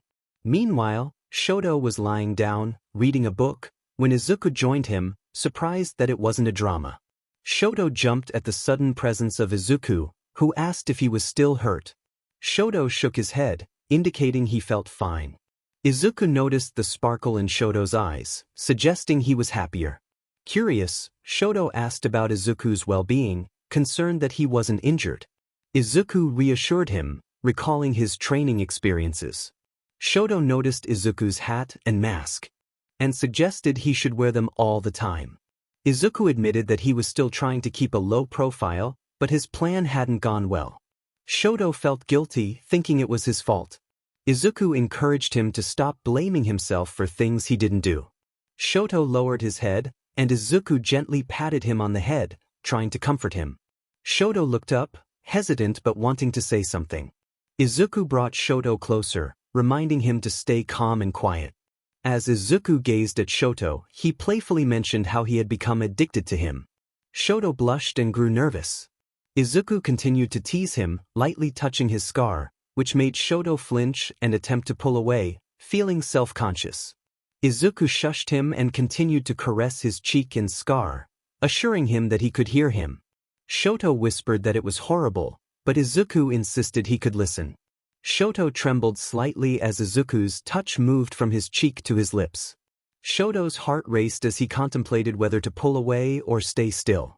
Izuku pulled him closer, sharing a gentle kiss that made Shoto respond nervously. The kiss deepened, and Izuku playfully climbed on top of him, kissing his neck. Shoto was surprised and shivered at the sensation. Izuku reassured him, saying he just wanted to be gentle since Shoto was still healing. Shoto felt a mix of emotions as Izuku's playful nature made him feel both nervous and excited. As the five friends headed to Aizawa's house, they were unaware that new challenges awaited them. Izuku and Shoto approached the entrance and were taken aback by the destruction they found. Izuku noted that things had escalated. Shoto looked around, worried about Aizawa's whereabouts. Izuku suggested he would help Shoto walk inside. Upon entering, they found Hizashi injured and bleeding. Shoto rushed to his side, distressed. Izuku, maintaining a serious demeanor, noticed a note and suggested they read it when they had a moment. Shoto, in tears, blamed himself for the situation. Izuku urged him to stop, reminding him that Hizashi was still alive and breathing. Shoto pleaded for help, and Izuku decided they needed to get Hizashi to the sofa. He lifted Hizashi, struggling a bit with the weight. Shoto managed a small laugh through his tears, and Izuku placed Hizashi on the sofa, promising to train harder in the future. Shoto sat beside Hizashi, head bowed and crying, while Izuku sat next to him and offered comfort through a warm embrace. As they made their way to Aizawa's house, Denki cheered, raising his arms in excitement. Bakugo felt an unsettling premonition but brushed it off as he walked alongside Kirishima, who noticed Bakugo's tension and asked about it. Bakugo dismissed him, insisting he had homework to do and wanted to rest.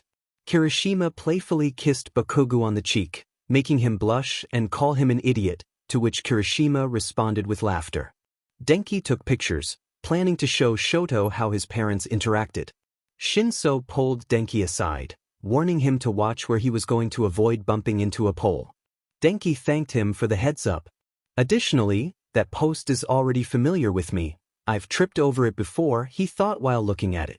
Shinso noticed Aizawa had stopped and asked if something had happened. Aizawa, surprised and concerned, wondered why the door was open. He ran to check, thinking about Hisaski and hoping it wasn't him. The others followed, worried.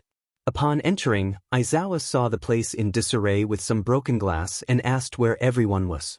A soft sound of crying reached his ears. He approached to find Shoto crying while hugging Izuku and demanded to know what had happened. Izuku urgently instructed Aizawa to call for an ambulance, pointing at Hisaski. Aizawa, with tears in his eyes, looked at Hisaski and demanded to know who had done this. Izuku, serious, replied that he would explain everything but insisted on the need for an ambulance. Aizawa pulled out his phone to make the call. Shoto, still crying, blamed himself, repeating that it was his fault. Izuku gently patted Shoto's head, telling him to calm down. Shoto shook his head repeatedly, denying it was not his fault. Aizawa reassured them that help was on the way and turned his attention to Shoto, who was still sobbing. Izuku explained that they had managed to treat Hisaski a little, but it was clear he had broken ribs and several injuries on his arms. Aizawa sat beside them, sighing and covering his face, asking if they knew who was responsible. Denki's eyes glistened with tears as he called out to Aizawa. Kirishima hugged Bakugo, who felt frustrated for ignoring his instincts and not speaking up. Shinso observed the situation, realizing things had become complicated. Izuku, filled with anger, revealed that it was Endeavor who had tried to take Shoto away, but he wouldn't allow it. Aizawa rubbed his face in frustration, regretting not suspecting Endeavor and wondering who had informed him of Shoto's location. Izuku suggested that Endeavor might have hired spies. Aizawa turned to Shoto, who was still clinging to Izuku, and reminded him that he wasn't to blame. He emphasized that Endeavor knew he shouldn't be near Shoto, and they now had proof. Shoto, still distressed, insisted it was his fault and wished he could disappear to avoid causing more trouble. Izuku held on to Shoto tightly, trying to calm him down. Shoto, trembling, expressed his desire for peace and happiness. The others were taken aback by his outburst. Aizawa, feeling a surge of determination, thought he had to save Shoto and couldn't let his students suffer like this. Denki covered his mouth, starting to cry, while Kirishima held Bakugo, who was also feeling the weight of the situation. Shinso reflected on how everyone was trying to alleviate their pain but felt that leaving was the only solution, even though he knew Shoto didn't truly want that. Izuku continued to comfort Shoto, assuring him he was there for him. Shoto wished for everyone to stop worrying about him and expressed his desire to leave to prevent further harm. Izuku reminded him that they would come looking for him and bring him back. Aizawa, hearing the ambulance approaching, suggested they wait a bit longer. Izuku felt the need to leave but knew Shoto didn't want to be apart from him. Aizawa allowed Izuku to stay but warned him not to do anything reckless.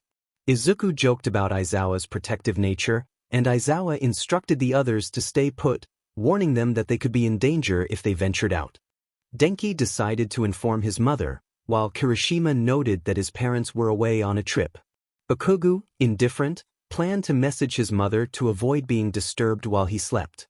Aizawa then informed Shinso that he would be staying with him, as per Principal Nizu's orders, and instructed everyone to behave while he went to find out what happened. Izuku felt the need to lighten the mood, teasingly warning that he would punish anyone who misbehaved. The others shuddered at his words. Shoto looked at Aizawa, seeking reassurance about Hisaski's condition. Aizawa gently patted Shoto's head, assuring him everything would be all right before saying goodbye and reminding them to listen. Denki then asked what they should do next, and Kirishima pointed out that they needed to clean up the mess.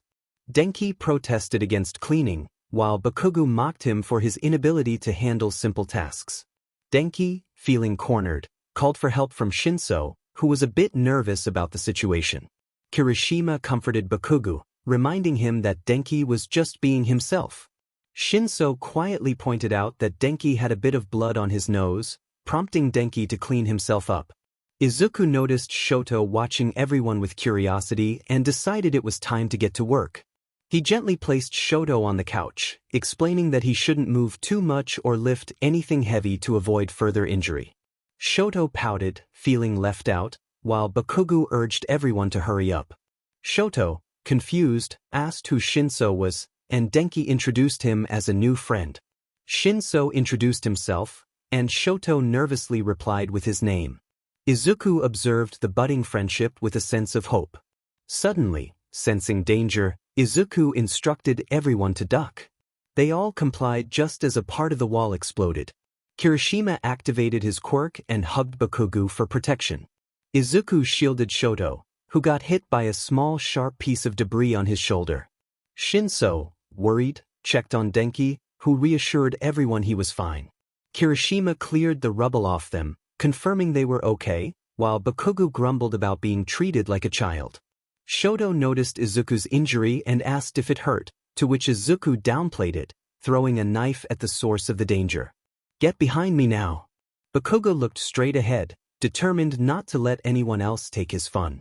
Izuku, noticing the chaos, called out to the redhead to calm down his companion, but the villain sent him flying, crashing against the wall. Izuku smirked, realizing where the villain had been hiding. The villain, filled with rage, blamed Izuku for the loss of their leader and charged at him. Izuku laughed, calling the villain just another lackey, and countered with swift strikes to the face and stomach, declaring that he had come to the wrong place. The villain, undeterred, revealed he was not alone, as 5 more henchmen emerged. Izuku quickly assessed the situation and instructed his friends to hide while he distracted the villains, urging them to call for help. Bakugo, frustrated, refused to take orders and insisted they hurry. Shoto expressed concern about leaving Izuku alone, while Kirishima reassured him that everything would be fine as he moved closer to Izuku. Shoto, adamant about not abandoning his friend, felt himself being lifted and protested against being carried. Kirishima urged everyone to move quickly, starting to run with Shoto in his arms. Denki tried to calm Shoto, promising that Izuku would come to see him later. Exhausted from the emotional turmoil, Shoto began to drift off to sleep. Shinso pondered the strange relationship between the villain and the hero, noting how they seemed to make an interesting pair despite their roles. The villain commanded his remaining henchmen to pursue the others, and they took off after the group. Izuku confronted the villain directly, asserting that the fight was his alone, and struck at the villain's side, causing him to gasp in pain. Coughing, a villain struck Izuku in the face, declaring that he would soon regret it. Izuku laughed, challenging the villain to come at him if he wanted to fight. The story continued, and the narrator noted that the chapters were getting longer, with only a few left until the book's conclusion. Izuku expressed surprise at the number of chapters, while the narrator acknowledged the unexpected length but promised a happy ending. As the battle unfolded, a villain approached the group, laughing menacingly and preparing to attack Kirishima. Kirishima fell, releasing Shoto, who was now a bit farther away. Bakugo tried to rush to Kirishima's side but narrowly avoided a blow from the villain. Shinso urged Shoto to wake up, and Shoto, sensing danger, activated his ice quirk to protect them. The ice block formed, shielding them from harm. Shinso helped Shoto to his feet, while Denki, feeling weak from a gunshot wound, expressed concern about the bullet's effects. Shinso realized it was a tranquilizer and worried that Kirishima might be affected too. Shoto noticed Bakugo protecting Kirishima and felt compelled to help. Shinso cautioned him against overexerting himself, but Shoto insisted he could use his ice to keep the villains at bay. Bakugo, frustrated, urged everyone to get up and move quickly. Kirishima, feeling weak from the tranquilizer, struggled to stand. A third villain approached to attack, but the ice block intervened. Shinso encouraged Denki to stay awake and help, while Denki, despite his fatigue, prepared to fight back. As the battle raged on, a villain shot at Denki, causing him to cry out in pain. Shoto created a large ice block to distract the villains, while Shinso checked on Denki, who felt increasingly weak. Shoto, noticing Bakugo's determination, resolved to assist him, even as Shinso worried about their ability to fight back. In another part of the scene, a villain was carrying Shoto away, urging his comrades to hurry as they climbed into a vehicle. Bakugo, determined to stop them, unleashed a powerful explosion that sent some villains flying. He struggled to get back on his feet, feeling the toll of the fight.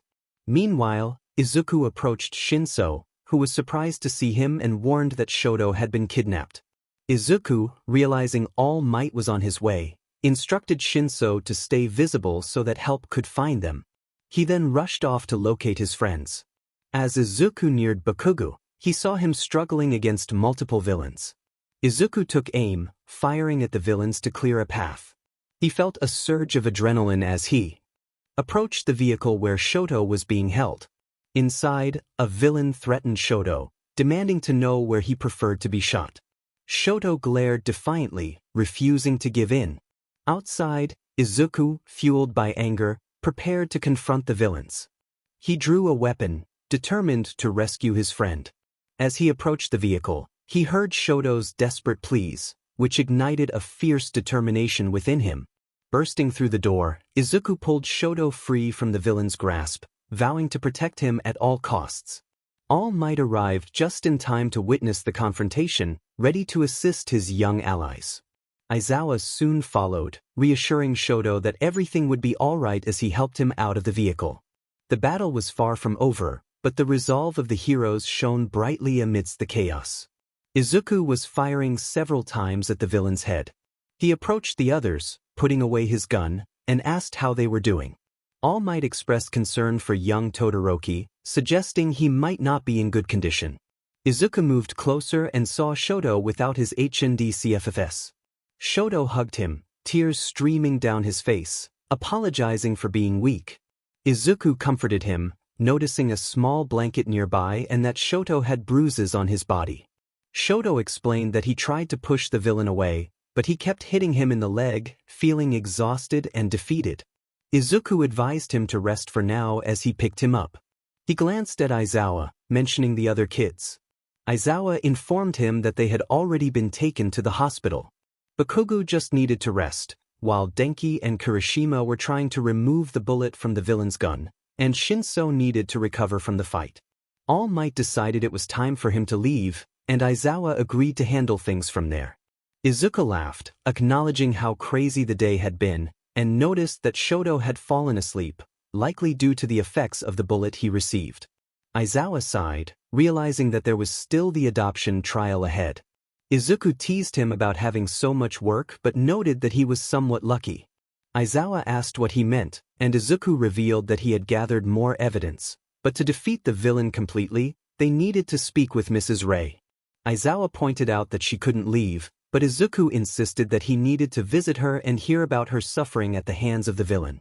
Aizawa acknowledged the plan but emphasized that he wanted everyone to recover first. Izuku expressed his desire to go home and shower, feeling filthy from the day's events. Aizawa insisted he needed to be treated first and requested another favor, knowing he was asking a lot. Meanwhile, Bakugo noticed his bandaged hands and saw the other three lying down. He called out to them, and Denki groaned, complaining about his body and head hurting. Shinso just wanted to sleep, covering his face with a pillow. Bakugo, seeing Kirishima still asleep, urged him to wake up. Kirishima, in pain but smiling, asked Bakugo not to be so harsh. Bakugo then asked where the half-and-half boy was, looking around.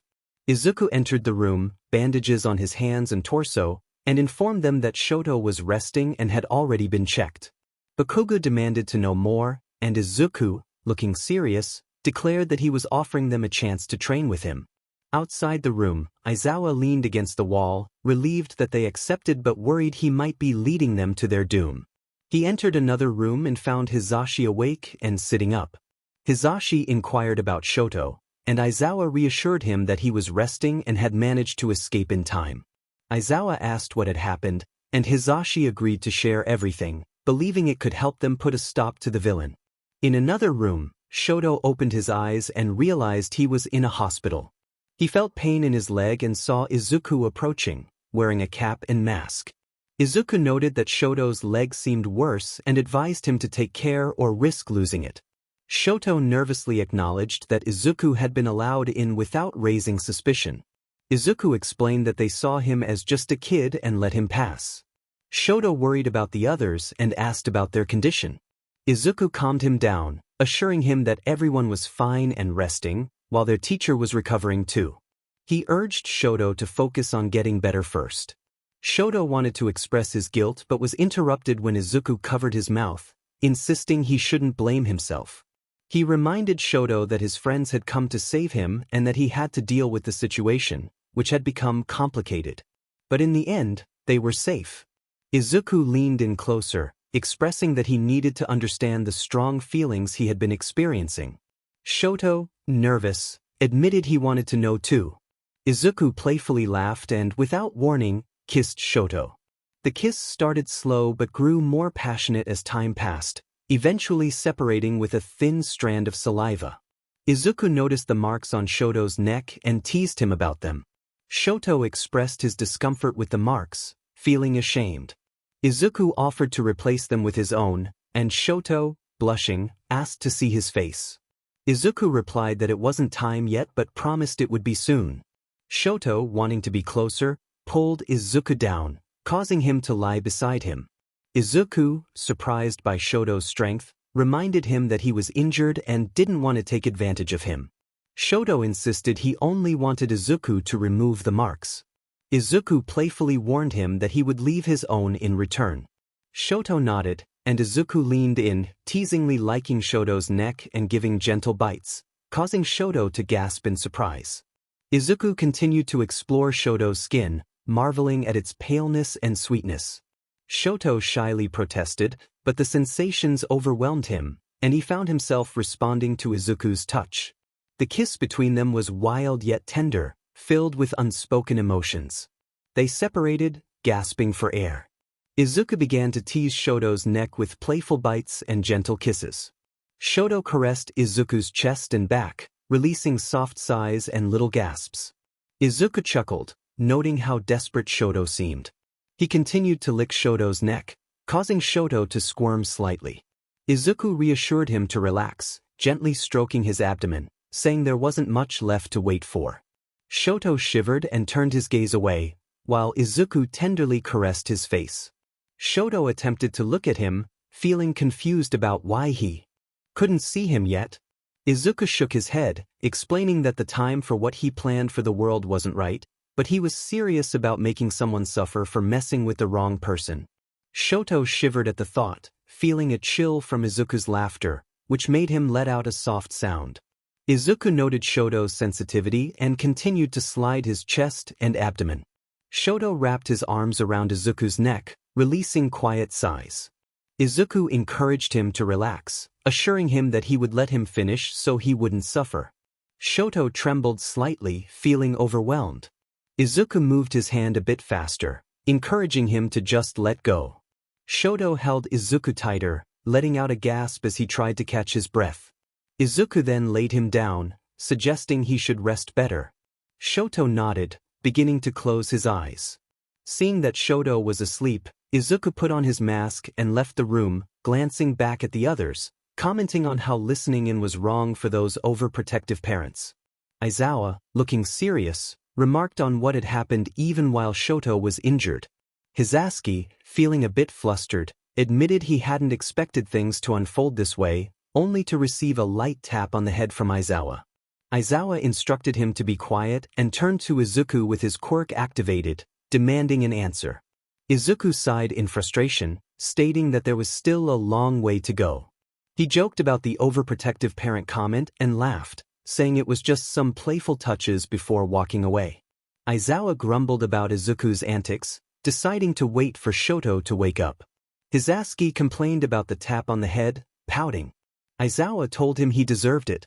In another room, Shinso groaned about his sore back as he got up. Kirishima mentioned feeling a bit tired, while Denki noted that his arm didn't hurt as much anymore. Bakugo interrupted, demanding silence. Izuku, feeling irritated, told everyone to be quiet and get up at once. Bakugo growled, refusing to take orders from Izuku as he approached him. Kirishima playfully hugged Bakugo, trying to calm him down. Bakugo snapped back, warning Kirishima not to tell him what to do. Denki joked about love, while Shinso commented on the situation. Izuku sighed, wanting to leave and sleep. Kirishima asked why he seemed so frustrated. Izuku laughed, covering his mouth, and admitted he couldn't manage something. Denki processed this and asked who he was talking about. Izuku joked about wanting to shower and sleep, leaving the room. Bakugo accused him of being with someone, following closely behind. Kirishima was surprised by Bakugo's reaction, trying to shake off his own thoughts. Denki reassured Kirishima that he would get used to it over time. Shinso expressed doubt about that. Aizawa watched as Izuku returned, laughing, with Bakugu ready to explode. He called for them to stop. Izuku rolled his eyes, claiming Aizawa was ruining the fun, and stated he needed to shower and sleep. Aizawa mentioned needing to find a new house. Hisaski offered that they could stay at his place, which had plenty of rooms. Aizawa asked when Hisaski last visited his own home, to which Hisaski defensively replied that he wasn't messy. Aizawa decided it didn't matter and instructed the others to go ahead while he stayed to watch over Shoto. Denki expressed concern for Shoto's well-being, and Aizawa reassured him that Shoto would be fine but warned them not to get into trouble. Denki pointed out that they weren't the problem, trouble was coming for them. Izuku laughed, agreeing with Denki, and reassured Aizawa that nothing would happen to them. He mentioned being tired and still in pain. Aizawa glared at him. Izuku shrugged it off and left, telling the others to follow. Aizawa noticed Shoto waking up and greeted him, asking how he felt. Shoto rubbed his eyes and blushed as memories flooded back. Aizawa reminded him that the doctor said he might be discharged tomorrow but asked if his legs still hurt. Shoto replied that the pain had subsided but fell silent. Aizawa understood and reassured him that it was still too early for certain things. Shoto admitted he had let someone remove the marks left by a villain, feeling ashamed. Aizawa was surprised and a bit angry, questioning why he would allow that. Shoto explained that he had felt disgusting with the marks and had hesitated but ultimately agreed. Aizawa reflected on the situation, realizing that the person who had helped Shoto was a villain in his own way. Shoto confessed that he had felt the other person holding back and, in a whisper, admitted that he liked it. Aizawa covered his face, overwhelmed by the implications. To be continued. Shinso appeared to want to hide, not wanting anyone to see him cry, showing a surprising amount of resistance. Kirishima felt sympathy, thinking about how little Shinso must have eaten or slept, wondering how he had survived for so long amidst all the chaos. A chill ran down his spine. Bakugu glanced at Kirishima and whispered, questioning what was wrong with him. Kirishima explained that it was just a shiver of fear as he looked back at Bakugu. Izuku let out a bitter laugh, commenting that if they woke up without heads, it would mean he had fought in his sleep. He then asked where the bathroom was, wanting to wash off the blood and sweat. Hisaski pointed out the bathroom's location and offered to look for a change of clothes. Izuku thanked him, entering the bathroom and closing the door, chuckling at the thought of still having heroes around. Bakugu, feeling impatient, expressed his annoyance at the wait, stating he needed to clean up as well. Kirishima tried to calm him down, mentioning he wanted to rest because his legs still hurt. Shinso felt disappointed in himself for not being able to help more. Denki reassured him that he had managed to save Shoto, and with training he would improve. Shinso hoped that was true. Bakugu overheard their conversation and smirked. Kirishima asked Bakugu what he found so amusing. Bakugu teased that Denki had found a partner to chat with. Kirishima processed this and was surprised, laughing heartily. Bakugu congratulated him for finally understanding, playfully patting Kirishima on the head and commenting on his lack of comprehension. Kirishima pouted at Bakugu's teasing. Hisaski returned with a limited supply of clothes, hoping they would fit.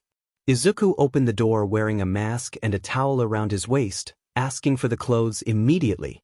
Denki noted the numerous scars on Izuku's body, jokingly suggesting he had someone special in mind. Shinso chuckled at the comment. Bakugu, finally seeing Izuku emerge, expressed his frustration at the delay, urging him to hurry so he could relax. Izuku responded with a playful jab, calling Bakugu bomb on legs. Bakugu growled, warning Izuku that he would see what happened next as he began to unleash small explosions. Kirishima tried to lighten the mood, reminding Bakugu to take it easy, and then turned to Izuku, asking if they would start training the next day. Izuku confirmed this, stating he wanted everyone up by 6 or he would wake them with ice-cold water. Denki, feeling nervous, promised to try his best. Izuku jokingly warned the couple not to tire themselves out if they were planning to be NTMT, which made Kirishima blush. Bakugu told Izuku to be quiet, slamming the bathroom door shut. Denki laughed at the exchange. Shinso looked at Hisaski, wondering where they would sleep. Hisashi smiled, explaining that some would have to share beds due to the limited space, pointing to Kirishima.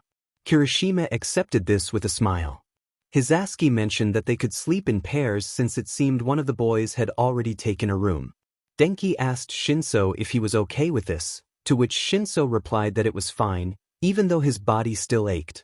Hisashi wished them good night as he headed to his room, stopping by Izuku's door to peek in. He found Izuku staring at the ceiling, lost in thought. Izuku asked what Hisashi needed, his voice hoarse. Hisashi nervously said he thought Izuku was asleep. Izuku replied that he was trying and requested Hisashi to close the door when he left. Hisashi wished him good night and closed the door behind him. Izuku sighed as he noticed Hisashi was gone, staring at the small window. He reflected on his feelings, missing his mother, and allowed a tear to fall before deciding to sleep. The next day, 4 individuals were seen in the yard, 2 barely able to stand while the others lay on the ground, sweating and trying to catch their breath. One person stood, wearing a cap and mask, observing them with a hint of sweat on his brow. Izuku encouraged them, noting they were only halfway through their training. Hisashi handed out towels and water bottles, acknowledging their efforts. Izuku instructed Hisashi to keep an eye on them while he took care of something important. Hisashi agreed, mentioning he could also provide them with some practice. Denki pleaded for mercy, claiming he could no longer feel his legs or arms. Izuku reassured him that he would get used to it and promised to return later to check on their progress. Meanwhile, Aizawa helped Shoto to his feet, asking if he was ready to leave. Shoto confirmed he was eager to go. Aizawa noted that it felt like the others hadn't gone to school, wondering why that was. Shoto, deep in thought, reflected on how someone had helped him and felt grateful. In another location, Izuku found himself in a dead-end alley, demanding Dabi explain what had happened during his absence. Dabi emerged from the shadows, surprised by Izuku's recognition of him. Izuku noted that Dabi wasn't burned enough to hide in the darkness. Dabi sighed, revealing that Shizaki was advancing his plans and was experimenting with someone. Izuku inquired if it was an adult, to which Dabi clarified it was not a child, explaining he had seen her once but believed she was being kept in a room guarded by 2 others. Izuku laughed, finding the situation absurd. Dabi, sensing Izuku's amusement, felt a twinge of concern. Izuku then requested Dabi's help, asking for all the coordinates to rescue the girl. Dabi was surprised by the request.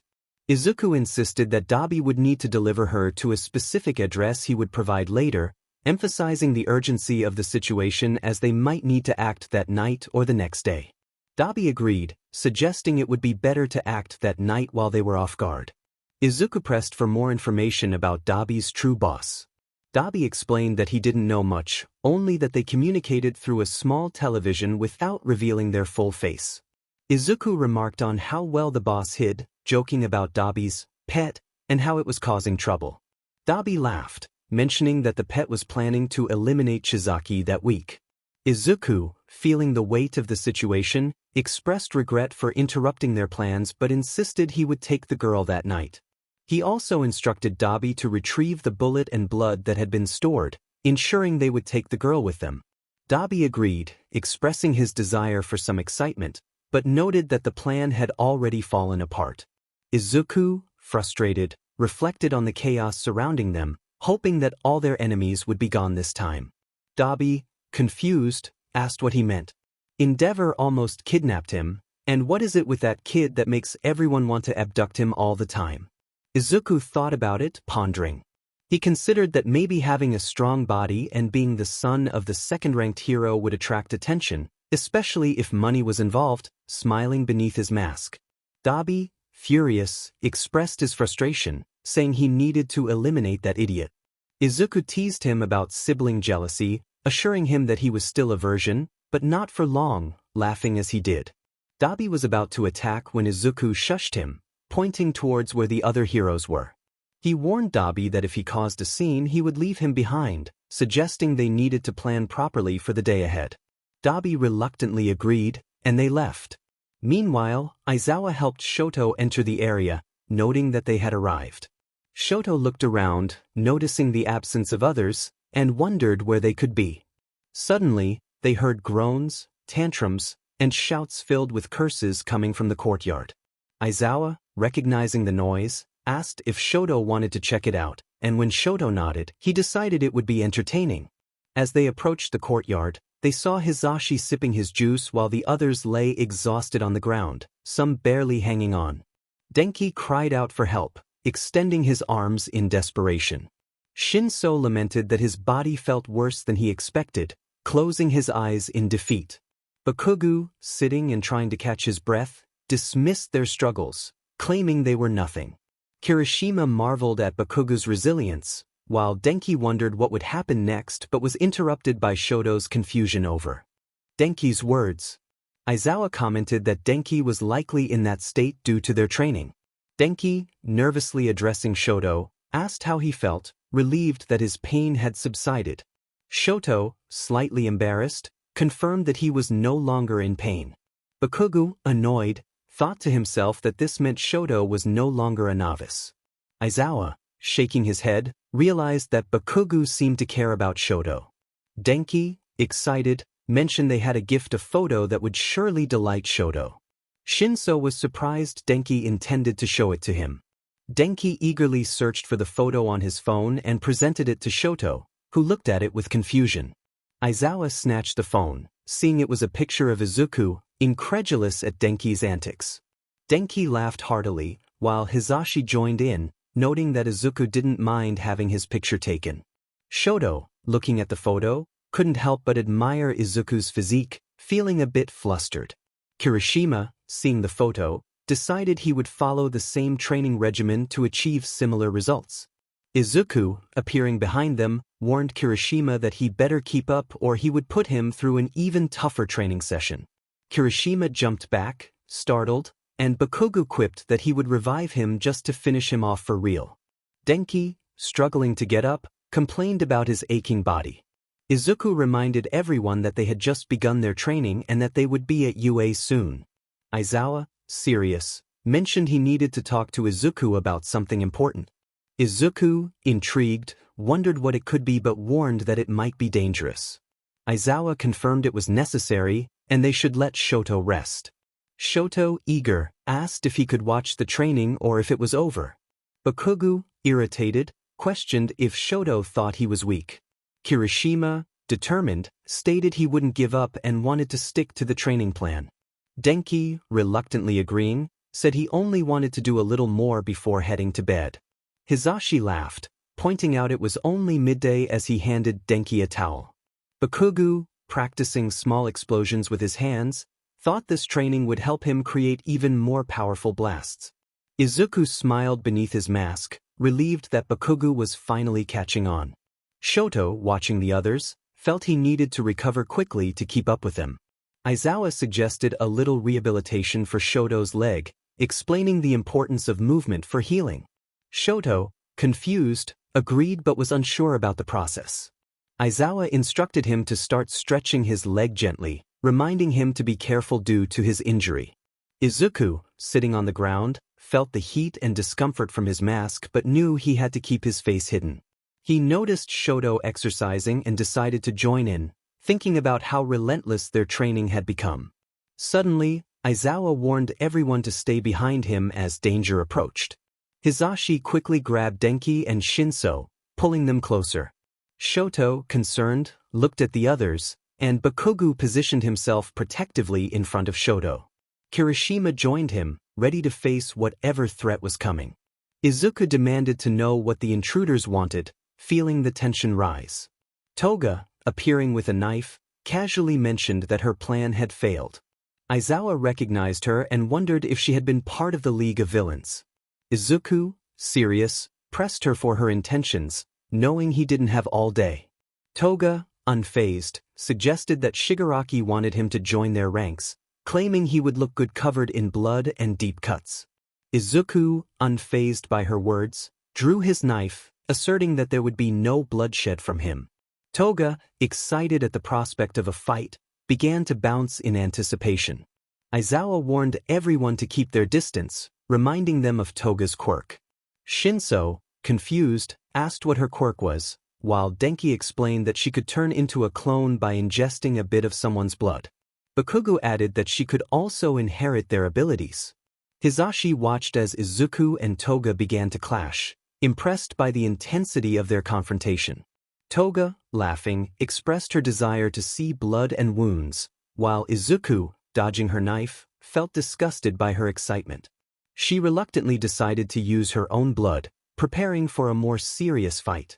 Izuku urged Hisashi to get everyone to safety, and Aizawa, feeling the pressure, instructed them to move inside where it would be safer.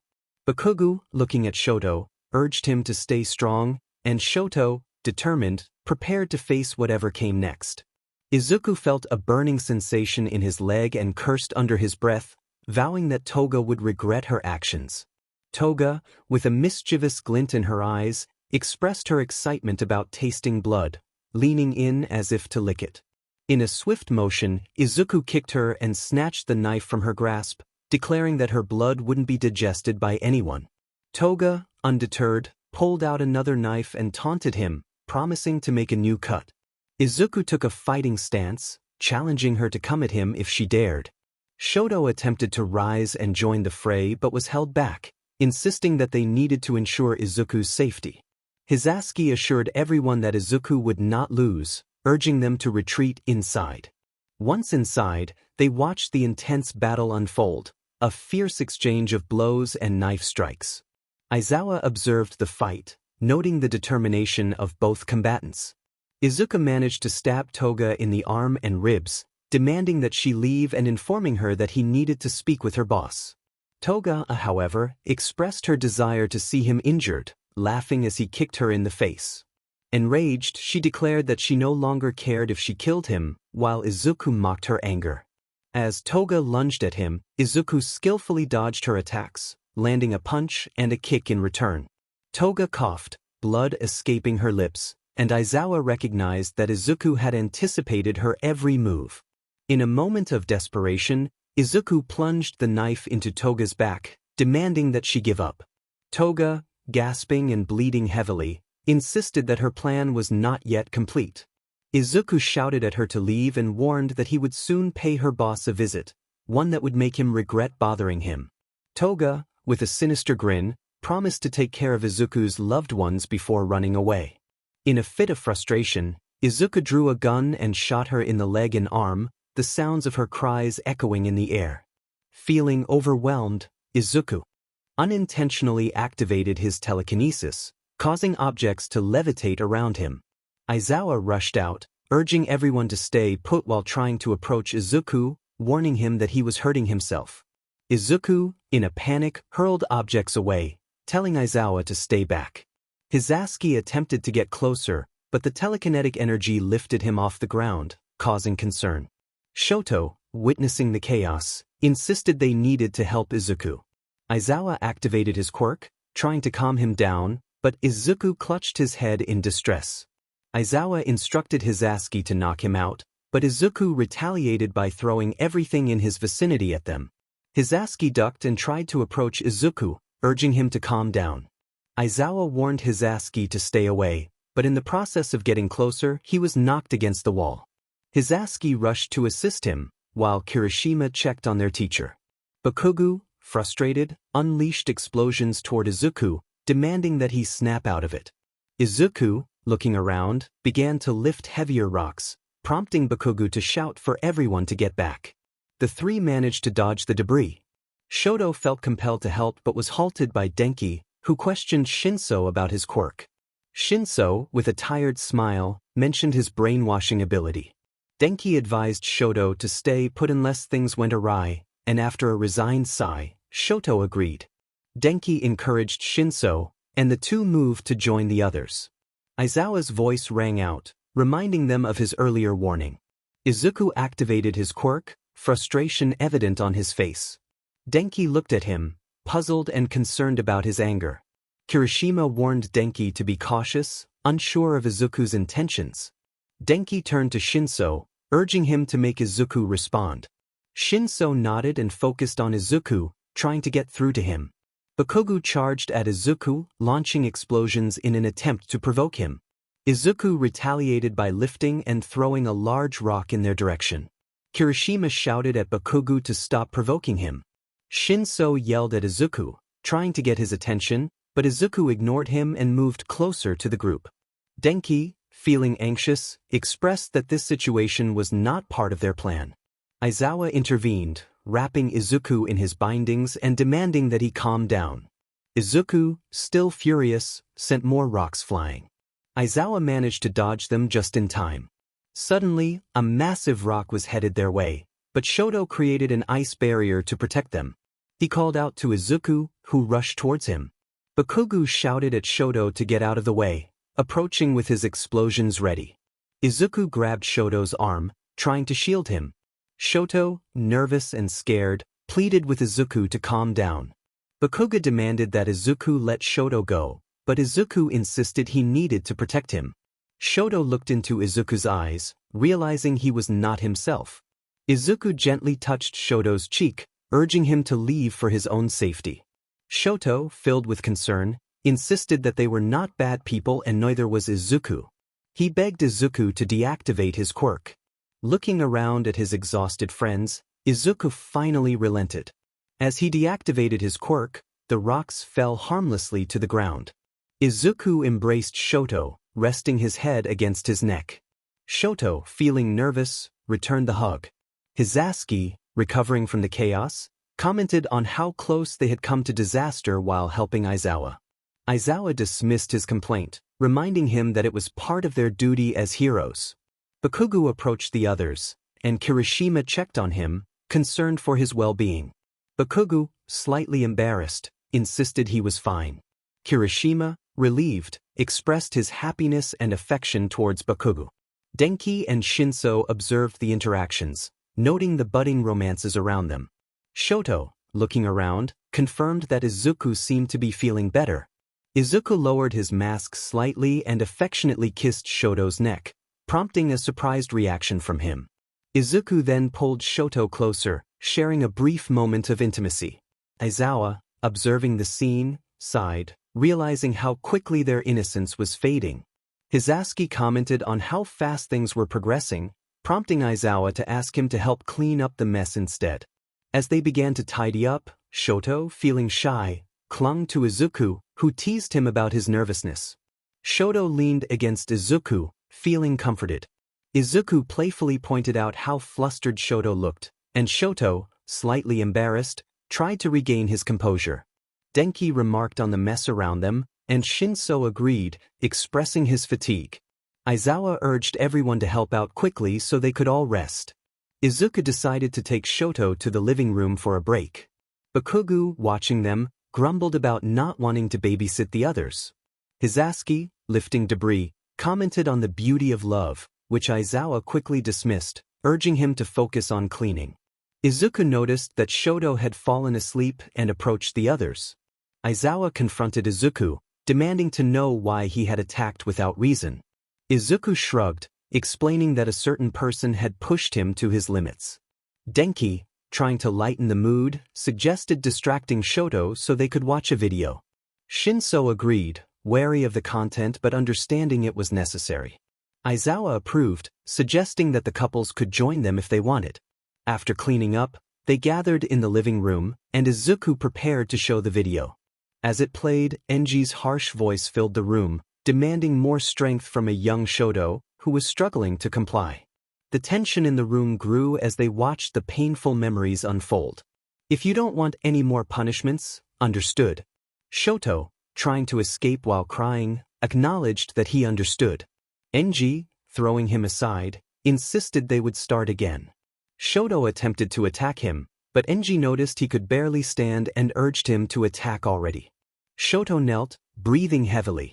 Enji approached and began to strike him with punches and kicks to the stomach. Shoto, curling up, pleaded not to continue.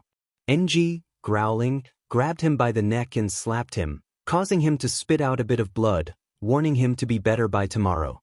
Shoto nodded with difficulty. Enji took him to his room, threw him to the floor, locked the door and left. Shoto, crying and hugging himself, wished to escape from there. The video ended. Aizawa lowered his head, sighed, and tears began to fall. Hisashi, crying and covering his face, expressed his distress. Bakugo clenched his fists and looked at Kirishima with teary eyes. Kirishima, also crying, hugged Bakugo, urging him that they had to win. Bakugo, responding to the embrace, glanced at Izuku, knowing he was going to explode with anger. Izuku, thinking about the consequences, felt certain that the one responsible would pay dearly for this. Aizawa wiped his tears, stating that with this, they could defeat that fool, his voice slightly hoarse. Hisashi insisted they needed to act quickly to prevent a repeat of that day, looking at them with tears in his eyes. Izuku reassured them that it wouldn't happen again and that Shoto needed to return to school as he had already fallen behind. Aizawa agreed, acknowledging that Izuku had more evidence. Izuku stood up, stating that it was almost the same, or he wasn't sure, as he turned on the television. They saw Shoto in a corner, crying. At 8 years old, Shoto expressed that he didn't want to continue. Enji opened the door and saw him, questioning why he wasn't training while locking the door behind him. Shoto glared at him in anger. Enji warned him to stop throwing a tantrum immediately. Shoto shouted for him to stay away, activating his ice quirk. Enji ignited his quirk, causing Shoto's ice to evaporate, reiterating that ice never worked against him. Shoto, on the verge of activating his quirk again, demanded Enji to back off. Enji approached and began to hit him, commanding Shoto to use his fire quirk. Shoto curled up, refusing to comply and activating his ice quirk instead. Enji paused, opened the door, and informed Shoto that he had hired someone to fight him, insisting he better put up a fight. Shoto looked up as someone entered, who remarked on Shoto's weakness. Enji left the room, and the newcomer approached Shoto, teasing him about not putting up much of a fight. Shoto activated his quirk, sending a block of ice to prevent the attacker from advancing. The fight grew increasingly intense as Shoto tried to defend himself and keep his distance, but the attacker continued to close in, landing blows until Shoto could no longer stand. Shoto, feeling unwell, struggled. The attacker, thinking the fight was over, approached Shoto, who attempted to retreat. The attacker grabbed Shoto by the hair and lifted his head, commenting on his delicate skin. Shoto pleaded to be released, but the attacker grew furious, tearing Shoto's shirt. Shoto, frightened, begged to be let go. The attacker silenced him with a slap, throwing him to the ground and restraining his hands, warning him to stay still. Shoto tried to activate his quirk, but the attacker struck him in the stomach, knocking the wind out of him. The attacker, frustrated, approached Shoto's neck. Shoto broke down in tears, begging him to stop. The attacker began to torment him further, but Shoto activated his fire quirk in desperation, causing the attacker to recoil in pain. Enji, hearing the commotion, attempted to enter, kicking the door open. He found Shoto huddled on the floor without his shirt, while the attacker was nursing his burned hands. Enji, confused, questioned what was happening. The attacker complained about Shoto nearly burning him. Enji sighed, telling Shoto they would talk later. Shoto, feeling ashamed, wished to rid himself of the dirt he felt he was covered in. The video ended. Aizawa, furious, stood up, declaring they needed to put an end to that judgment once and for all. Hisashi, breaking down in tears, urged Shota to calm down. Izuku announced he was going to visit someone, rising from his seat. Bakugo, visibly furious, hugged Kirishima tightly. Kirishima, also in tears, insisted they needed to protect Shoto. Bakugo, acknowledging Kirishima's concern, shed a tear and buried his face in Kirishima's neck, crying. Izuku knocked on the door, asking how the kids were doing. Denki opened the door, assuring him they were fine. Izuku noticed Shoto staring at the computer. Denki asked Shin to accompany him for more drinks, and they left Izuku and Shoto alone. Shoto turned to Denki, calling out to him. Izuku approached, sitting beside Shoto and hugging him. Shoto, confused, felt Izuku's shoulder was damp and asked what was wrong. Izuku hugged him tighter, encouraging him to let it all out. Shoto's eyes filled with tears as he asked if it would happen again. Izuku assured him he would be safe with them. Shoto broke down, hiding in Izuku's chest. Izuku gently stroked his head and back while holding him close. Outside the room, Denki noticed Bakugo and Kirishima with red, swollen eyes, sensing something was wrong. Shinso approached, seeing Aizawa and Hisaski crying, confirming that it was indeed not good. Inside the room, Izuku continued to comfort Shoto, asking if he was feeling better. Shoto nodded against Izuku's chest and shyly asked if he could have a kiss. Izuku, teasingly prompting him to say it, agreed while caressing Shoto's scar. Shoto, feeling self-conscious, sighed sadly. Izuku reassured him that it was beautiful and that he would protect him. Shoto, still upset, expressed his feelings of guilt for hurting others, blaming himself for his mother's situation.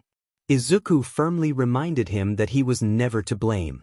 Shoto, overwhelmed with emotion, shouted that he wanted to disappear to stop hurting others. Outside the room, everyone was taken aback by Shoto's outburst.